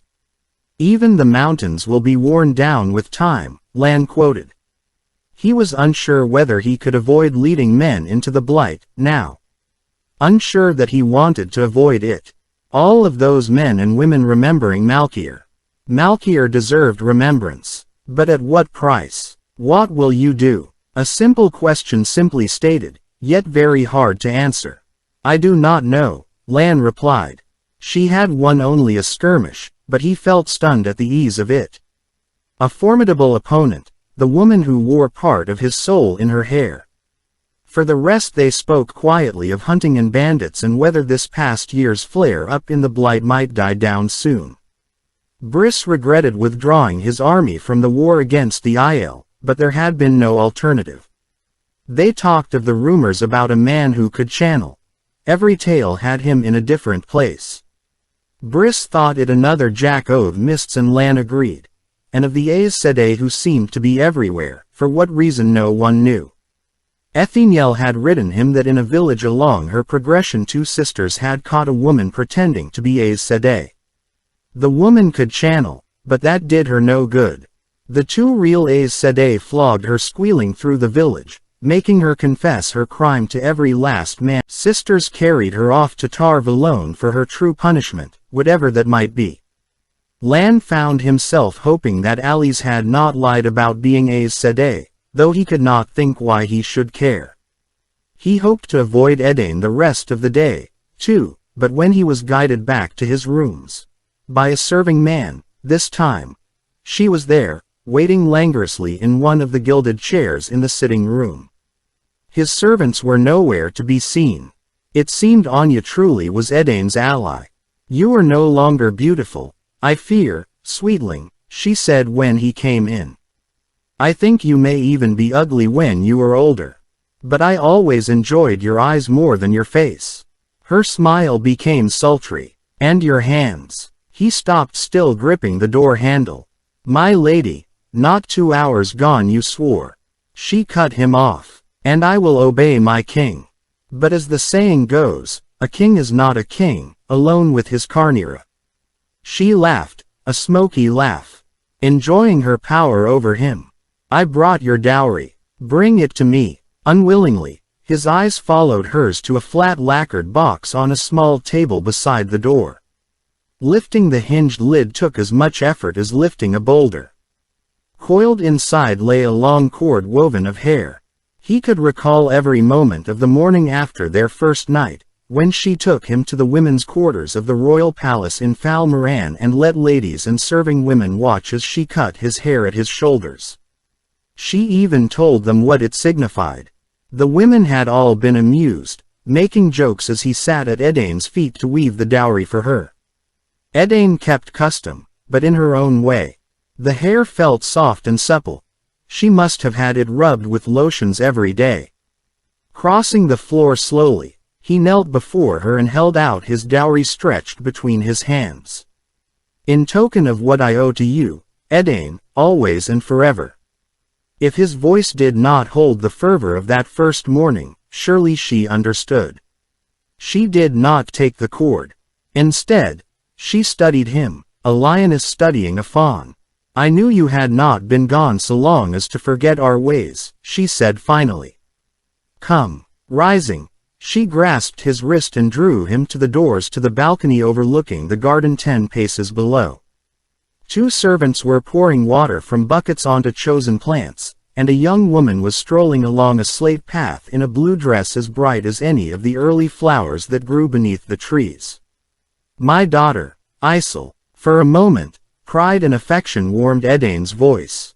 Do you remember her? She is 17, now. She hasn't chosen her carnera, yet. Young men were chosen by their carnera. Young women chose theirs. But I think it time she married anyway. He vaguely recalled a child who always had servants running, the blossom of her mother's heart, but his head had been full of Edain, then. Light, the woman filled his head now, just as the scent of her perfume filled his nose. The scent of her. She is as beautiful as her mother. Time you were married, too, sweetling. Since none of your female relatives is alive, it is up to me to arrange. She smiled warmly toward the girl below, a loving mother's smile. He gasped at what she seemed to be suggesting. At first he could not believe. Isel. He said hoarsely. Your daughter. She might keep custom in her own way, but this was scandalous.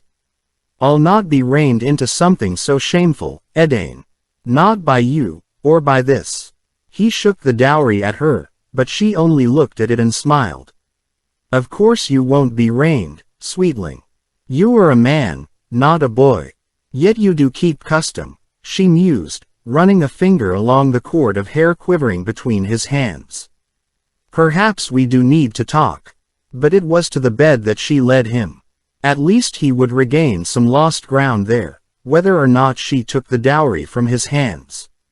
He was a man, not a fawn, however much the lioness she was. He was not surprised when she told him he could lay it aside to help her undress, though. Edain would never give up all of her advantage. Not until she presented his dowry to his bride on his wedding day. And he could see no way to stop that bride being Isel. Chapter 23 The Evening Star. Moiraine allowed herself a small smile as Lan's friends galloped after him. If he wanted to be away from her so quickly, then she had made some impression. A deeper one had to wait. So he thought she needed to avoid the rougher parts of Chachan, did he? The way she handled those bandits should have taught him better. Putting him out of her mind, she went in search of exactly those rougher quarters. When she and Siuan had been allowed a trip into Tar Valon as accepted, the common rooms Siuan liked to visit were always in that sort of area.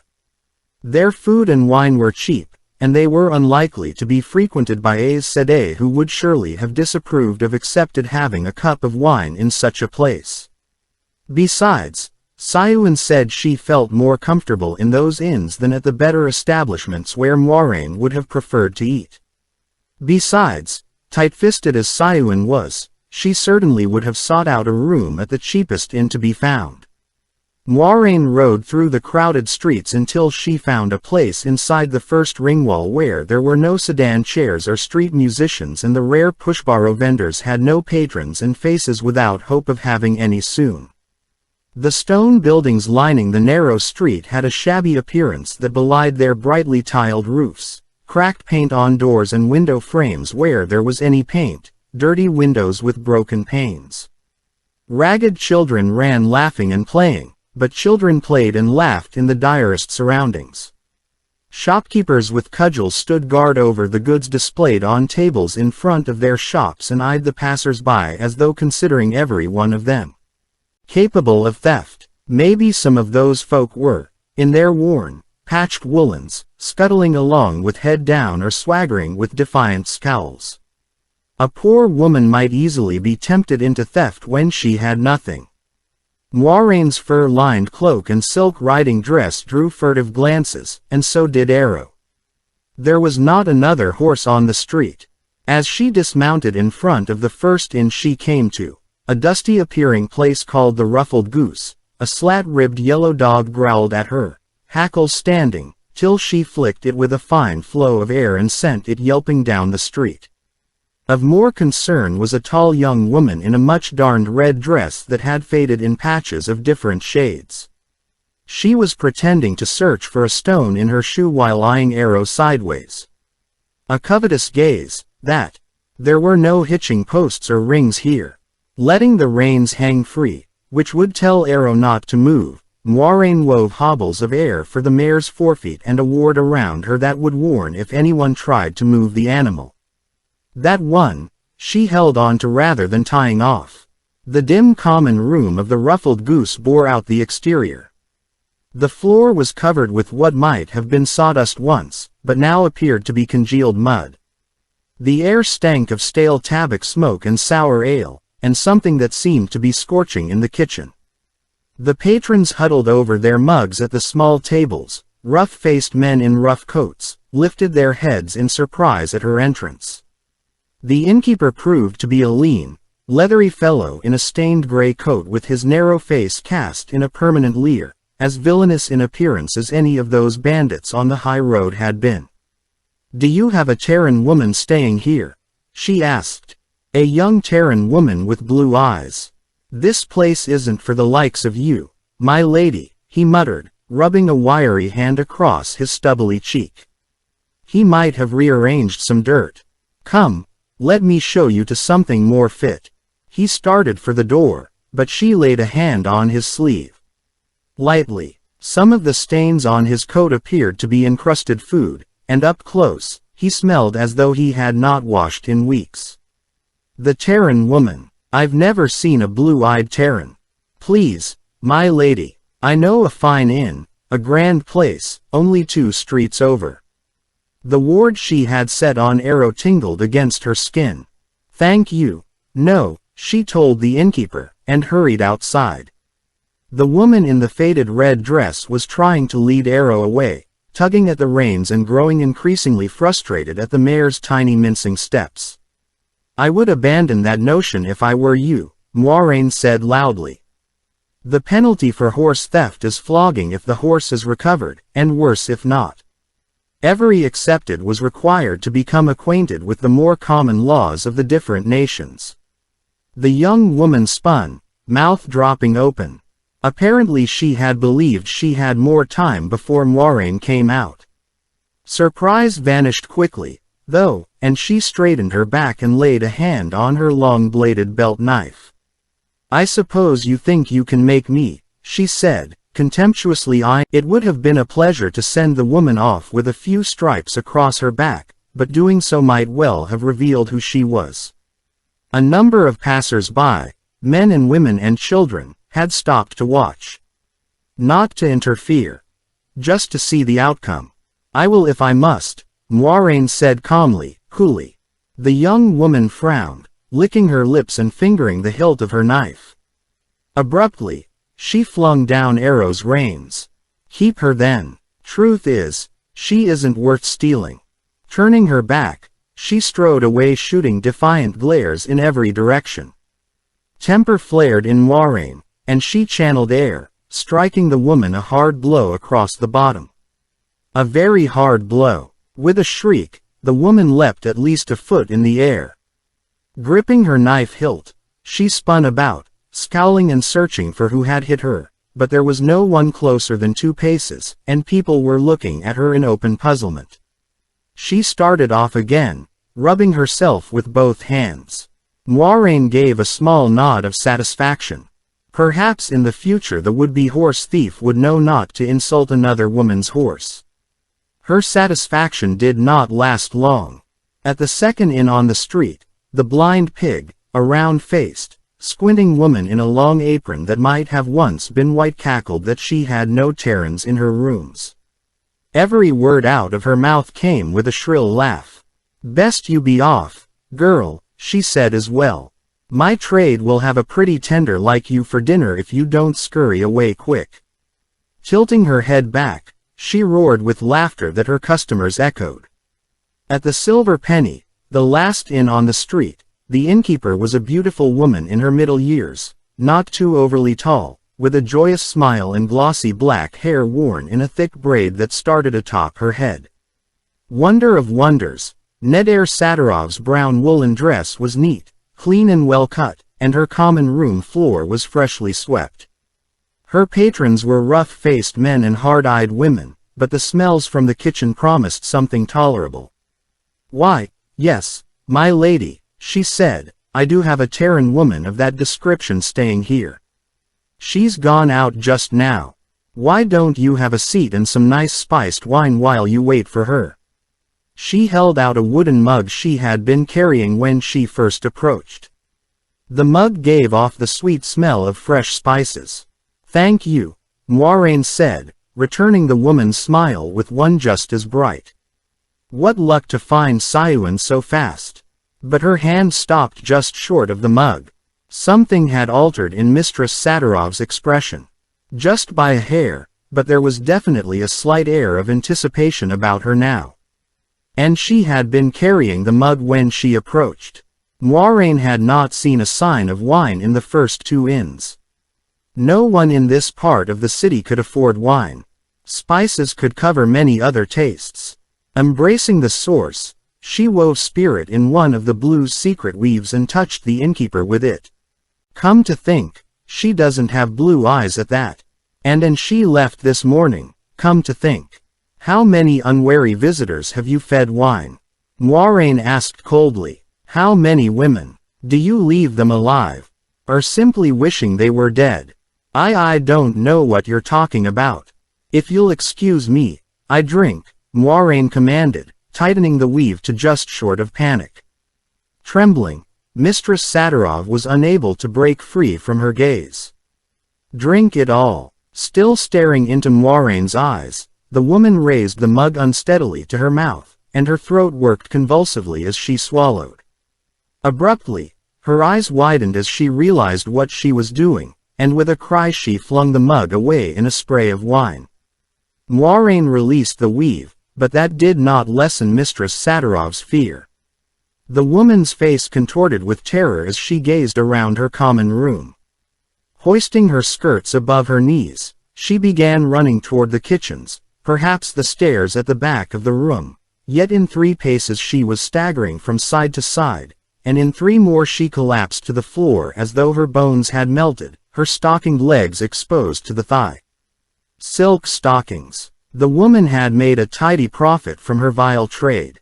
She waved her arms as though seeking to crawl, but there was no strength in them. Some of the men and women at the tables looked at Moiraine in wonderment, doubtless amazed that she was not the one lying on the floor, but most seemed to be studying Mistress Satirov's futile attempts to claw her way along. A wiry man with a long scar down his face gained a slow smile that never touched his eyes. A heavy-set fellow with a blacksmith's shoulders licked his lips. By twos and threes women began hurrying out into the street, many shrinking back from Moiraine as they passed her. Some of the men went, too. She joined the exodus without looking back. Sometimes justice came from other than laws or swords. That was how the rest of her day went, finding the scattered districts where people's clothes were worn and patched and everyone went afoot. In Chachan, a matter of 5 streets could take you from the homes and shops of craftsmen who were at least moderately prosperous to squalid poverty and back again. Rulers always tried to do something about those in need, if they were good and decent rulers, and she had heard that Etheniel was considered generous, yet every time one man was lifted from penury, another seemed to fall into it. That might not be fair, but it was the way of the world. The frustration of it was another reason she wanted to avoid the Sun Throne. She asked in common rooms filled with drunken shouts and laughter and in grim ones where the men and women at the tables seemed to want only to drown their troubles in drink, but no one admitted to seeing a blue-eyed young Terran woman. 3 more times she was offered wine under suspicious circumstances, but she did not repeat what she had done to Mistress Saturov. Not that she was not tempted, but word of that sort of thing would spread. Once might be dismissed as rumor. 4 was something else again. Any blue hearing about that would certainly suspect another blue was in the city. She disliked thinking that a blue sister could really be black, but any sister at all could be, and she needed to remain hidden as long as she could manage. Twice she was attacked by pairs of men who seized Arrow's bridle and tried to claw her from the saddle.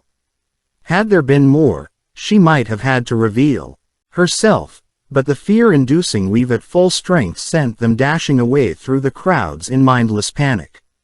Onlookers stared at the running men in amazement, obviously wondering why strong men intent on stealing a horse should suddenly flee, yet unless there was a wilder among them, no one was any the wiser. No fewer than 7 more times someone tried to steal Arrow while she was inside an inn. Once it was a pack of children she scattered with a shout, another time 6 young men who thought they could ignore her, until she sent them leaping and yelping their way down the street under a flurry of airwoven switches. It was not that Chachan was any more lawless than other cities, but she was in places where silk clothing and a fur-lined cloak and a fine horse were simply signs that she was ripe for plucking. Had she lost Arrow there, a magistrate might well have said it was her own fault. There was nothing for it but to grit her teeth and move on. Cold daylight began to settle toward yet another icy night. She was walking Arrow through lengthening shadows, eyeing darknesses that moved suspiciously in an alley and thinking that she would have to give up for today, when Sayuin came bustling up from behind. "I thought you might look down here when you came," Sayuin said, taking her elbow to hurry her along. She was wearing the same blue wool riding dress. Moiraine doubted she had even considered spending some of the coin Moiraine had given her on another. "I've been haunting these regions looking for you. Let's get inside before we freeze." Sayuin eyed those shadows in the alley, too, and absently fingered her belt knife, as if using the power could not deal with any 10 of them. Well, not without revealing themselves. Perhaps it was best to move quickly. "Not the quarter for you, Moiraine. There are fellows around here would bloody well have you for dinner before you knew you were in the pot." "Are you laughing or choking?" "Both," Moiraine replied with some difficulty. How often today had she heard some variation on her being something to be cooked and eaten if she was not careful? She had to stop and hug the other woman. "Oh, Sayuin, it is so good to see your face. Where are you staying?" "Somewhere that serves fish, I suppose. May I at least hope the beds lack fleas and lice?" "Maybe it isn't what you're used to," Sayuin replied, "but a sound roof to keep off rain is really all you need. And there are no sisters there, so you can chase fleas and lice to your heart's content. But we'd better hurry if we want to reach it before full dark." Moiraine sighed, and hurried. After dark was not a good time to be out near the sorts of places Sayuin favored. Sayuin, it turned out, had a room at a most respectable inn called the Evening Star, 3 sprawling stories of stone that catered to merchants of middling rank, especially women unwilling to be bothered by noise or rough sorts in the spacious common room. A pair of bull-shouldered fellows, leaning against blue-painted columns as they kept watch on the front door, made sure there was none of that. In truth, they were the only men in the room. A good many of the tables were taken by women, most in well-cut but plain woolens with only a brooch or earrings for jewelry and 2 with the chains of the Kandori merchants, gilt looping across their bosoms, though 3 in bright domani dresses, discussing something. Heatedly if in low voices, wore tall chain necklaces of gold that covered their entire necks. A gray-haired woman plying her hammers on a dulcimer was striking a quiet yet merry tune, and the smells from the kitchen spoke of lamb roasting, not fish. The innkeeper, Aileen Talvina, was a lean woman with an air of brooking little nonsense, in a gray dress embroidered with a sprinkling of blue flowers on the shoulders. She had no rooms free, but she made no objection to Moiraine joining Sayuan. So long as the extra for 2 is paid, she added, holding out a hand.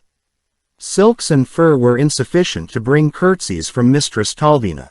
I can chase fleas to my heart's content, Moiraine said, hanging her cloak on a peg in Sayuan's small room on the top floor. At least it was warm, with a stove built under the not very wide bed, and tidy. Sayuan was never untidy. I am surprised you are staying here. The extra had been a silver penny, which meant Sayuan must be paying too. You'll just have to call the fleas first. Why surprised? Sayuan settled cross-legged on the bed, yet she all but bounced. She seemed invigorated since Canluam. A goal always made Sayuan bubble with enthusiasm. Moiraine did not answer the question.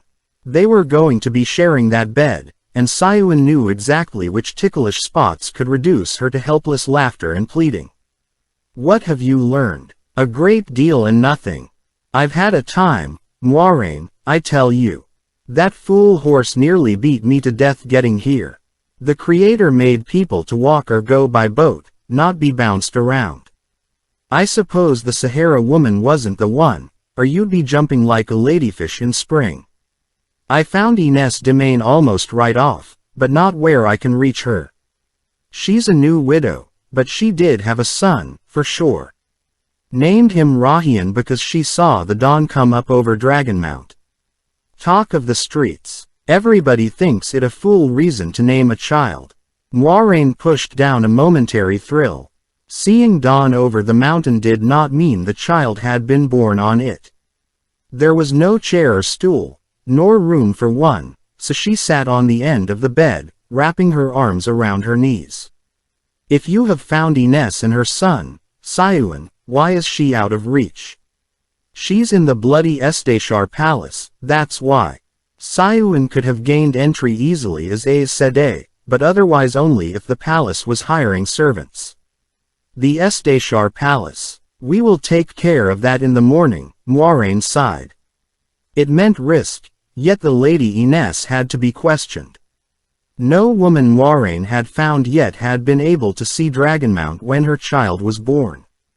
Have you seen any sign of the Black Aja? She had to get used to saying that name. Sayuan frowned at her lap and fingered her divided skirt. This is a strange city, Moiraine, she said finally.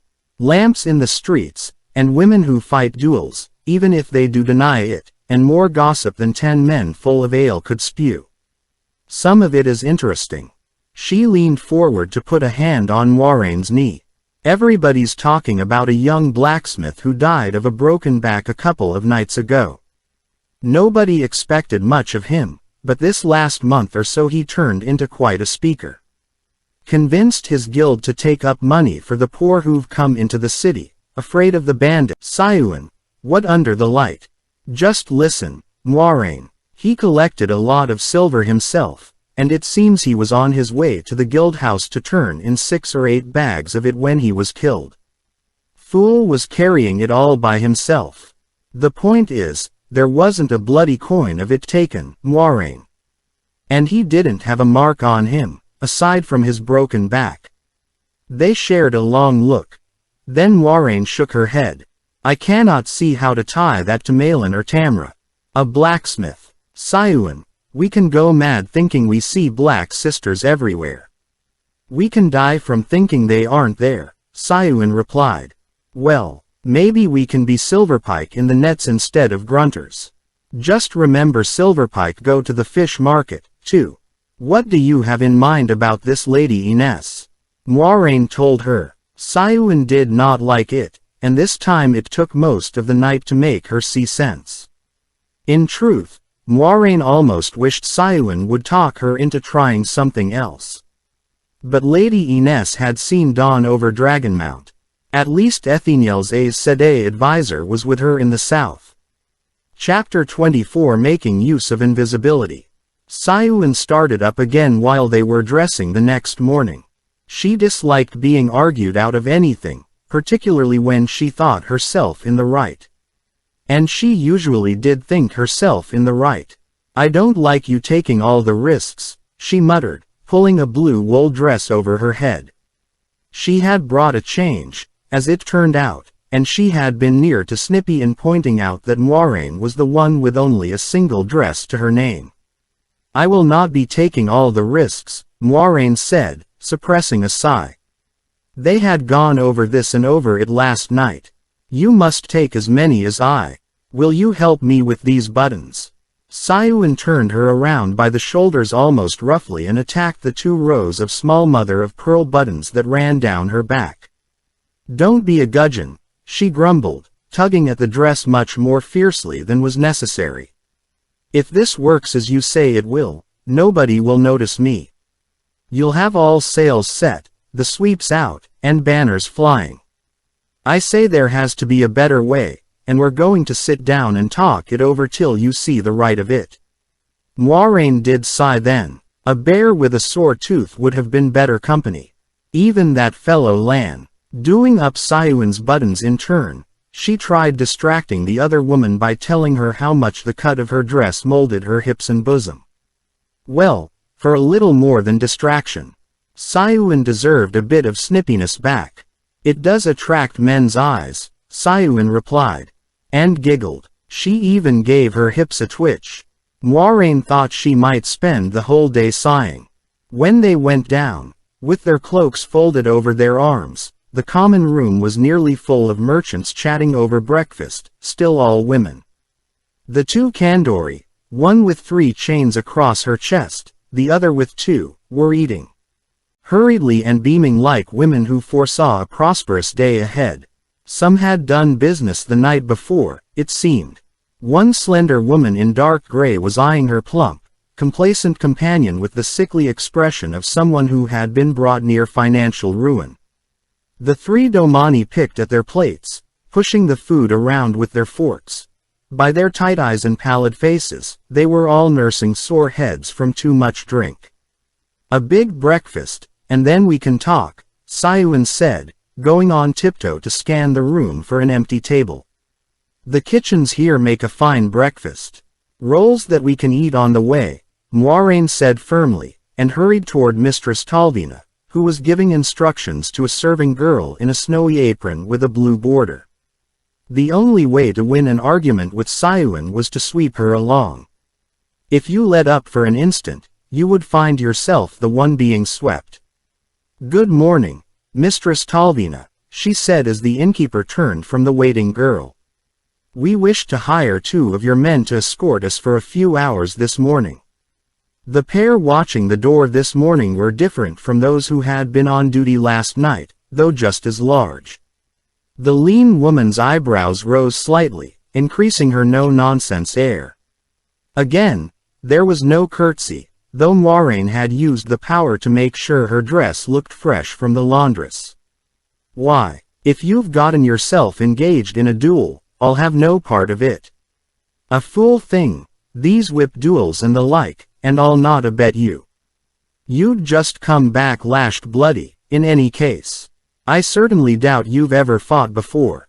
Moiraine bit her tongue. Siuan said the innkeeper had all sorts of rules, from locking the outside doors at midnight to no male visitors in rooms, and enforced them strictly, but she would not have spoken so had she known they were Aes Sedai. "I wish to visit a banker," she said once she could trust herself to speak. Getting them thrown out of Sayuan's room would not be a disaster, but it would be inconvenient. They had a great deal to do today. A good and reputable banker. "Do you know of one nearby?" As it happened, Mistress Talvina did, the one she herself used, and for that purpose, she was willing to have 2 of her watchers, as she called them, rousted from their rooms over the stable, for an amount Moiraine was sure at least doubled their daily wage. She paid at once, though. Objecting would only waste time, and might drive the price up. Aileen Talvina did not look like a woman who bargained. Soon enough, she and Sayuan were sitting facing each other in a large sedan chair borne by 4 wiry men who hardly looked strong enough to bear the weight, though they trotted up the crowded streets much more easily than the pair of tall men who escorted the chair carrying long, brass-studded cudgels. "This isn't going to work," Sayuan muttered between gnaws at a large, crusty roll. "If you think we need more money, all right. Though you do fling it around, Moiraine. But, burn me, this scheme of yours will never work. We'll be netted right away. They'll probably send for a sister. If there isn't one there already. I tell you, we have to find another way." Moiraine pretended to be too busy eating her own roll, still warm from the oven, to answer. Besides, she was hungry. If they encountered another Aes Sedai, the flutter in her belly was hunger, not fear. But you could think a lie. Her plan had to work. There was no other way.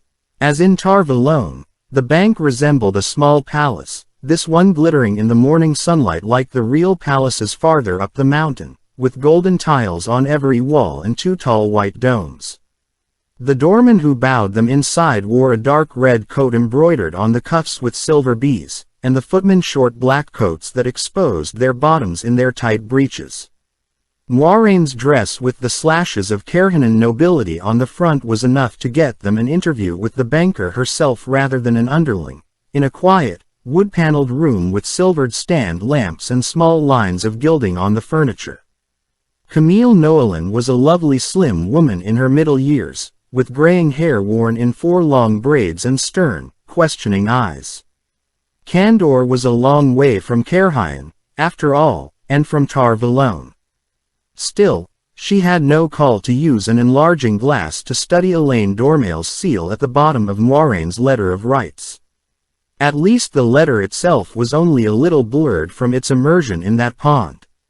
It was not the largest she carried, yet even so it produced an imposing pile of gold in 10 leather pouches stacked on the banker's writing table, even after the steep discount for the distance between the 2 banks.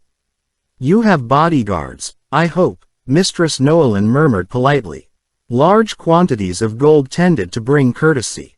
"Is Chachan so lawless 2 women are not safe by daylight?" Moiraine asked her coolly. An enlarging glass. "I think our business is done."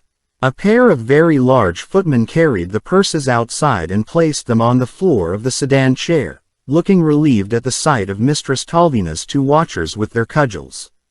The bearers hoisted the extra weight effortlessly, it seemed. Even that blacksmith must have staggered, loaded down like a mule, Sayuan muttered, towing the purses piled between them. Who could have broken his back that way? Fish guts. Whatever the reason, Moiraine, it must be the Black Ajah.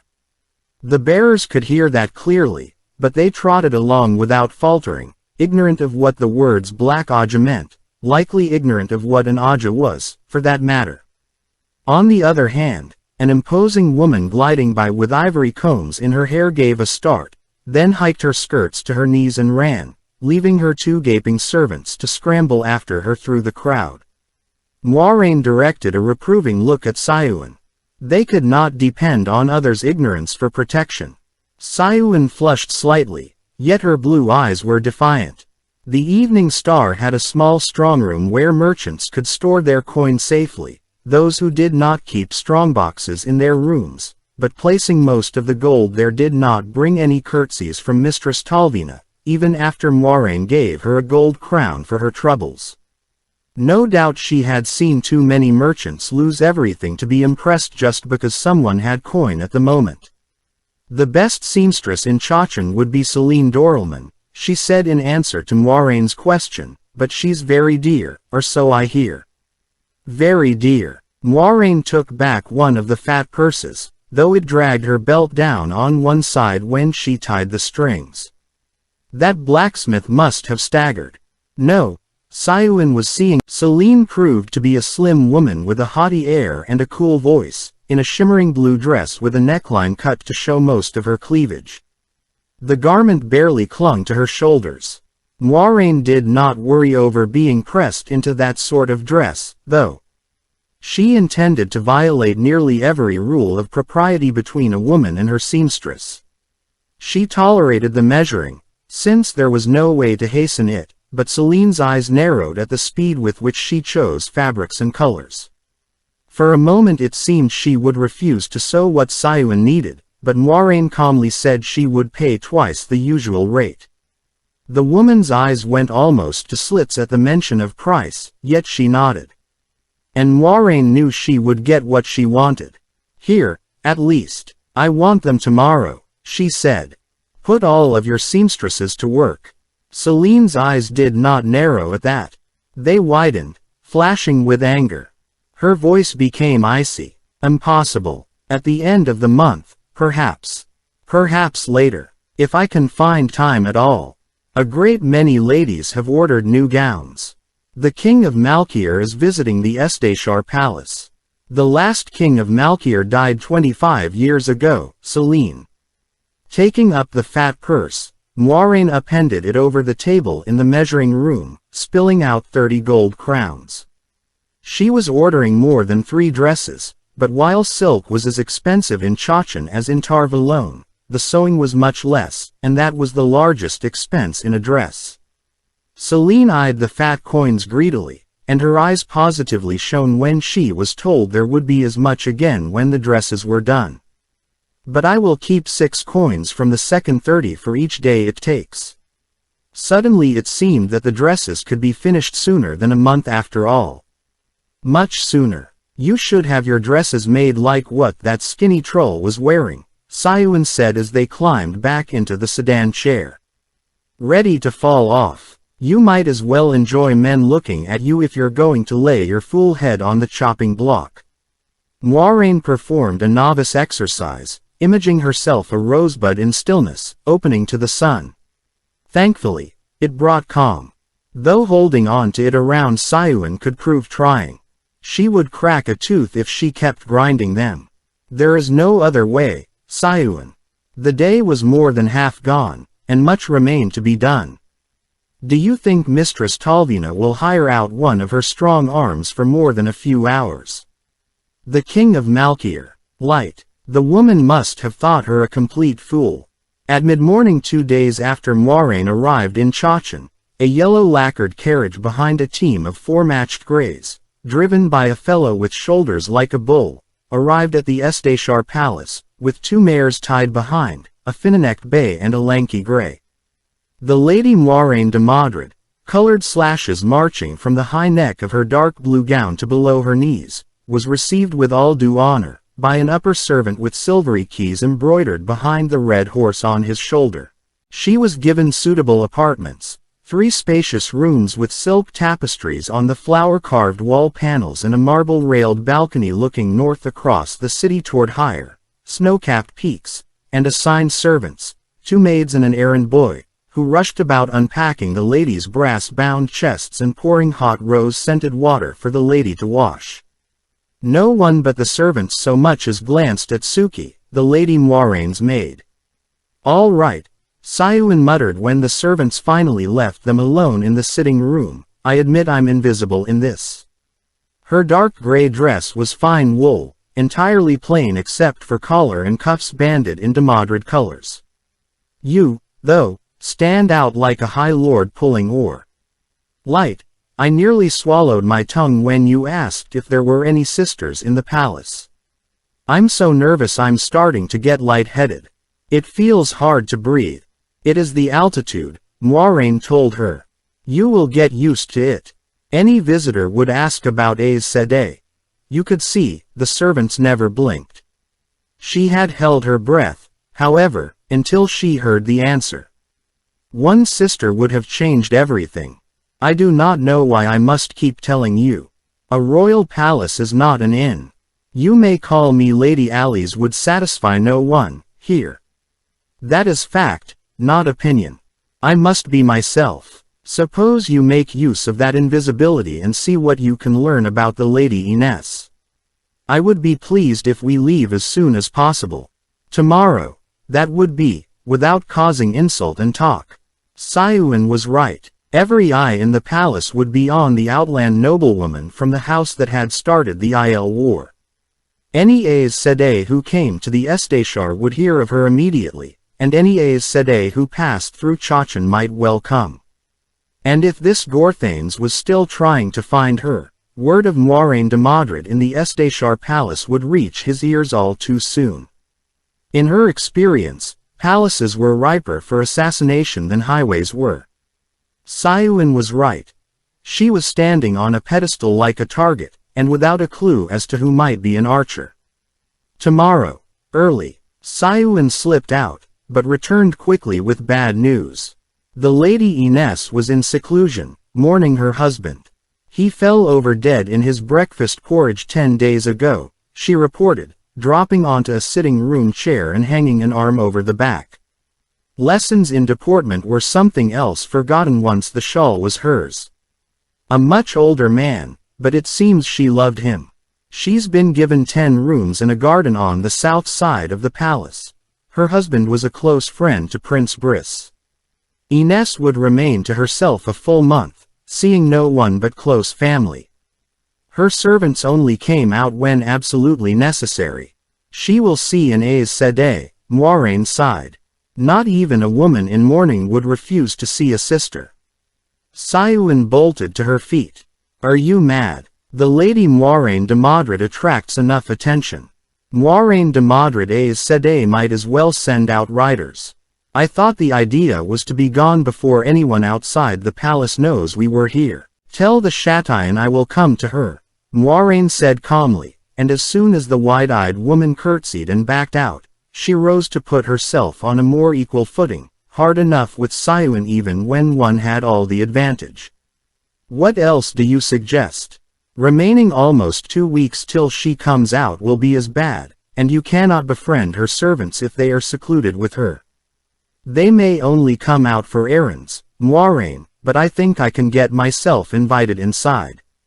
Moiraine started to say that might take as long as the other, but Sayuan took her firmly by the shoulders and turned her around, eyeing her up and down critically. A lady's maid is supposed to make sure her mistress is properly dressed, she said, and gave Moiraine a push toward the door. Go. The Châtillon is waiting for you. And with any luck, a young footman named Cal is waiting for Suki. Chapter 25 An Answer. The Châtillon indeed was waiting, a tall handsome woman, wrapped in dignity and frosty at being made to wait. Her hazel eyes could have chilled wine. Any queen who got on the wrong side of a Châtillon was a fool, so Moiraine made herself pleasant as the woman escorted her through the halls. She thought she made some progress in melting that frost, but it was difficult to concentrate. A young footman. She did not know whether Sayuan had ever been with a man, but surely she would not just to reach Ines' servants. Not a footman. Statues and tapestries lined the hallways, most surprising for what she knew of the borderlands. Marble carvings of women with flowers or children playing, silk weavings of fields of flowers and nobles in gardens, and only a few hunting scenes, without a single battle shown anywhere.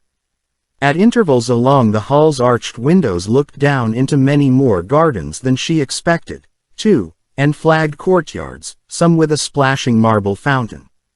In one of those, she saw something that pushed questions about Sayuan and a footman to the back of her mind. It was a simple courtyard, without fountain or columned walk, and men stood in rows along the walls watching 2 others, stripped to the waist and fighting with wooden practice swords. Rhine and Bukama. It was fighting, if in practice. Blows landed on flesh hard enough for her to hear the thuds.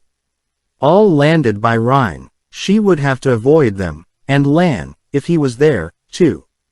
He had not bothered to hide his doubts, and he might raise questions she did not dare have asked. Was she Moiraine or Ali's? Worse, was she Aes Sedai or a Wilder pretending?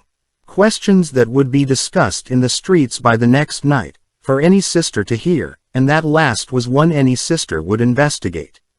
Fortunately, 3 wandering soldiers would hardly be present anywhere she was. In bright colors belted high beneath their breasts and embroidered down the arms and along the hems of their skirts. Liveried servants offered sweetmeats and nuts. Moiraine thought she might get a sore neck from looking up. The shortest of the women was taller than Siuan, and they all stood very straight. Their necks would have bent a little for a sister, men's and women's alike, but they knew themselves the equals of the Lady Moiraine. The talk ranged from music and the best musicians among the nobles at court to the rigors of travel, from whether to credit rumors of a man who could channel to why so many Aes Sedai seemed to be about, and Moiraine found it difficult to maintain the expected light wittiness. She cared little for music and less for whoever played the instruments. In Caerhyen, musicians were hired and forgotten. Everyone knew that travel was arduous, with no assurance of beds or decent food at the end of the day's 20 or 30 miles, and that was when the weather was good. Obviously some of the sisters were about because of rumors about the man, and others to tighten ties that might have loosened during the Aiel War, to make sure thrones and houses understood they were still expected to meet their obligations to the tower, both public and private. If an Aes Sedai had not come to the Estachar yet, one soon would, reason enough for her to make heavy going of idle chat. That and thinking about other reasons for sisters to be wandering. The men put a good face on it, but she thought the women found her particularly dull. When Briss's children were brought in, Moiraine felt a great relief. Having his children introduced to her was a sign of acceptance to his household, but more, it signaled the end of the audience.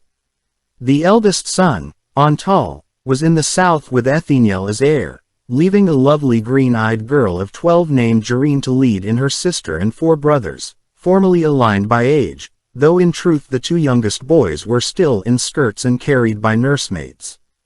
Stifling her impatience to find out what Siuan had learned, Moiraine complimented the children on their behavior, encouraged them at their lessons.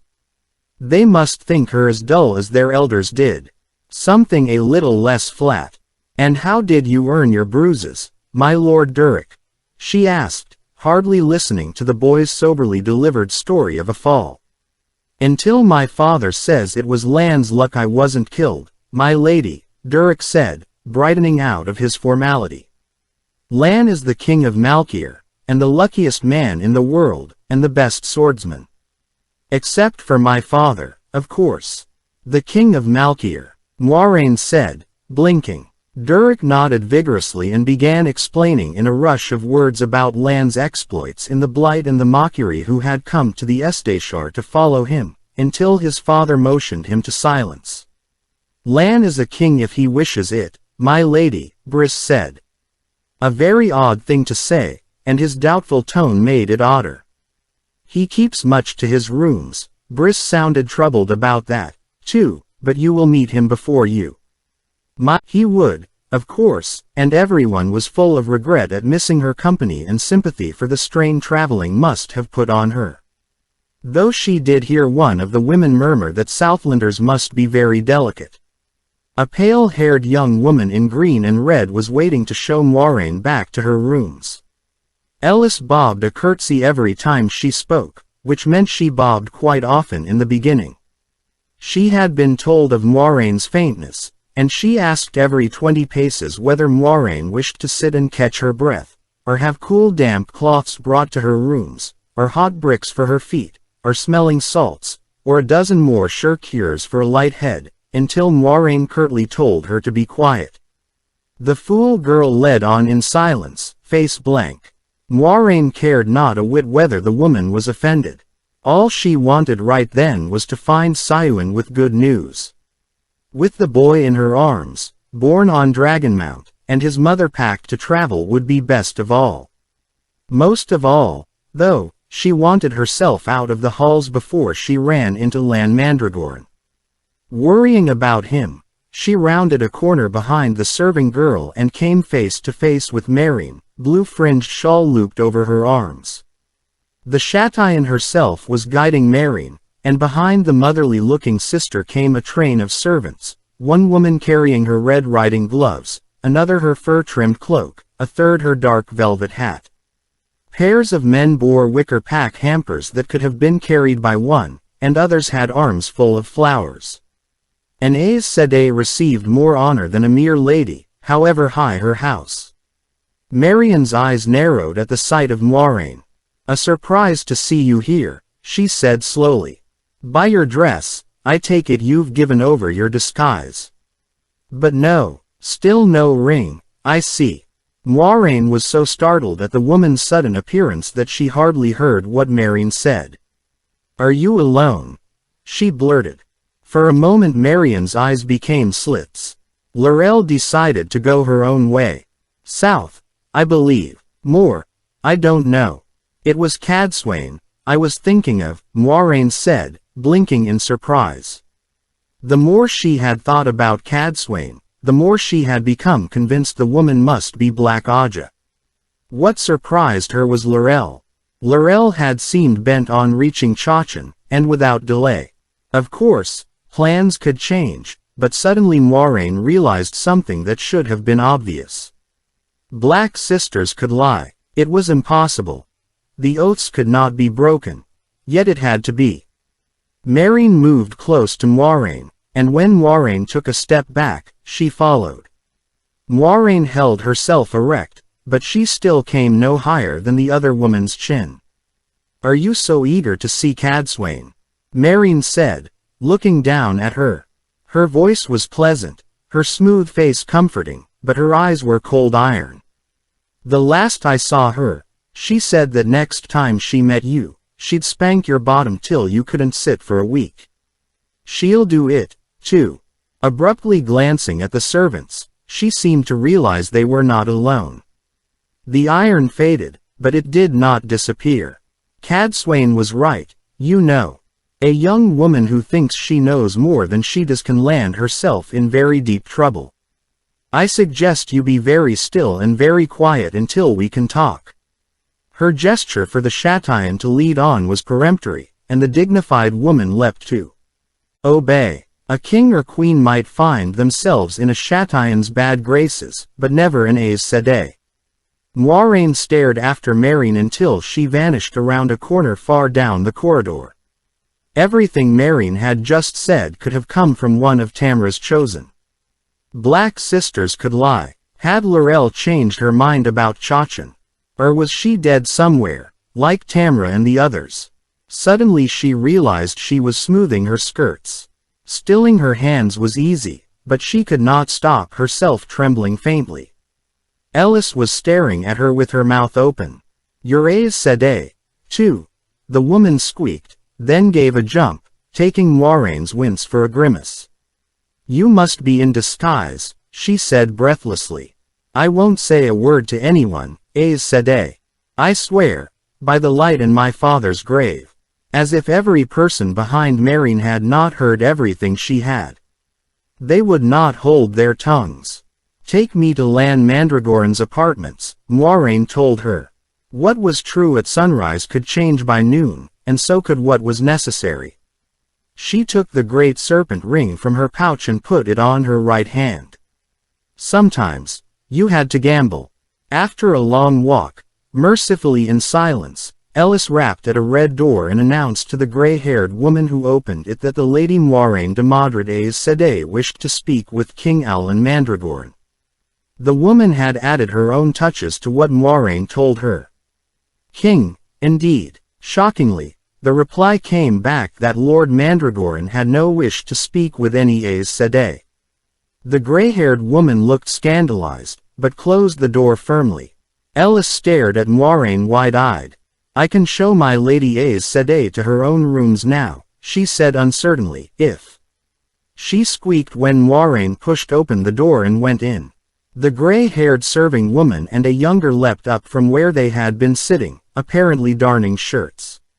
A bony young man scrambled awkwardly to his feet beside the fireplace, looking to the women for instruction. They simply stared at Moiraine until she raised a questioning eyebrow. Then the gray-haired woman pointed to one of the two doors leading deeper into the apartments. The door she pointed to led to a sitting room much like Moiraine's own, but all of the gilded chairs had been moved back against the walls and the flowered carpets rolled up. Shirtless, Lan was practicing the sword in the cleared area. A small golden locket swung at his neck as he moved, his blade a blur. Sweat covered him, and the wounds she had healed him of had been replaced by claw marks from some wild animal on his back. Or marks left by a woman. Could this cold man actually inspire such passion in a woman that she felt her cheeks heating at the image that popped into her head. Let him have as many women as he wished, so long as he did what she wished. He spun gracefully out of the forms to face her, the point of his sword grounding on the floor tiles. He still did not quite meet her gaze, in that strange way he and Bukama had. His hair hung damply, clinging to his face despite the leather cord, but he was not breathing hard. "You," he growled, "so you are Aes Sedai and a Demodred today. I've no time for your games, Kaerhanan. I am waiting for someone." Cold blue eyes flickered to the door behind her. Oddly, what appeared to be a cord, the inner handle in an elaborate knot.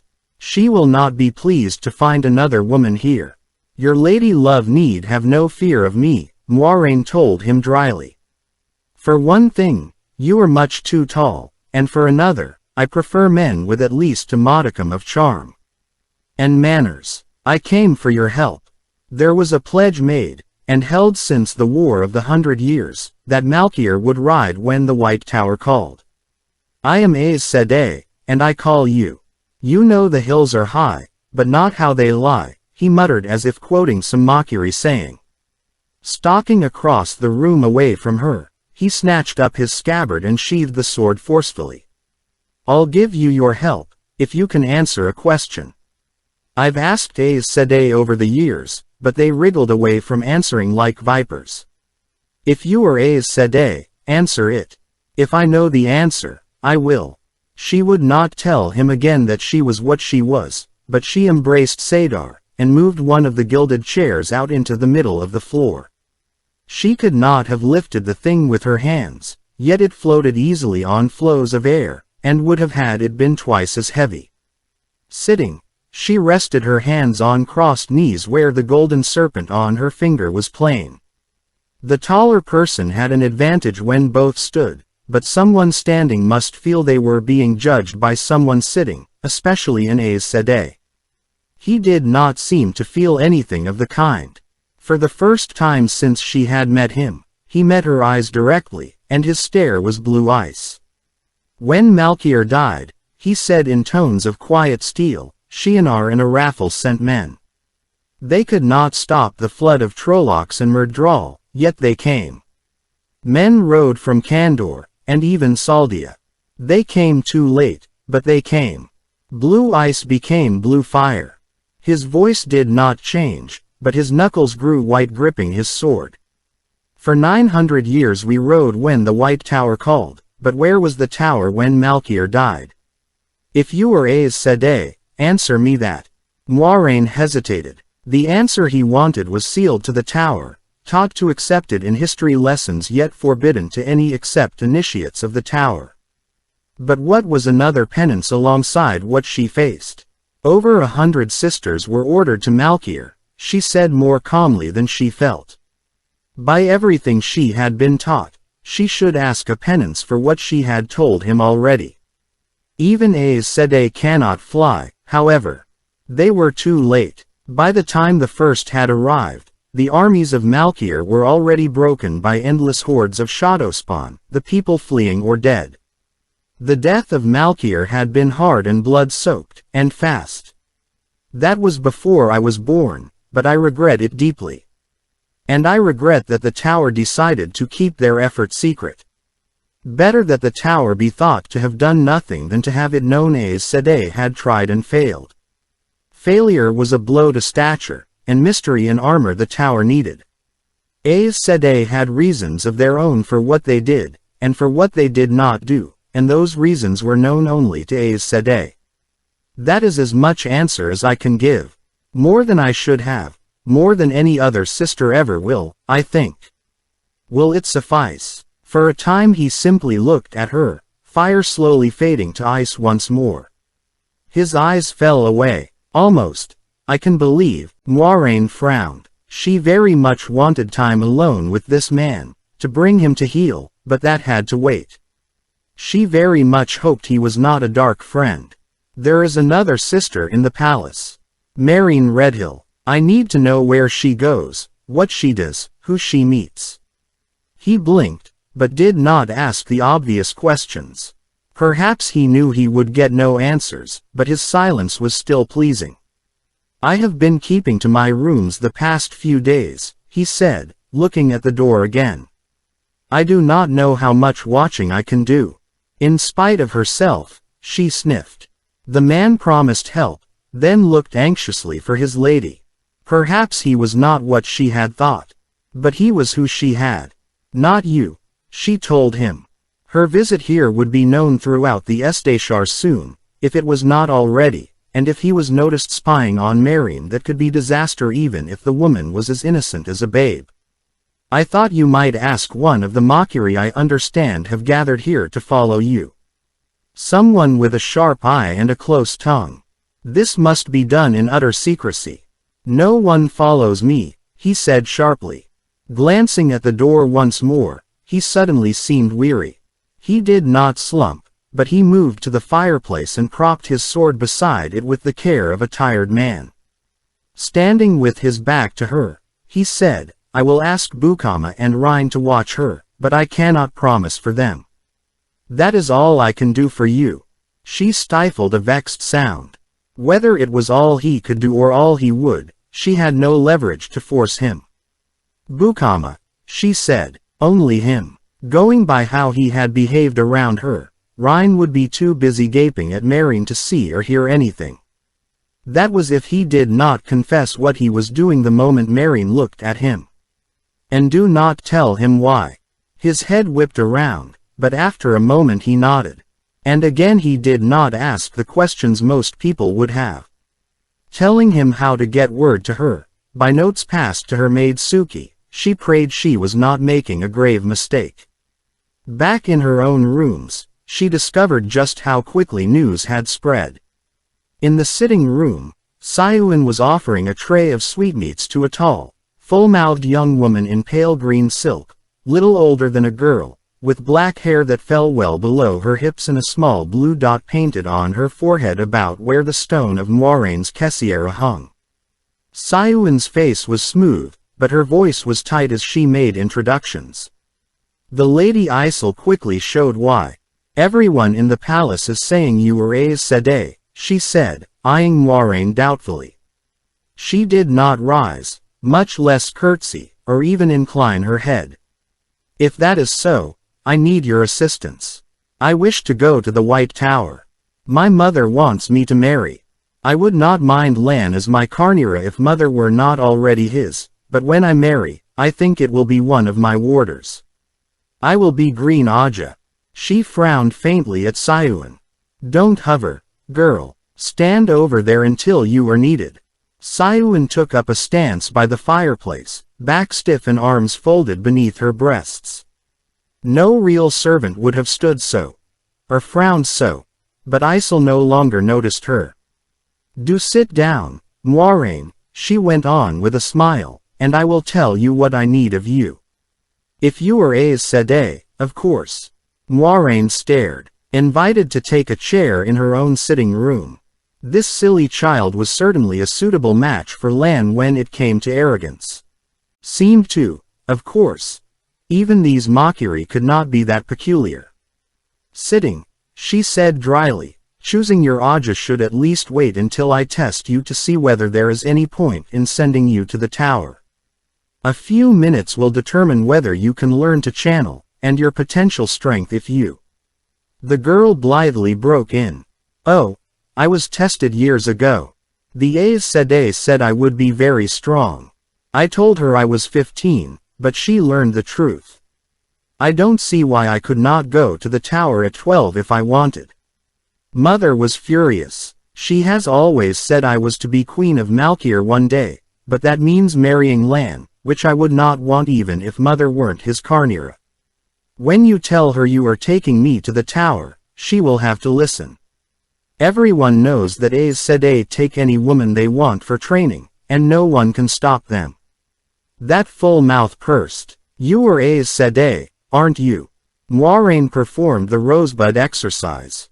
If you want to go to Tar Valon, then go. I certainly do not have time to escort you. You will find sisters there about whom you can have no doubts. Suki, will you show the Lady Ysel out? No doubt she does not wish to delay in setting off before her mother catches her. The chit was all indignation, of course, but Moiraine wanted only to see the back of her, and Sayuin very nearly pushed her out into the corridor protesting every step of the way.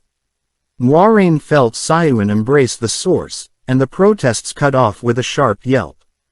That one, Sayuin said as she came back dusting her hands, won't last a month if she can equal Cadsuane.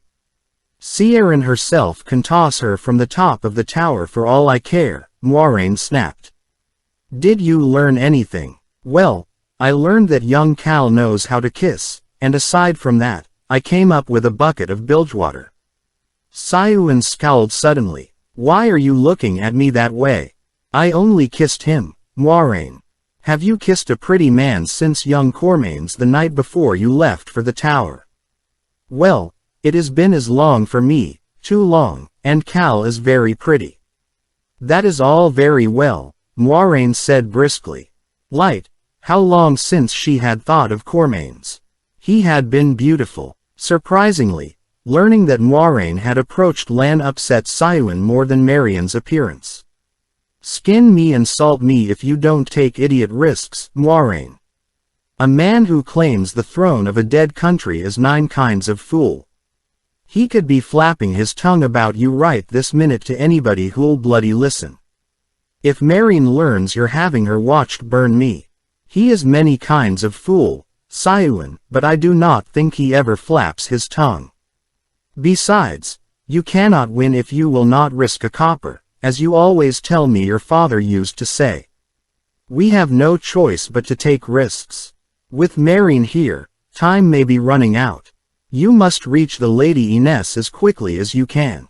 I'll do what I can, Sayuin muttered, and stalked out squaring her shoulders as if for a struggle. But she was smoothing her skirt over her hips, too. Moiraine hoped matters were not going to proceed beyond kissing. Sayuin's business if it did, but that sort of thing was foolish. Especially with a footman. Night had long since fallen and she was trying to read by lamplight when Sayuin returned. Moiraine set her book aside. She had been staring at the same page for the past hour. This time, Sayuin did have news, delivered while digging through her woolen dresses and shifts. For one thing, she had been approached on her way back to Moiraine's rooms by a gristly old stork who asked if she was Suki, then told her Marian had spent almost the entire day with Prince Briss before retiring to her apartments for the night. No clue there to anything. More importantly, Sayuin had been able to bring up Rahian in casual conversation with Cal.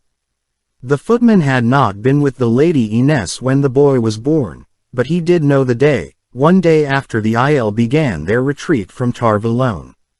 Moiraine and Sayuin shared a long look over that. One day after Jatera Moriso had made her foretelling of the dragon's rebirth and dropped dead from the shock of it. Dawn over the mountain, and born during the 10 days before that sudden thaw. Anyway, Sayuin went on, beginning to make a bundle of clothes and stockings. I led Cal to believe I'd been dismissed from your service for spilling wine on your dress, and he's offered me a bed with the Lady Ines servants. He thinks he might be able to get me a place with his lady. She snorted with amusement, then caught Moiraine's eyes and snorted again, more roughly. It isn't his bloody bed, Moiraine. And if it was, well, he has a gentle manner and the prettiest brown eyes you've ever seen. One of these days, you're going to find yourself ready to do more than dream about some man, and I hope I'm there to see it. Do not talk nonsense, Moiraine told her. The task in front of them was too important to spare thoughts for men. In the way Siuan meant, at least. Meereen had spent all day with Briss. Without going near Lady Ines. One of Tamra's chosen or Black Aja, that made no sense, and it went beyond credibility to believe Meereen was not one or the other. She was missing something, and that worried her. What she did not know could kill her. Worse, it could kill the dragon reborn in his cradle. Chapter 26. When to surrender. Lan slipped through the corridors of the Esteshar alone, using every bit of the skill he had learned in the Blight, taking care not to round a corner until he was certain the hallway ahead was empty. Wrapped in the Kodi, he could almost feel it whenever someone entered the corridor behind him, feel the beginning of another presence and duck out of sight through an open door or an archway before whoever it was could see him. He might have been a ghost. Anya and Esne took Edain's commands ahead of his, now, as though they believed that some part of Mockery ways. She might have told them it was. Bulin remained loyal. He believed so, but he expected that anyone in the Esteshar wearing livery would tell Edain where to find him. Since leaving his rooms, and only a feel for direction let him find himself again. He felt a fool for wearing his sword. Steel was no use in this battle. But he felt naked without it, and naked was one thing he could not afford to be against Edain. A flicker of movement made him flatten himself against the wall behind a statue of a woman clad in clouds, her arms full of flowers. Just in time, two women came out of the crossing corridor ahead, pausing in close conversation. Isel and the Aes Sedai, Meereen. He was as still as the stone he hid behind. It was motion that attracted eyes. He did not like skulking, but while Edain was untying the knot in his dowry that had kept him penned for 2 days, she had made it clear that she intended to announce his marriage to Isel soon. Bukama had been right. Edain used his dowry like reins.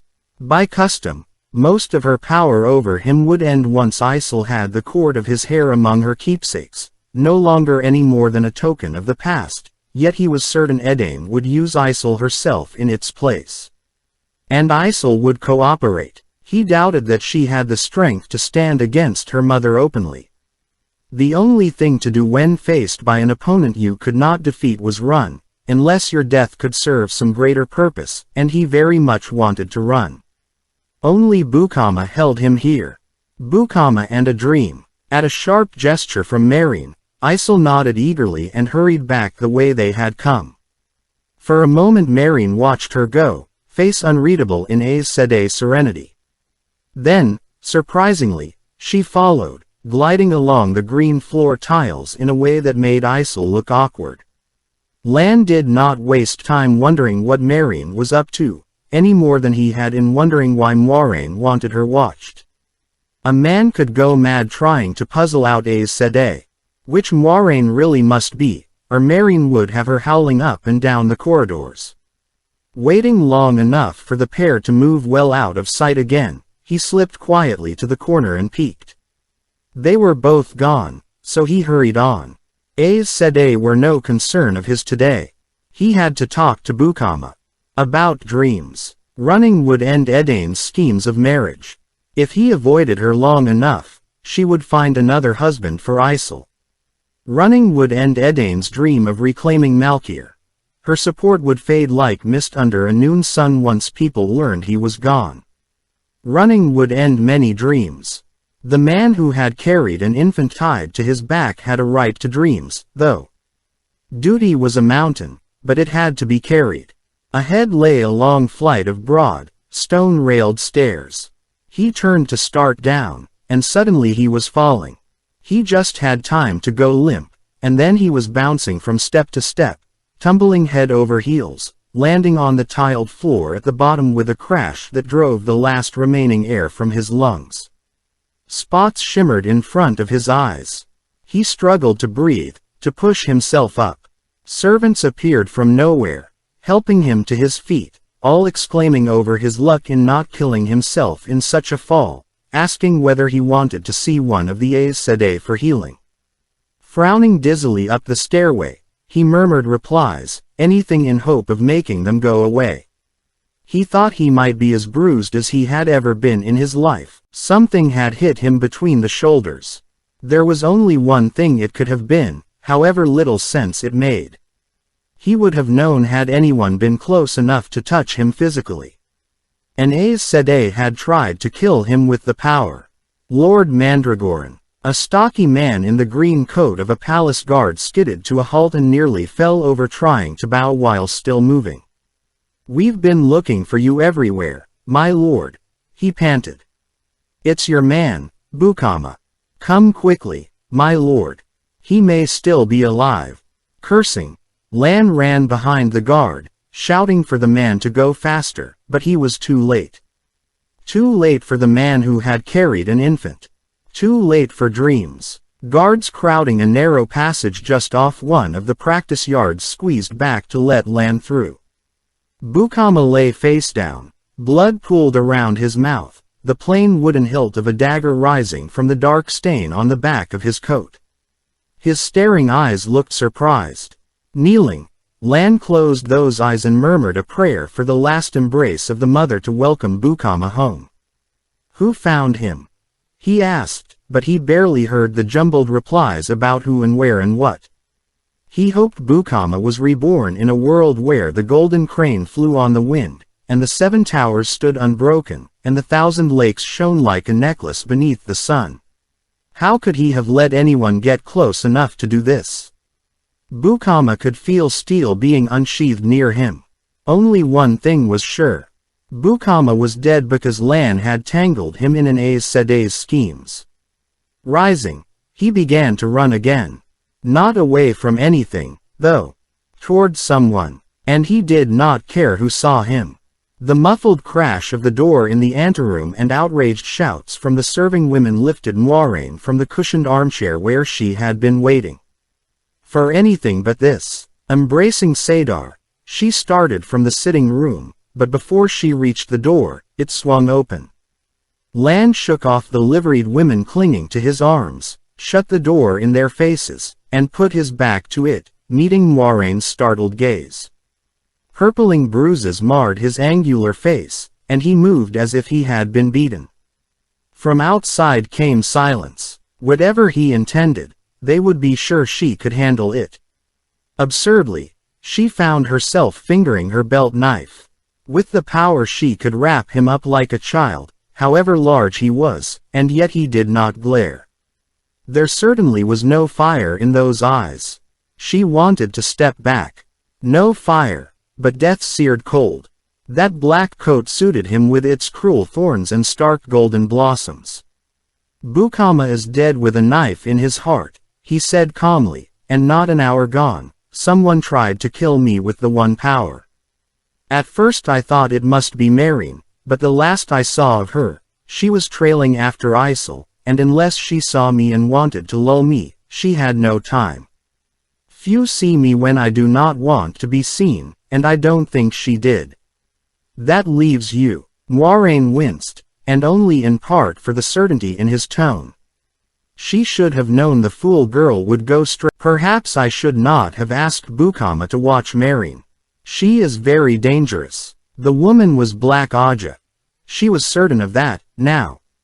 Sisters might make painful examples of people caught snooping, but they did not kill them. But what to do about her? Certainty was not proof, surely not proof that would stand up before the Amyrlin seat. And if Ciaran herself was black, not a worry she could do anything about now. What was the woman doing wasting any time at all with Isol? "If you care for the girl, I suggest you find her as quickly as possible and keep her away from Meereen." Lan grunted. "All Aes Sedai are dangerous. Isol is safe enough for the moment. I saw her on my way here, hurrying somewhere with Briss and Durek." "Why did Bukama die, Aes Sedai?" What did I snare him in for you? Moiraine flung up a hand for silence, and a tiny part of her was surprised when he obeyed. The rest of her thought furiously. Meereen with Isol. Isol with Briss and Durek. Meereen had tried to kill Lan. Suddenly she saw a pattern, perfect in every line. It made no sense, but she did not doubt it was real. Durek told me you are the luckiest man in the world, she said, leaning toward Lan intently, and for his sake, I hope he was right. Where would Briss go for absolute privacy?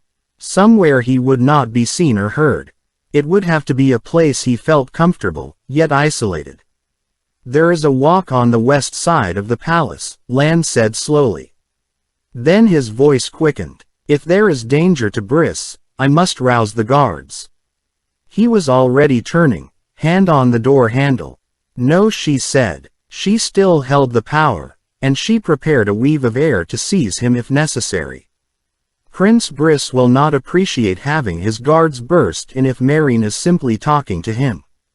And if she is not talking, he demanded. Then there is not enough time for rousing the guards, if they would come. We have no proof of anything against her, Lan. Suspicions against the word of an Aes Sedai. His head jerked angrily, and he growled something about Aes Sedai that she deliberately did not hear. She would have had to make him smart for it, and there was no time. Take me to this walk, Lan. Let Aes Sedai deal with Aes Sedai. And let us hurry. If Meereen did any talking, Moiraine did not expect her to talk for long. Hurry, Lan surely did, long legs flashing as he ran. All she could do was gather her skirts high and run after him, ignoring the stares and murmurs of servants and others in the corridors at her exposure of stockinged legs, thanking the light that the man did not outpace her. She let the power fill her as she ran, till sweetness and joy bordered pain in their intensity, and tried to plan what she would do, what she could do, against a woman considerably stronger than she, a woman who had been Aes Sedai more than 100 years before her own great-grandmother was born. She wished she were not so afraid. She wished Siuan were with her. The mad dash led through glittering state chambers, along statuary-lined hallways, and suddenly they were into the open, the sounds of the palace left behind, on a long stone-railed walk 20 paces wide with a vista across the city roofs far below. A cold wind blew like a storm, tugging at her skirts. Meereen was there, twisting futilely against bonds and gags of air. Isol was frowning at the prince and his son, and surprisingly, further down the walk stood a glowering Rhine, his arms folded across his chest. So he was a dark friend. And I could hardly bring Lord Durek to you without his father, Isol was saying petulantly. I did make sure no one knows, but why? Weaving a shield of spirit, Moiraine hurled it at Meereen with every shred of the power in her, hoping against hope to cut the woman off from the source. The shield struck and splintered. Meereen was too strong, drawing too near her capacity. She knew she had caught the Blue Sister. The Black Sister. By surprise, but Meereen did not even blink. You did well enough killing the spy, Rhine, she said calmly as she wove a gag of air to stop up Isol's mouth and bonds that held the girl stiff and wide-eyed. See if you can make certain of the younger one this time. You did say you were a better swordsman. Everything seemed to happen at once. Rhine rushed forward, scowling, the bells in his braids chiming. Lan barely got his own sword out in time to meet him. And before the first clash of steel on steel, Meereen struck at Moiraine with the same weave she herself had used, but stronger. In horror, Moiraine realized that Meereen might have sufficient strength remaining to shield her even while she was embracing as much of Saidar as she could. Frantically she struck out with air and fire, and Meereen grunted as the severed flows snapped back into her. In the brief interval, Moiraine tried to slice the flows holding Durek and the others, but before her weave touched Meereen's, Meereen sliced hers instead, and this time Meereen's attempted shield actually touched her before she could cut it. Moiraine's stomach tried to tie itself in a knot. You appear too often, Moiraine, Meereen said as though they were simply chatting. She looked as if there were no more to it, serene and motherly, not in the slightest perturbed. I fear I must ask you how, and why. Moiraine just managed to sever a weave of fire that would have burned off her clothes and perhaps most of her skin, and Meereen smiled, a mother amused at the mischief young women get up to. Don't worry, child, I'll heal you to answer my questions. And answer, you will. Out here, no one will hear your screams.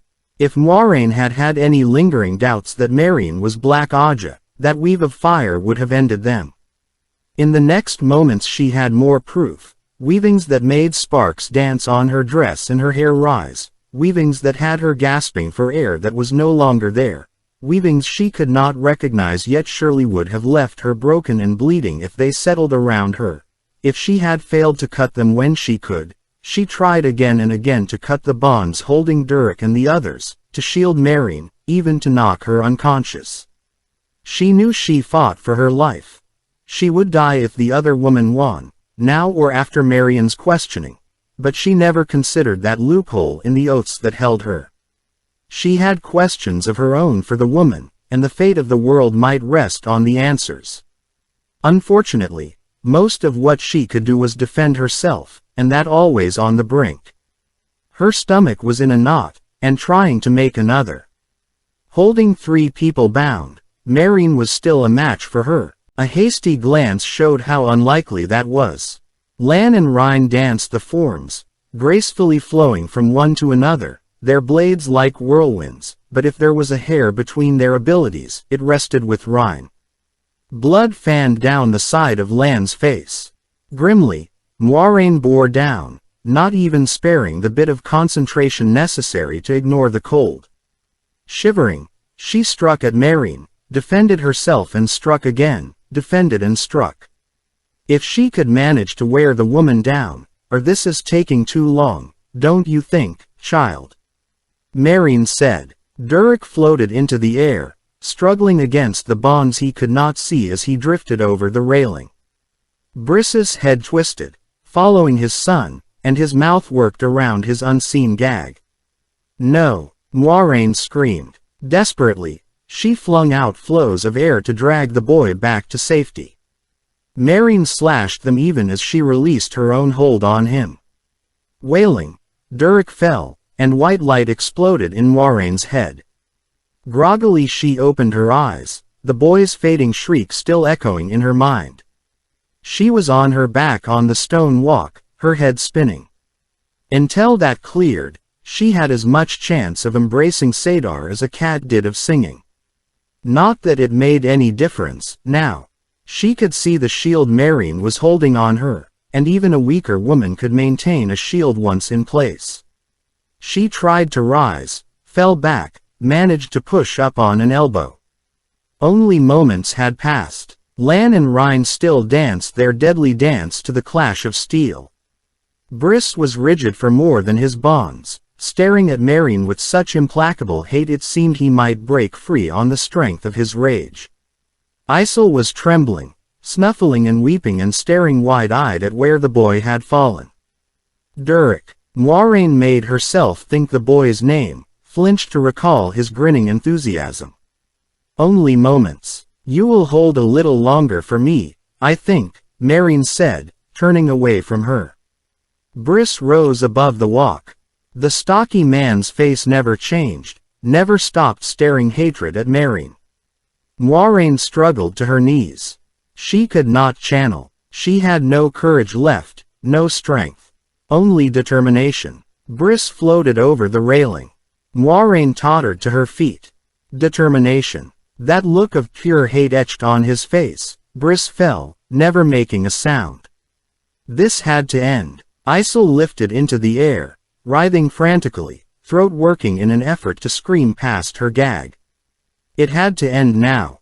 Stumbling, Moiraine drove her belt knife into Meereen's back to the hilt, blood spurting over her hands. They fell to the paving stones together, the glow around Meereen vanishing as she died, the shield on Moiraine vanishing. Isel screamed, swaying where Meereen's bonds had let her drop, atop the stone railing. Pushing herself to move, Moiraine scrambled across Marian's corpse, seized one of Isil's flailing hands in hers just as the girl's slippers slid off into open air. The jolt pulled Moiraine belly down across the railing, staring down at the girl held by her blood-slicked grip above a drop that seemed to go on forever. It was all Moiraine could do to hold them where they were, teetering. If she tried to pull the girl up, they would both go over. Isil's face was contorted, her mouth a rictus. Her hand slipped in Moiraine's whirling head. Again she tried, but it was like trying to scoop up water with spread fingers. She would save one of the three, though, if the most useless of them. Fighting dizziness, she strove for Saidar. And Isil's hand slid out of her bloody fingers. All Moiraine could do was watch her fall, shrieking a long, dwindling cry, hand still stretched up as if she believed someone might yet save her. An arm pulled Moiraine away from the railing. "Never watch a death you don't have to," Lan said, setting her on her feet. His right arm hung at his side, a long slash laying open the blood-soaked sleeve and the flesh beneath, and he had other injuries besides the gash on his scalp that still trickled red down his face.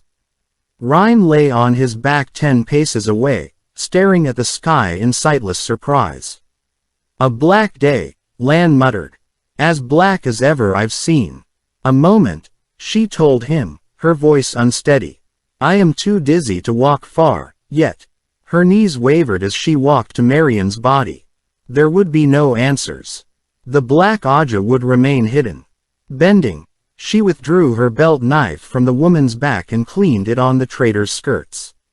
"You are a cool one, Aes Sedai," Lan said flatly. "As cool as I must be," she told him. Durik's scream rang in her ears. Isil's face dwindled below her. As in the test for the shawl, all her calm was outward show, but she clung to it tightly. Let go for an instant, and she would be on her knees weeping, howling with grief. It seems Rhine was wrong as well as a dark friend. "You were better than he." Lan shook his head slightly. "He was better. But he thought I was finished, with only one arm. He never understood. You surrender after you're dead." Moiraine nodded. "Surrender after you are dead." Yes. It took a little while for her head to clear enough that she could embrace the source again, and she had to put up with Lan's anxiety to let the Shatayan know that Briss and Durik were dead before word came that their bodies had been found on the rooftops. Understandably, he seemed less eager to inform the Lady Edain of her daughter's death. Moiraine was anxious about time, too, if not for the same reasons. She should have been able to save the girl. That death lay on her as much as on Meereen. She healed Lan as soon as she was able, and he gasped in shock as the complex weaves of spirit, air and water knit up his wounds, flesh writhing together into unscarred wholeness, but she felt no satisfaction that he finally showed himself mortal. He was weak afterward, drained by healing atop his fight, weak enough to catch his breath leaning on the stone rail. He would run nowhere for a while. She had to make sure he knew what to say. And she had other plans for him. Carefully she floated Marian's body over that rail on flows of air, and down a little, close to the stone of the mountain. Flows of fire and flame enveloped the Black Sister, flame so hot there was no smoke, only a thick shimmering in the air, and the occasional crack of a splitting rock. "What are you?" Lan began, then changed it to "why." She let herself feel the rising heat, currents of air fit for a furnace. There is no proof she was Black Aja, only that she was Aes Sedai. She winced at her slip. The White Tower needed its armor of secrecy again, more than it had when Malkier died, but she could not tell him that. Not yet, but he did not so much as blink at mention of the Black Aja. Perhaps he was ignorant of it, but she would not wager on it. The man was as self-contained as any sister. "I cannot lie about what happened here, but I can be silent." "Will you be silent, or will you do the shadow's work?" "You are a very hard woman," he said finally. That was the only answer he gave, but it was enough. "I am as hard as I must be," she told him. Durek's scream. Isol's face. There was still Rhine's body to dispose of, and the blood on the floorstones, on their clothing. As hard as she must be. Epilogue. Next dawn found the Estachar in mourning, white banners flying from every prominence, the servants with long white cloths tied to their arms. Rumors in the city already talked of portents that had foretold the deaths, comets in the night, fires in the sky. People had a way of folding what they saw into what they knew and what they wanted to believe. The disappearance of a simple soldier, and even of an Aes Sedai, escaped notice alongside bone-deep grief that had strong men weeping in the corridors. Returning from destroying Marian's belongings, after searching in vain for any clue to other Black Sisters, Moiraine stepped aside for Edain Errol, who glided down the hallway in a white gown, her hair cut raggedly short. Whispers said she intended to retire from the world. Moiraine thought she already had. The woman's staring eyes looked haggard and old. In a way, they looked much as her daughters did, in Moiraine's mind, full of despair and the knowledge of death coming soon. When she entered her apartments, Sayuin leapt up from a chair in the sitting room. It seemed weeks since Moiraine had seen her. "You look like you reached into the bait well and found a fangfish," she growled. "Well, it is no surprise. I always hated mourning when I knew the people. Anyway, we can go whenever you're ready." Rahian was born in a farmhouse almost 2 miles from Dragonmount. Meereen hasn't been near him, as of this morning. I don't suppose she'll harm him on suspicion even if she is black.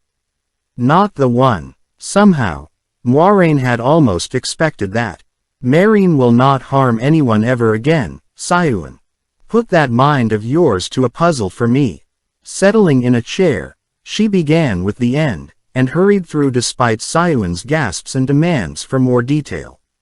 It was almost like living it again. Getting to what had led her to that confrontation was a relief. She wanted Durek dead most of all, Sayuin. She killed him first. And she tried to kill Lan. That's mad, Sayuin growled.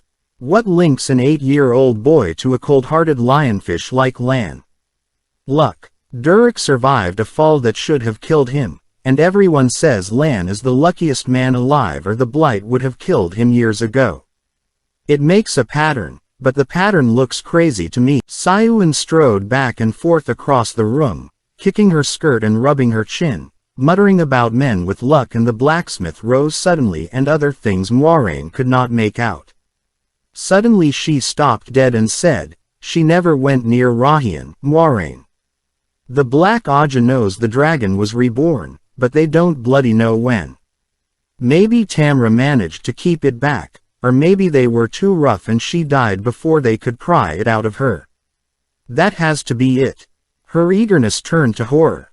"Light. They're killing any man or boy who might be able to channel." "Oh, burn me, thousands could die, Moiraine. Tens of thousands." It did make a terrible sense. Men who could channel seldom knew what they were doing, at least in the beginning. At first, they often just seemed to be lucky. Events favored them, and frequently, like the blacksmith, they rose to prominence with unexpected suddenness. Sayuin was right. The Black Ajah had begun a slaughter. "But they do not know to look for a baby," Moiraine said. "As hard as she had to be. An infant will show no signs. We have more time than we thought. Not enough to be careless, though. Any sister can be black. I think Cadsuane is. They know others are looking. If one of Tamra's searchers locates the boy and they find her with him, or if they decide to question one of them instead of killing her as soon as it is convenient." Sayuin was staring at her. "We still have the task," Moiraine told her. "I know," Sayuin said slowly.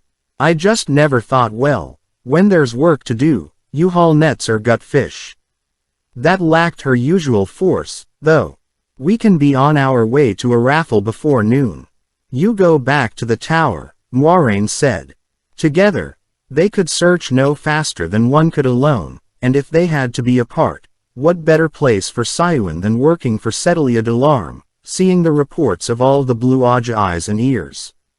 While Moiraine hunted for the boy, Sayuin could learn what was happening in every land, and knowing what she was looking for, she could spot any sign of the Black Ajah, the Dragon Reborn.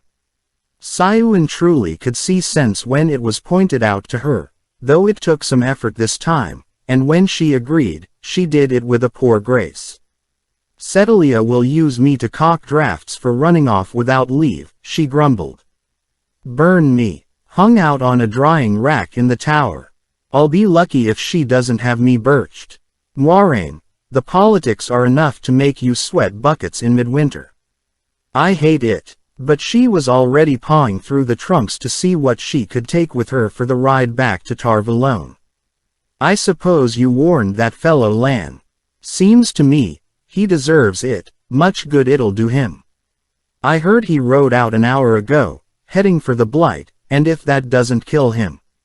Where are you going? I have unfinished business with the man, Moiraine said over her shoulder. She had made a decision about him the first day she knew him, if he turned out not to be a dark friend, and she intended to keep it. In the stable where Arrow was kept, silver marks tossed like pennies got the mare saddled and north through the city, making people leap aside and once setting Arrow to leap cleanly over an empty wagon with a driver too slow to move out of her way. She left a tumult of shouts and shaken fists behind. On the road north from the city, she slowed enough to ask wagon drivers heading the other way whether they had seen a Mockery on a bay stallion, and was more than a little relieved the first time she got a yes. The man could have gone in 50 directions after crossing the moat bridge. And with an hour's lead she would catch him if she had to follow him into the Blight.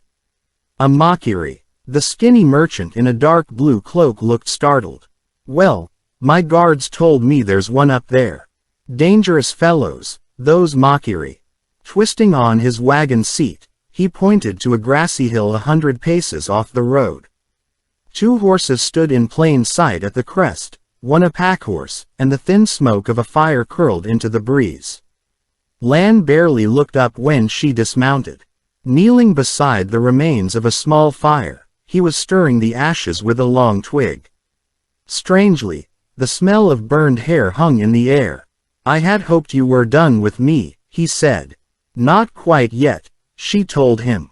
Burning your future. It will sorrow a great many, I think, when you die in the Blight. Burning my past, he said, rising. Burning memories. A nation. The golden crane will fly no more. He started to kick dirt over the ashes, then hesitated and bent to scoop up damp soil and pour it out of his hands almost formally. No one will sorrow for me when I die, because those who would are dead already. Besides, all men die. Only fools choose to die before they must. I want you to be my warder, Lan Mandragoran. He stared at her unblinking, then shook his head. I should have known it would be that. I have a war to fight, Aes Sedai, and no desire to help you weave White Tower webs. Find another. I fight the same war as you, against the shadow. Meereen was Black Ajah. She told him all of it, from Jatera's foretelling in the presence of the Amyrlin seat and too accepted to what she and Sayuin had reasoned out, the deaths of Tamra's searchers, every last bit. For another man, she would have left most unsaid, but there were few secrets between Warder and Aes Sedai. For another man, she might have softened it, but she did not believe hidden enemies frightened him, not even when they were Aes Sedai. You said you burned your past. Let the past have its ashes. This is the same war, Lan. The most important battle yet in that war. And this one, you can win. For a long time he stood staring north, toward the Blight. She did not know what she would do if he refused. She had told him more than she should have anyone but her bonded warder. Suddenly he turned, sword flashing out, and for an instant she thought he meant to attack her. Instead he sank to his knees, the sword lying bare across his hands. By my mother's name, I will draw as you say draw and sheathe as you say sheathe. By my mother's name, I will come as you say come and go as you say go.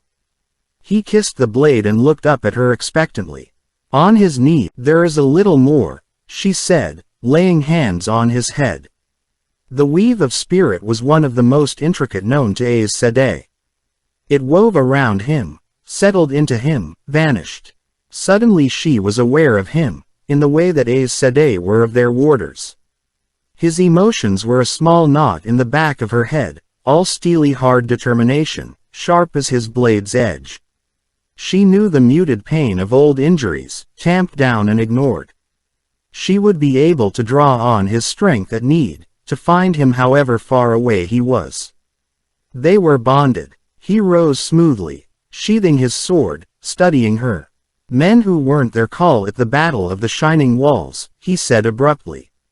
Men who were, call it the Blood Snow. No more. They know it was a battle. On the morning of the first day, I led nearly 500 men. Kandori, Saldians, Domani. By evening on the third day, half were dead or wounded. Had I made different choices, some of those dead would be alive. And others would be dead in their places. In war, you say a prayer for your dead and ride on, because there is always another fight over the next horizon. Say a prayer for the dead, Moiraine Sedai, and ride on. Startled, she came close to gaping. She had forgotten that the bond's flow worked both ways. He knew her emotions, too, and apparently could make out hers far better than she could his. After a moment, she nodded, though she did not know how many prayers it would take to clear her mind. Handing her arrow's reins, he said, "Where do we ride first?" "Back to Chachan," she admitted. And then a raffle, and so few names remained that were easy to find. The world, if need be. We win this battle, or the world dies. Side by side they rode down the hill and turned south. Behind them the sky rumbled and turned black, another late storm rolling down from